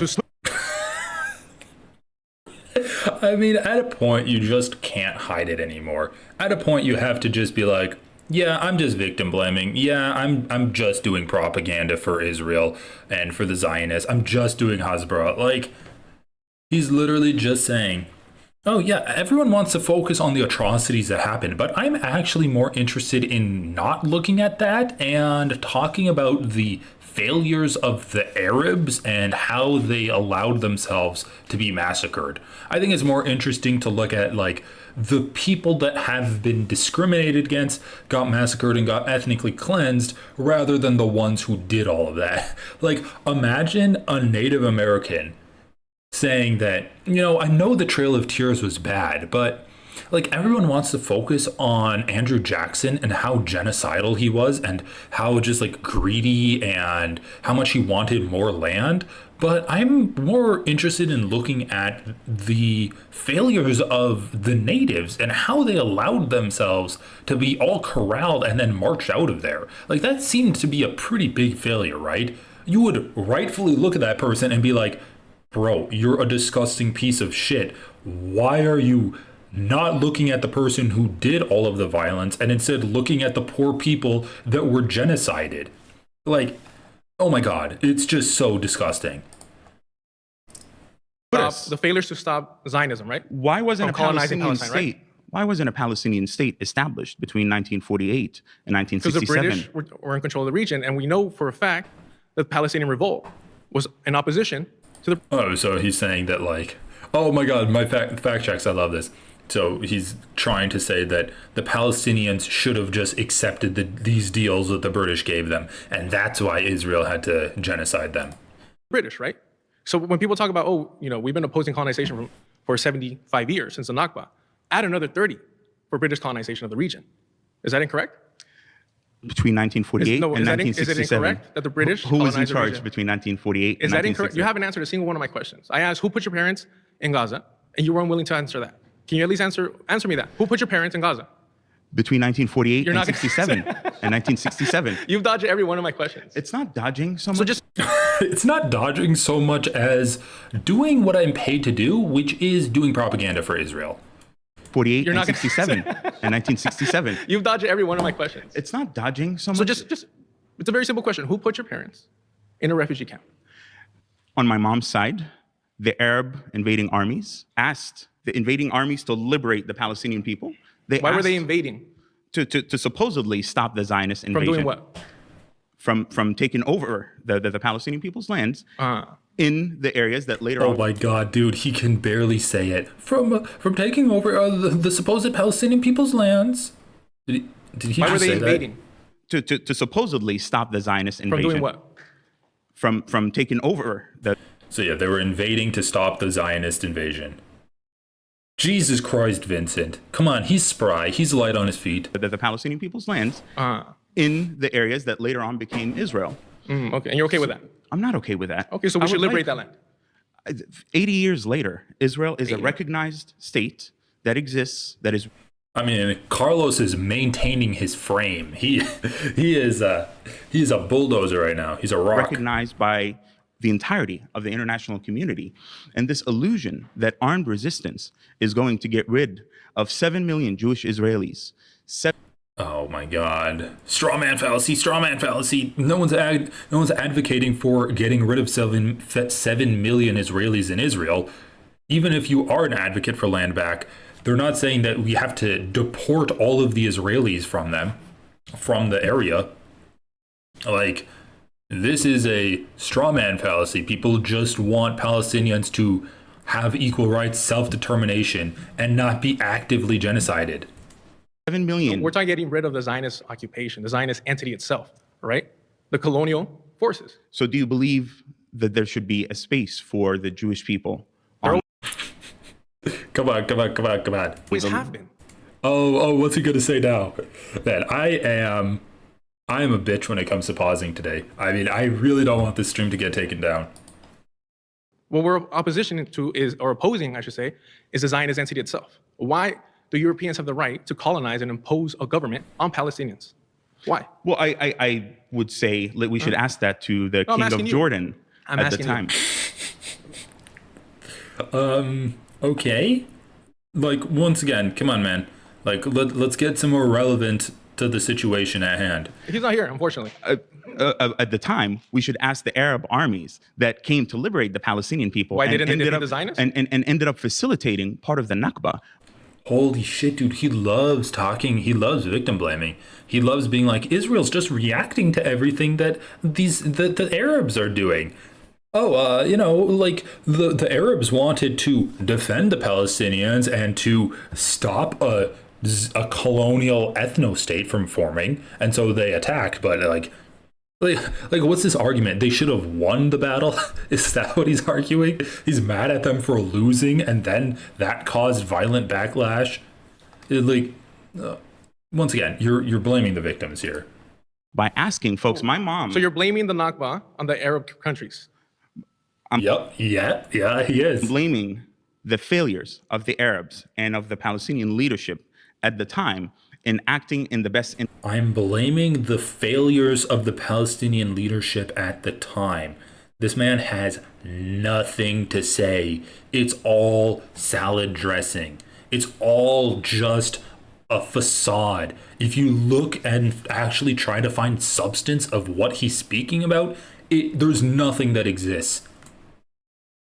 He just said, the guy said, oh, so you're blaming the Arabs for causing the Nakba, which he just did. He just said that the Nakba was caused by the king of Jordan, right? Ended up facilitating part of the Nakba. They ended up facilitating part of the Nakba. The king of Jordan and the other Arab states ended up facilitating part of the Nakba. And now he's saying, and then when he got called out on it, he didn't say, oh, like, yeah, I am blaming the Arabs for the Nakba. He had to retreat because he realized when you spell it out in plain English, that looks horrible, blaming the Arabs for themselves getting genocided, or blaming Arabs for causing the genocide of Palestinians. That looks horrible, right? And he then retreats to saying a completely nonsensical statement. He says, I'm not blaming the Arabs. I'm blaming the failures of certain Arab leaders. For what? You're blaming the failures? By asking for folks, what? my mom. So you're blaming the Nakba on the Arab country. I'm not blaming the Arabs. I'm blaming the failures of the Arabs, which is blaming the Arabs, right? I'm blaming the failures of the Arabs and of the Palestinian leadership at the time. I'm blaming the failures. I'm not blaming them. I'm blaming their failures, which is an extension of them. You're blaming their actions for this. So you're blaming them. I'm not blaming the Arabs. I'm just blaming the Palestinians and it's completely in the best ridiculous. interest of the Palestinian people, and then looking at 1948 to 1967, why wasn't a Palestinian state established? Oh my God, he can't shut the fuck up about that. He really can't. Why wasn't it until 1964 that the Arab... Oh, copyright strike? I mean, I've watched Jubilee before and my streams got taken down. It didn't get copyright striked, but that's why I'm pausing a lot. At the Arab League summit, the decision was made to create... The Arab League created the Palestinian Liberation Organization in 1964 to unify Palestinian groups. The Palestinian Liberation Organization and to push for Palestinian statehood. Why was Jordan...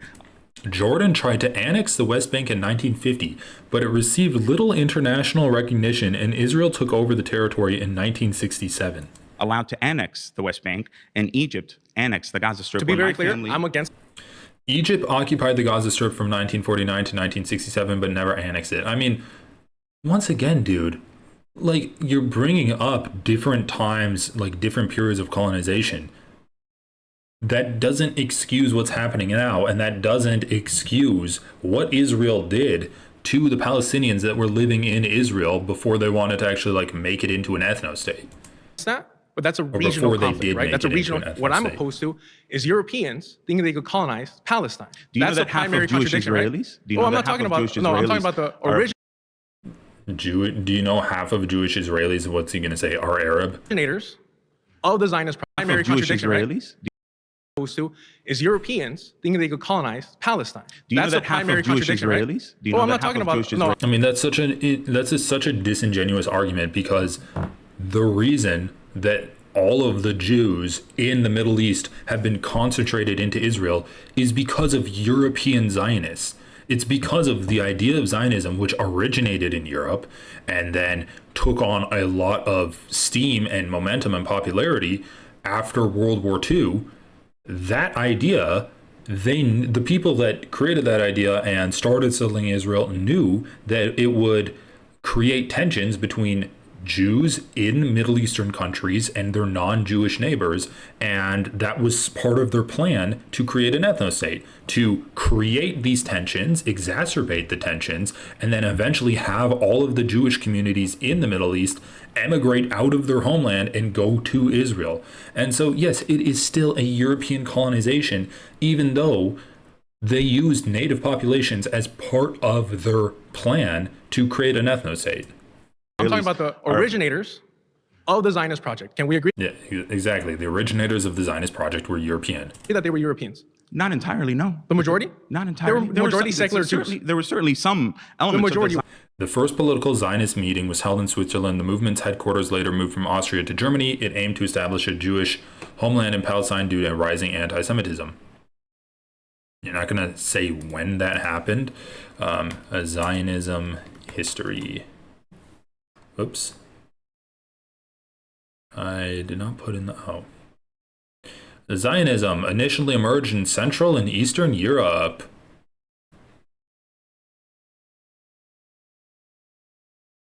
History. Transformation of religious and primarily passive connection between Jews and Palestine into an active secular nationalist movement arose in the context of ideological developments within modern European nations in the 19th century. The concept of the return remained a powerful symbol within religious Jewish belief, emphasizing that the return should be determined by divine providence rather than human action. So, forerunners of Zionism. The forerunners of Zionism, rather than being casually connected to the later development of Zionism, are thinkers and activists who expressed some notion of Jewish national consciousness or advocated for the migration of Jews to Palestine. These attempts were not continuous as national movements typically are. The most notable proto-Zionists were thinkers such as Judah Alkali and Zvi Hirsch Kalischer, who were both rabbinical figures. Their ideas of Jews as a collective was strongly tied to religious notions distinct from the secular movement referred to as Zionism that developed at the end of the century. In contrast, Moses Hess, who is regarded as the first modern Jewish nationalist, advocated for the establishment of an independent Jewish state in pursuit of the economic and social normalization of the Jewish people. Hess believed that emancipation alone was not sufficient solution to the problems faced by the European Jewry. The Christian restorationist ideas promoting the migration of Jews to Palestine contributed to the ideological and historical context that gave a sense of credibility to these pre-Zionist initiatives. So we can see the establishment of the Zionist movement, ideas of Jewish cultural unity. Zionists emerged toward the end of the best century for Jews who for the first time were allowed as equals into European society and gained access to schools, universities, and professions that were previously closed to them. By the 1870s, Jews had achieved almost complete civic emancipation in the states of Western and Central Europe. Okay, so yes, it's developed in Europe. By 1914, Jews had moved from the margins to the forefront of European society in the urban centers of Europe and America. Theodor Herzl and the birth of modern political Zionism. In the wake of the 1881 Russian pogroms, Leo Pinsker, who was previously an assimilationist, came to the conclusion that the root of the Jewish problem was that the Jews formed a distinctive element that could not be assimilated. So yes, Zionism, the idea that Jews needed an ethno-state, was developed through anti-Semitism in Europe. Like Jewish discrimination done by Europeans. That's what caused that's what caused Zionist belief. So like ironically, like now Israelis believe that they identify with Europe and they identify with America, and it's actually the Arabs that are the issue. But what caused this whole thing was anti-Semitism from white people, from Europeans, from Americans. And yes, it's a idea rooted in being a European. In the 1890s, Theodor Herzl, the father of political Zionism, infused Zionism with a practical urgency, and worked to unify the various strands of the movement. the title of Herzl's 1896 manifesto, providing the ideological basis for Zionism, Der Judenstaat, is typically translated as the Jewish state. So, Theodore... Yeah. So anyway, developed in Europe. Like, I would love to see how he says it's not created in Europe. Zionist movement that certainly emerged out of Europe. But I'm saying right now, I am thinking about the future. I'm thinking about Gaza. What happened in Gaza on October... What? There were certainly some elements of the Zionist movement that certainly emerged out of Europe. But I'm saying right now, I am thinking about the future. Oh my God, dude. Every time he gets like pinned down on a point, he's like, okay, well, I'm thinking about the future. I'm thinking about Gaza. What happened in Gaza? So you were all so happy to bring up the past when we're talking about other Arab states and their occupation of Gaza and their annexation of the West Bank. But now that you're actually called out on the idea that Israel is a European colonialist project, now you're like, I'm not focused on the past. Let's just focus on the future. Gaza on October 7th was not because of Zionism. What happened in Gaza on October 7th? What happened with the attack that Hamas launched as a terrorist organization. You have taken an entirely different approach to thinking about October 7th. You have eaten up the Hamas. You haven't taken the approach that history began on October 7th, and that's actually what caused all of the genocide that followed it. Hamas propaganda that says October 7th happened because of Zionism. And you're eating up the Zionist propaganda, right? Because I don't ever hear you bringing up, and I've seen many of your interviews, I don't see you ever bringing up the IOF, if you want to call them the IDF, the Hassan, where they came from, right? They started as a terrorist militia, did they not? Were they not killing British soldiers? How is that? That's irrelevant. The IDF originally formed from the Haganah and its military branch, the Palmach, to resist Nazi forces. After World War II, they operated underground, taking actions Israelis considered resistance and Arabs considered terrorism. Well, that's putting it nicely. Okay, let's take a look. Haganah. Come on, what do we got? What do we got? It's a pre-state. Oh, AI. Fuck AI. Let's look at Wikipedia. It was the main Zionist paramilitary organization that operated from the Yishuv in the British Mandate for Palestine. It was operating in the British Mandate for Palestine. It was founded in 1920 to defend the Yishuv's presence in the region. What is the Yishuv? It's a community of Jews residing in Palestine. So literally just like a settler state. So we have Jews in an area that British mandated for Palestine, but since there's a community there, we must defend it through violent means, right? It became the core force integrated into the IDF after the Israeli Declaration for Independence. Formed out of, okay, so what do we got? Overview. World War II, reorganization. The evolution of Jewish defense organizations in Palestine and later Israel went from small defense groups active during the Ottoman rule to ever larger and more sophisticated ones during the British Mandate, leading through the Haganah to the National Army of Israel, the IDF. The evolution went step by step from Bar Giora to Hashemir to Haganah to IDF. The Jewish paramilitary organizations in the new Yishuv started with the second Aliyah. The first organization was Bar Giora. Okay, so what do we got? Palestine riots in 1921 and the 1921 Jaffa riots. After the 1920 Nebi Musa riots and 1921 Jaffa riots by Palestinians, the Jewish leadership in Palestine believed that the British, to whom the League of Nations had given a mandate over Palestine in 1920, had no desire to confront local Arab groups that frequently attacked Palestinian Jews. Believing that they could not rely on the British administration for protecting from these gangs, the Jewish leadership created the Haganah to protect Jewish farms and kibbutzim. The first head of the Haganah was a 28-year-old named Yosef Hecht, a veteran of the Jewish Legion.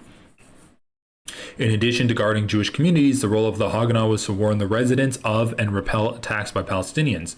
In the period between 19 and 1929, Haganah lacked a strong central authority or coordination. Haganah units were very localized and poorly armed. They consisted mainly of Jewish farmers who took turns guarding their farms or the kibbutzim.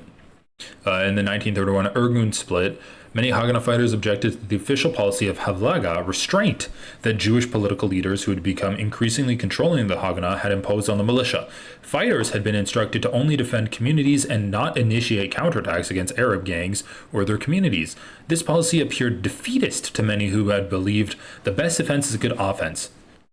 That's an ideology that exists to this day in Israel. In 1931, the more militant elements of the Haganah splintered off and formed the Irgun Svai Lumi, better known as Irgun, or by its Hebrew acronym pronounced Etzel, National Military Organization. During the 1936 and 1939 Arab revolt in Palestine, the Haganah worked to protect British interests and to quell the rebellion using the Posh and then the Hish units. At the time, the Haganah fielded 10,000 mobilized men along with 40,000 reservists. Although the British administration did not officially recognize the Haganah, the British security forces cooperated with it by forming the Jewish Settlement Police, a bunch of other police, which were trained and led by Colonel Ord Wingate. The battle experience gained during the training was useful in the 1948 Arab-Israeli War. So, support during the Second Polish Republic, 1948. What is this? They received British military supplies, or from the provided military training and weapons. The Second Polish Republic provided military training and weapons to Zionist paramilitary groups, including Haganah. So they got trained and armed by the Poles. One of the last purchases of Arazi were 2 airplanes and 2 gliders. When he fled to Poland to France, around 500 rifles were abandoned in a Warsaw warehouse. 1939 White Paper. By 1939, the British had issued the White Paper, which severely restricted Jewish immigration to Palestine, deeply angering the Zionist leadership. David Ben-Gurion, the chairman of the Jewish Agency, set the policy for the Zionist relationship with the British. We shall fight the war against Hitler as if there was no White Paper, and we shall fight the White Paper as if there were no war.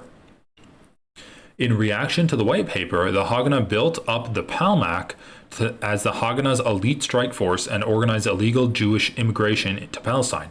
Approximately 100,000 Jews were brought to Palestine in over 100 ships during the final decade of what became known as the Aliyah Bet. The Haganah also organized demonstrations against British immigration quotas. Bombing of the SS Patria in Haifa. The Haganah sabotaged the Patria.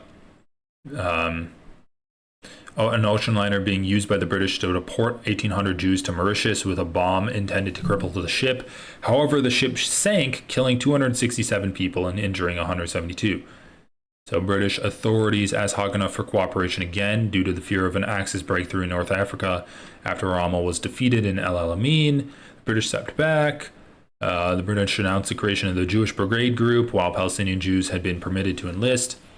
This was the first time an exclusively Jewish military unit served in the war under a Jewish flag. Okay, so anyway, after the 1944, after the assassination of Lord Moyne by members of the Lahi, the Haganah worked with the British to kidnap, interrogate, and in some cases deport Irgun members. This action was called the Saison, or the hunting season, and was directed against the Irgun and not the Lahi. Future Jerusalem Mayor Teddy Kollek was later revealed to be a Jewish agency liaison officer working with the British authorities who had passed on information that led to the arrest of many Irgun activists. Many Jewish youth who had joined the Haganah in order to defend the Jewish people were greatly demoralized by operations against their own people. The Irgun, paralyzed by the Saison, were ordered by the commander Menachem Begin not to retaliate in an effort to avoid a full-blown civil war. Although many Irgunists objected to these orders, they obeyed Begin and refrained from fighting back. The Saison eventually ended due to perceived British betrayal of the Yishuv becoming more obvious to the public and increased opposition from Haganah members. Anyway, so yeah, like, long history of just enforcing a Zionist regime here. Irrelevant. That's where they came from, and they continue to impose that upon the Palestinian population. I asked you, why is it that in the West Bank, there's nobody stopping all the colonization that's still occurring? Are you Palestinian? I'm Mexican. Have you lived in the Gaza Strip? No, and you were run out, right? Wait, here we go. 905. I have to add it to my list. My, I'm Palestinian list. Are you Palestinian? I'm Palestinian. Are you Palestinian? Were they? Here's a point that my interlocutor is bringing up that I can't respond to. So let me just say, are you Palestinian? I don't think so. Not killing British soldiers? How is that irrelevant? That's where they came from, and they continue to impose that upon the Palestinian population. I asked you, why is it that in the West Bank, there's nobody stopping all the Are colonization you that's still occurring. Palestinian? Are you Palestinian? I'm Mexican. Have you lived in the Gaza Strip? No, when you were run out, right? When you aligned yourself with, what was? Oh, you were ran out. Is that organization you're involved with? Because I know you work for the Atlantic Council. Keep reading to the 1980s. All right, I'll give it another 5 minutes and then go back. Also right now, right? Do you know anything about my history? Yes, I do. So tell me. Oh my Your God. parents were forced into Gaza, were they not? Ooh, I'm just pausing and making that noise so I don't get the stream taken down. Come on. They grew up in a refugee camp, were they not? Do you know anything about Hamas and how it treats Palestinians in the Gaza Strip? Do you know anything? Not worse than Israelis and Zionists treat them. Do you know that in the past 2 days? So we agree. Hamas has killed over 55,000 Palestinians. I mean, they're way worse than Israel, right? Hamas executed. We're talking about Hamas executing a Palestinian? Do you know anything about Hamas and how it treats Palestinians in the Gaza Strip? Do you know anything? Not worse than Israelis and Zionists treat them. Do you know that in the past 2 days, so we agree. Hamas executed dozens of Palestinians? Oh, dozens. They executed dozens of Palestinians. Wow. Well, I guess it makes it 12 to 55,000 then. I guess that's the scoreboard. Okay, let's keep reading. 1980s. 1948. Oh, I guess this is just the Haganah, right? So it's not the actual IDF. Golan Brigade, the 1948 Arab-Israeli War. After the British announced they would withdraw from Palestine and the United Nations approved the partition of Palestine, the 1948-47 Civil War and Mandatory Palestine broke out. The Haganah played the leading role in the Shuv's war with the Palestinian Arabs. Initially, it concentrated on defending Jewish areas from Arab raids. But after the danger of the British intervention subsided as the British withdrew, the Haganah, I mean, holy shit, Israel's been like, guys, stop fucking my shit up. I just want to kill Arabs for at least like 70 years. I guess, yeah, more than 70 years, like 100 years now. Guys, stop interfering. Let me just kill the Palestinians. Come on.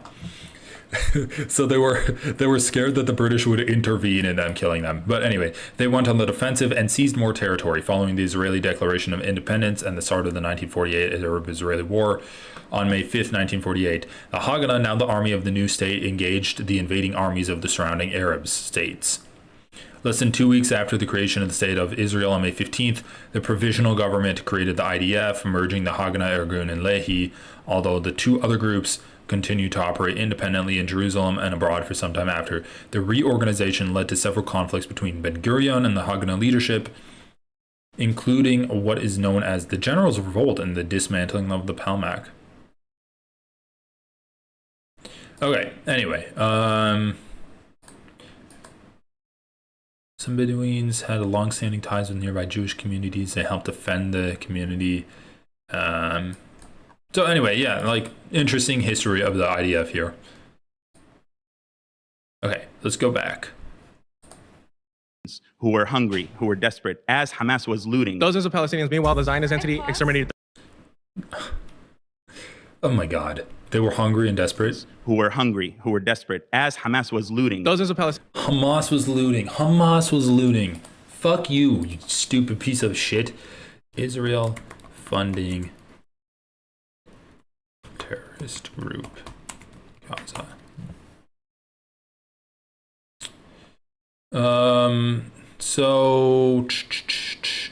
So Israel. Oh fuck. I know NPR just did a story on this. Israel funding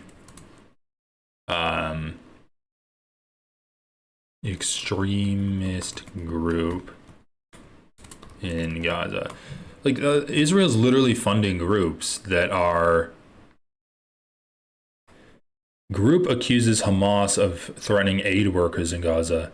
Israel admits support for anti-Hamas armed group accused of looting Gaza aid.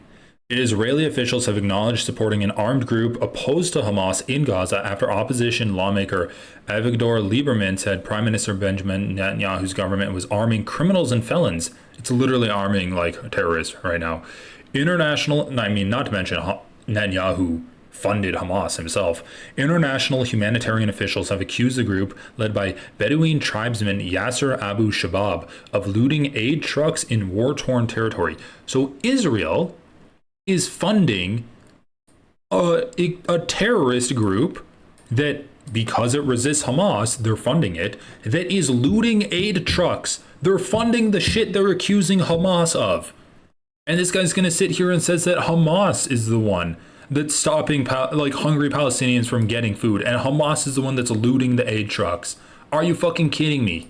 Not only did Israelis loot aid trucks and blockade all aid trucks from getting in, since the beginning of this genocide they've done that, but now they're funding groups within Gaza to loot aid trucks and stop them from getting in.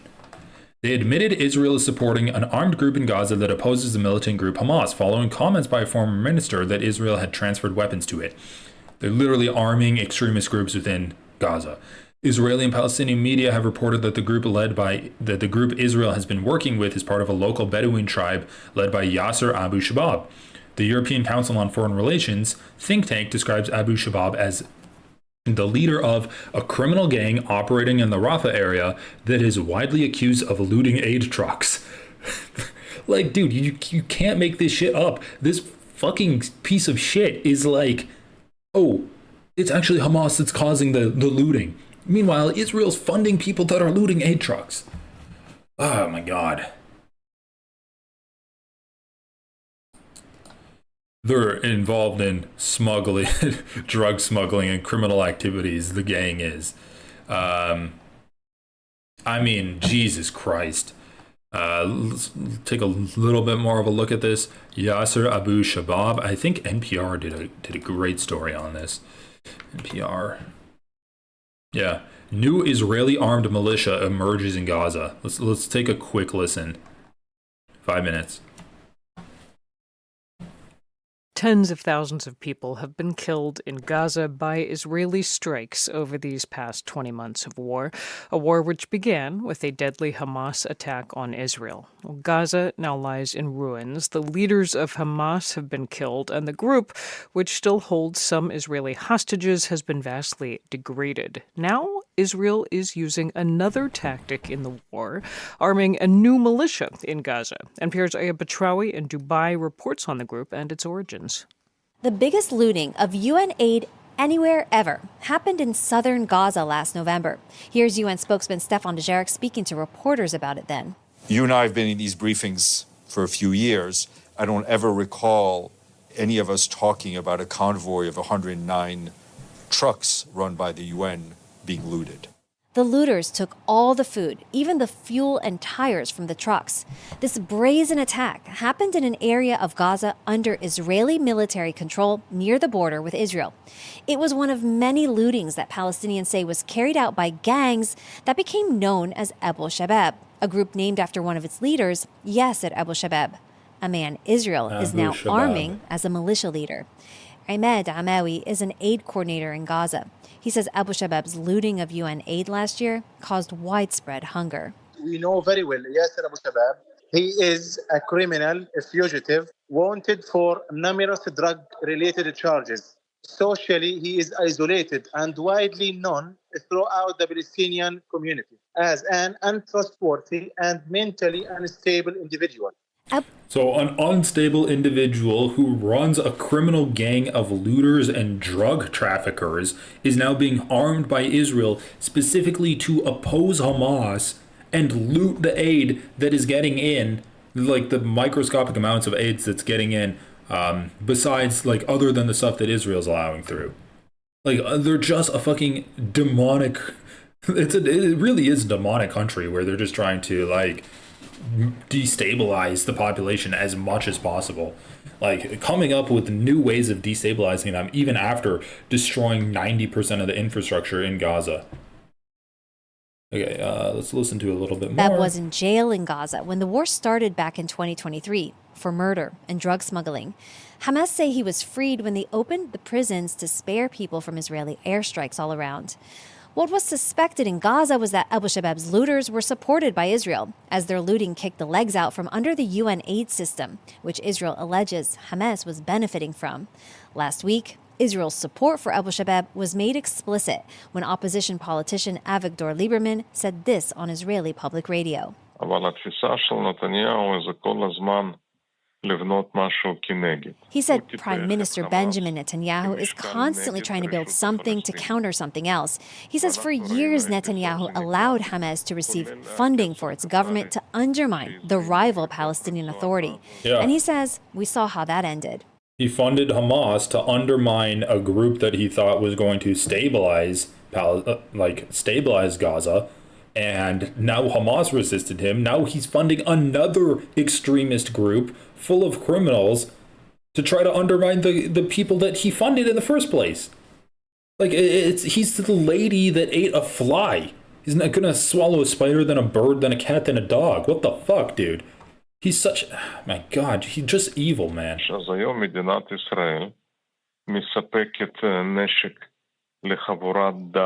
He says Netanyahu is now providing weapons to fighters from the extremist Islamic State group to counter Hamas in Gaza.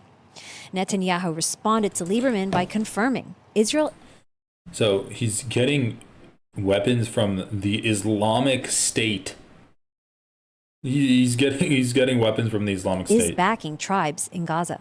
Netanyahu allowed Hamas to receive funding for its government to undermine the rival Palestinian Authority. And he says, we saw how that ended. He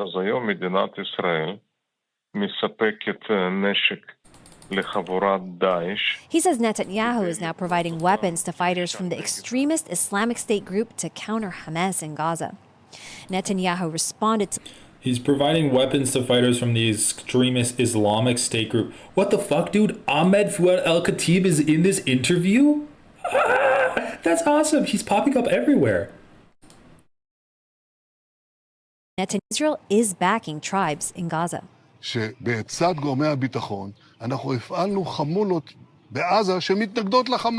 says Israel has, quote, activated clans that oppose Hamas, and says, what's wrong with that, before saying it's only good. But even far-right ministers in his government say they do not support this idea, and neither do Palestinians, like Ahmed Fouad al-Khatib. He's a non-resident fellow. Oh my God, they're talking about Ahmed Fouad al-Khatib. Let's go. Oh, he made it on NPR. At the Atlantic Council, who's had family killed in Israeli airstrikes in Gaza. He's also opposed to Hamas in power, but says any alternative must have clear oversight by a Palestinian political body in order to govern with legitimacy, unlike Yasser Abu Shabab. He creates this illusion that Gazans who are anti-Hamas are all somehow affiliated with the IDF, with the Israeli military. So that's what's dangerous about him. Abu Shabab, meanwhile, is now rebranding itself as protectors of aid with photos. Wow, interesting. He actually kind of came out and said that Palestinians aren't going to accept a group that is affiliated with Israel. Interesting. We haven't really heard that before, like when his conversations with Ethan Klein, or maybe he'll say it on this Jubilee. ...of them securing routes for a new Israeli plan that restricts how food is distributed in Gaza. Health officials say at least 150 people have been killed by Israeli soldiers trying to reach these sites run by American contractors. Israel says troops have fired warning shots. On a new Facebook page, Abu Shabab describes itself as a counter-terror group and labels itself the Popular Forces. ندعو أبناء وعائلات المنطقة الشرقية لرفح بالعودة إلى بيوتهم الآمنة. In one of their videos, they call residents of Southeast Gaza who've been forcibly displaced by the military to return, saying it's safe. It shows a family receiving food aid from them and empty tents they've erected. The groups also posted photos brandishing what analysts say appear to be Hamas rifles seized by Israel. They're donning helmets, camo, and tactical vests, and they have an insignia of an eagle eating a snake. But Hamas, too, has videos. In this, Hamas fighters scope out some of Abu Shabab's men, described as Zionist collaborators in South Gaza's Rafah. Several are then killed with an improvised explosive. Jesus Christ, dude. And Abu Shabab this week for the fucking Hamas propaganda goes hard. They just kill people. Like, in America, we have politicians shooting cars with politicians' faces on them. But I guess if it was Hamas does shooting actual cars with the politicians inside them. Okay, well, anyway, it's so funny. They actually had this guy Ahmed Fouad al-Khatib on NPR. That's so good. Meanwhile, the Zionist entity exterminated 33 of your family members? Pause. You've been voted out by the majority. Please return to your seat. Hi, Daniel. My name is Ahmed. Daniel, nice to meet you. Nice to meet you. So I want to shift the conversation a little bit. Please. You said that October 7th was one of the most detrimental things to Palestinians, correct? I would beg to differ because I think the fact that, also, let's not pretend like Vote October her out. 7th Vote her out. She started a thought and abandoned it. Failed at public speaking. Vote her out. was an isolated incident. It didn't come out of nowhere. It came after years and years and years of occupation, oppression, and siege. Okay? So on October 7th, when the resistance took place, because it wasn't an isolated incident, it also happened to take place during a time where social media was rampant. So for the first time in a really long time, Palestine was in every conversation. Most everybody that you know could talk about Palestine in one way or another. They knew about what was going on, and for the first time, we are hearing people recognize how detrimental the IDF has been and the occupation has been in history. And I think that the fact that it took place during a time where social media was at its height, we're seeing people on the ground, we're seeing people take videos of the rubble of their homes, we're seeing people have to makeshift water filters so that they can have drinkable water. I mean, this is a response to an argument Ahmed hasn't really put forth yet, but it's an argument of, why do you care about what's happening in Israel? Don't you think that's a little anti-Semitic of you? You're not talking about the genocide in China. You're not talking about the genocide in, I don't know, in Yemen. You're not talking about any of those things, but you're focusing on Israel solely. Methinks thou doth protest too much against the Jewish state. We are seeing children get shot for collecting rainwater. We are seeing children dying and starving and emaciated infants. And his eyes are glazing over. He's just thinking about the millions of dollars he's going to get paid for doing this propaganda. For the first time, it's not just on the news. It's on your phone. We're watching a genocide take place on our phones, and most everybody I'm going to have to stop you there. It is not a genocide. It's a war. Is talking about it. So how can you say that October 7th was so detrimental to the Palestinians? No, my stream was taken down. Anyway.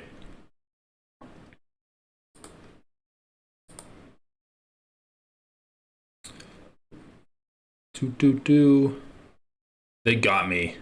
Well, guys, listen. Wait, hold on.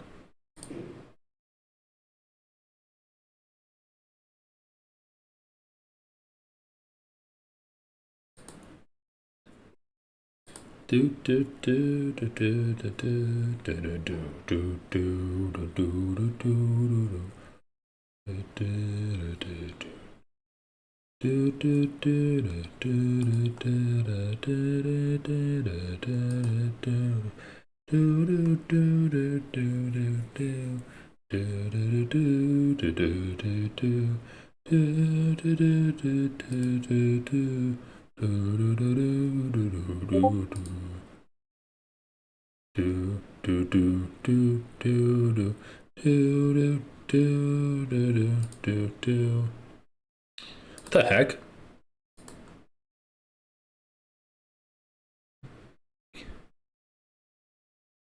The stream, wait, is the stream still up?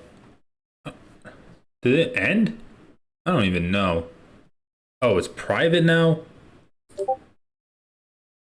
Oh shit, guys.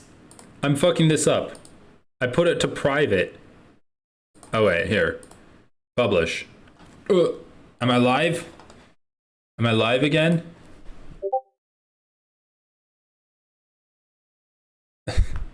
Okay, I think I'm live again.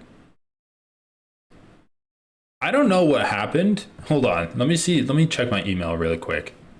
I got an email from YouTube, but I don't understand the rules about live streaming here. Also, I hope you could listen to my beautiful humming. I don't know. All right, let me just check. What was this email that I got?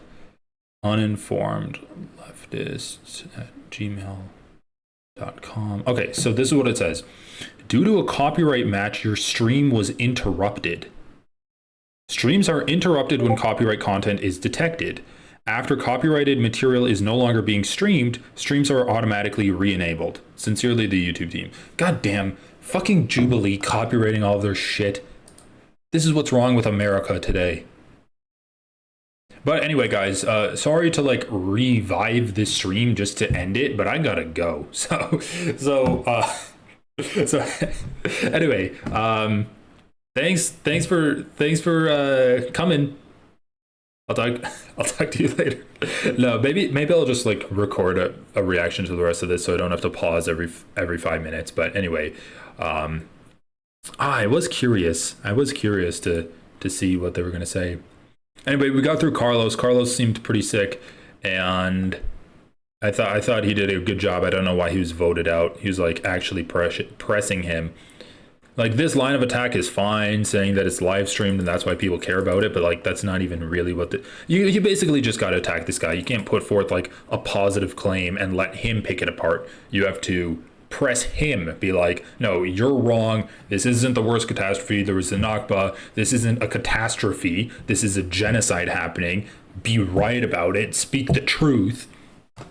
Just like really press him and apply the pressure. Anyway, guys, I'm gonna head out. Thanks for watching, and I'll talk to everyone later. See ya.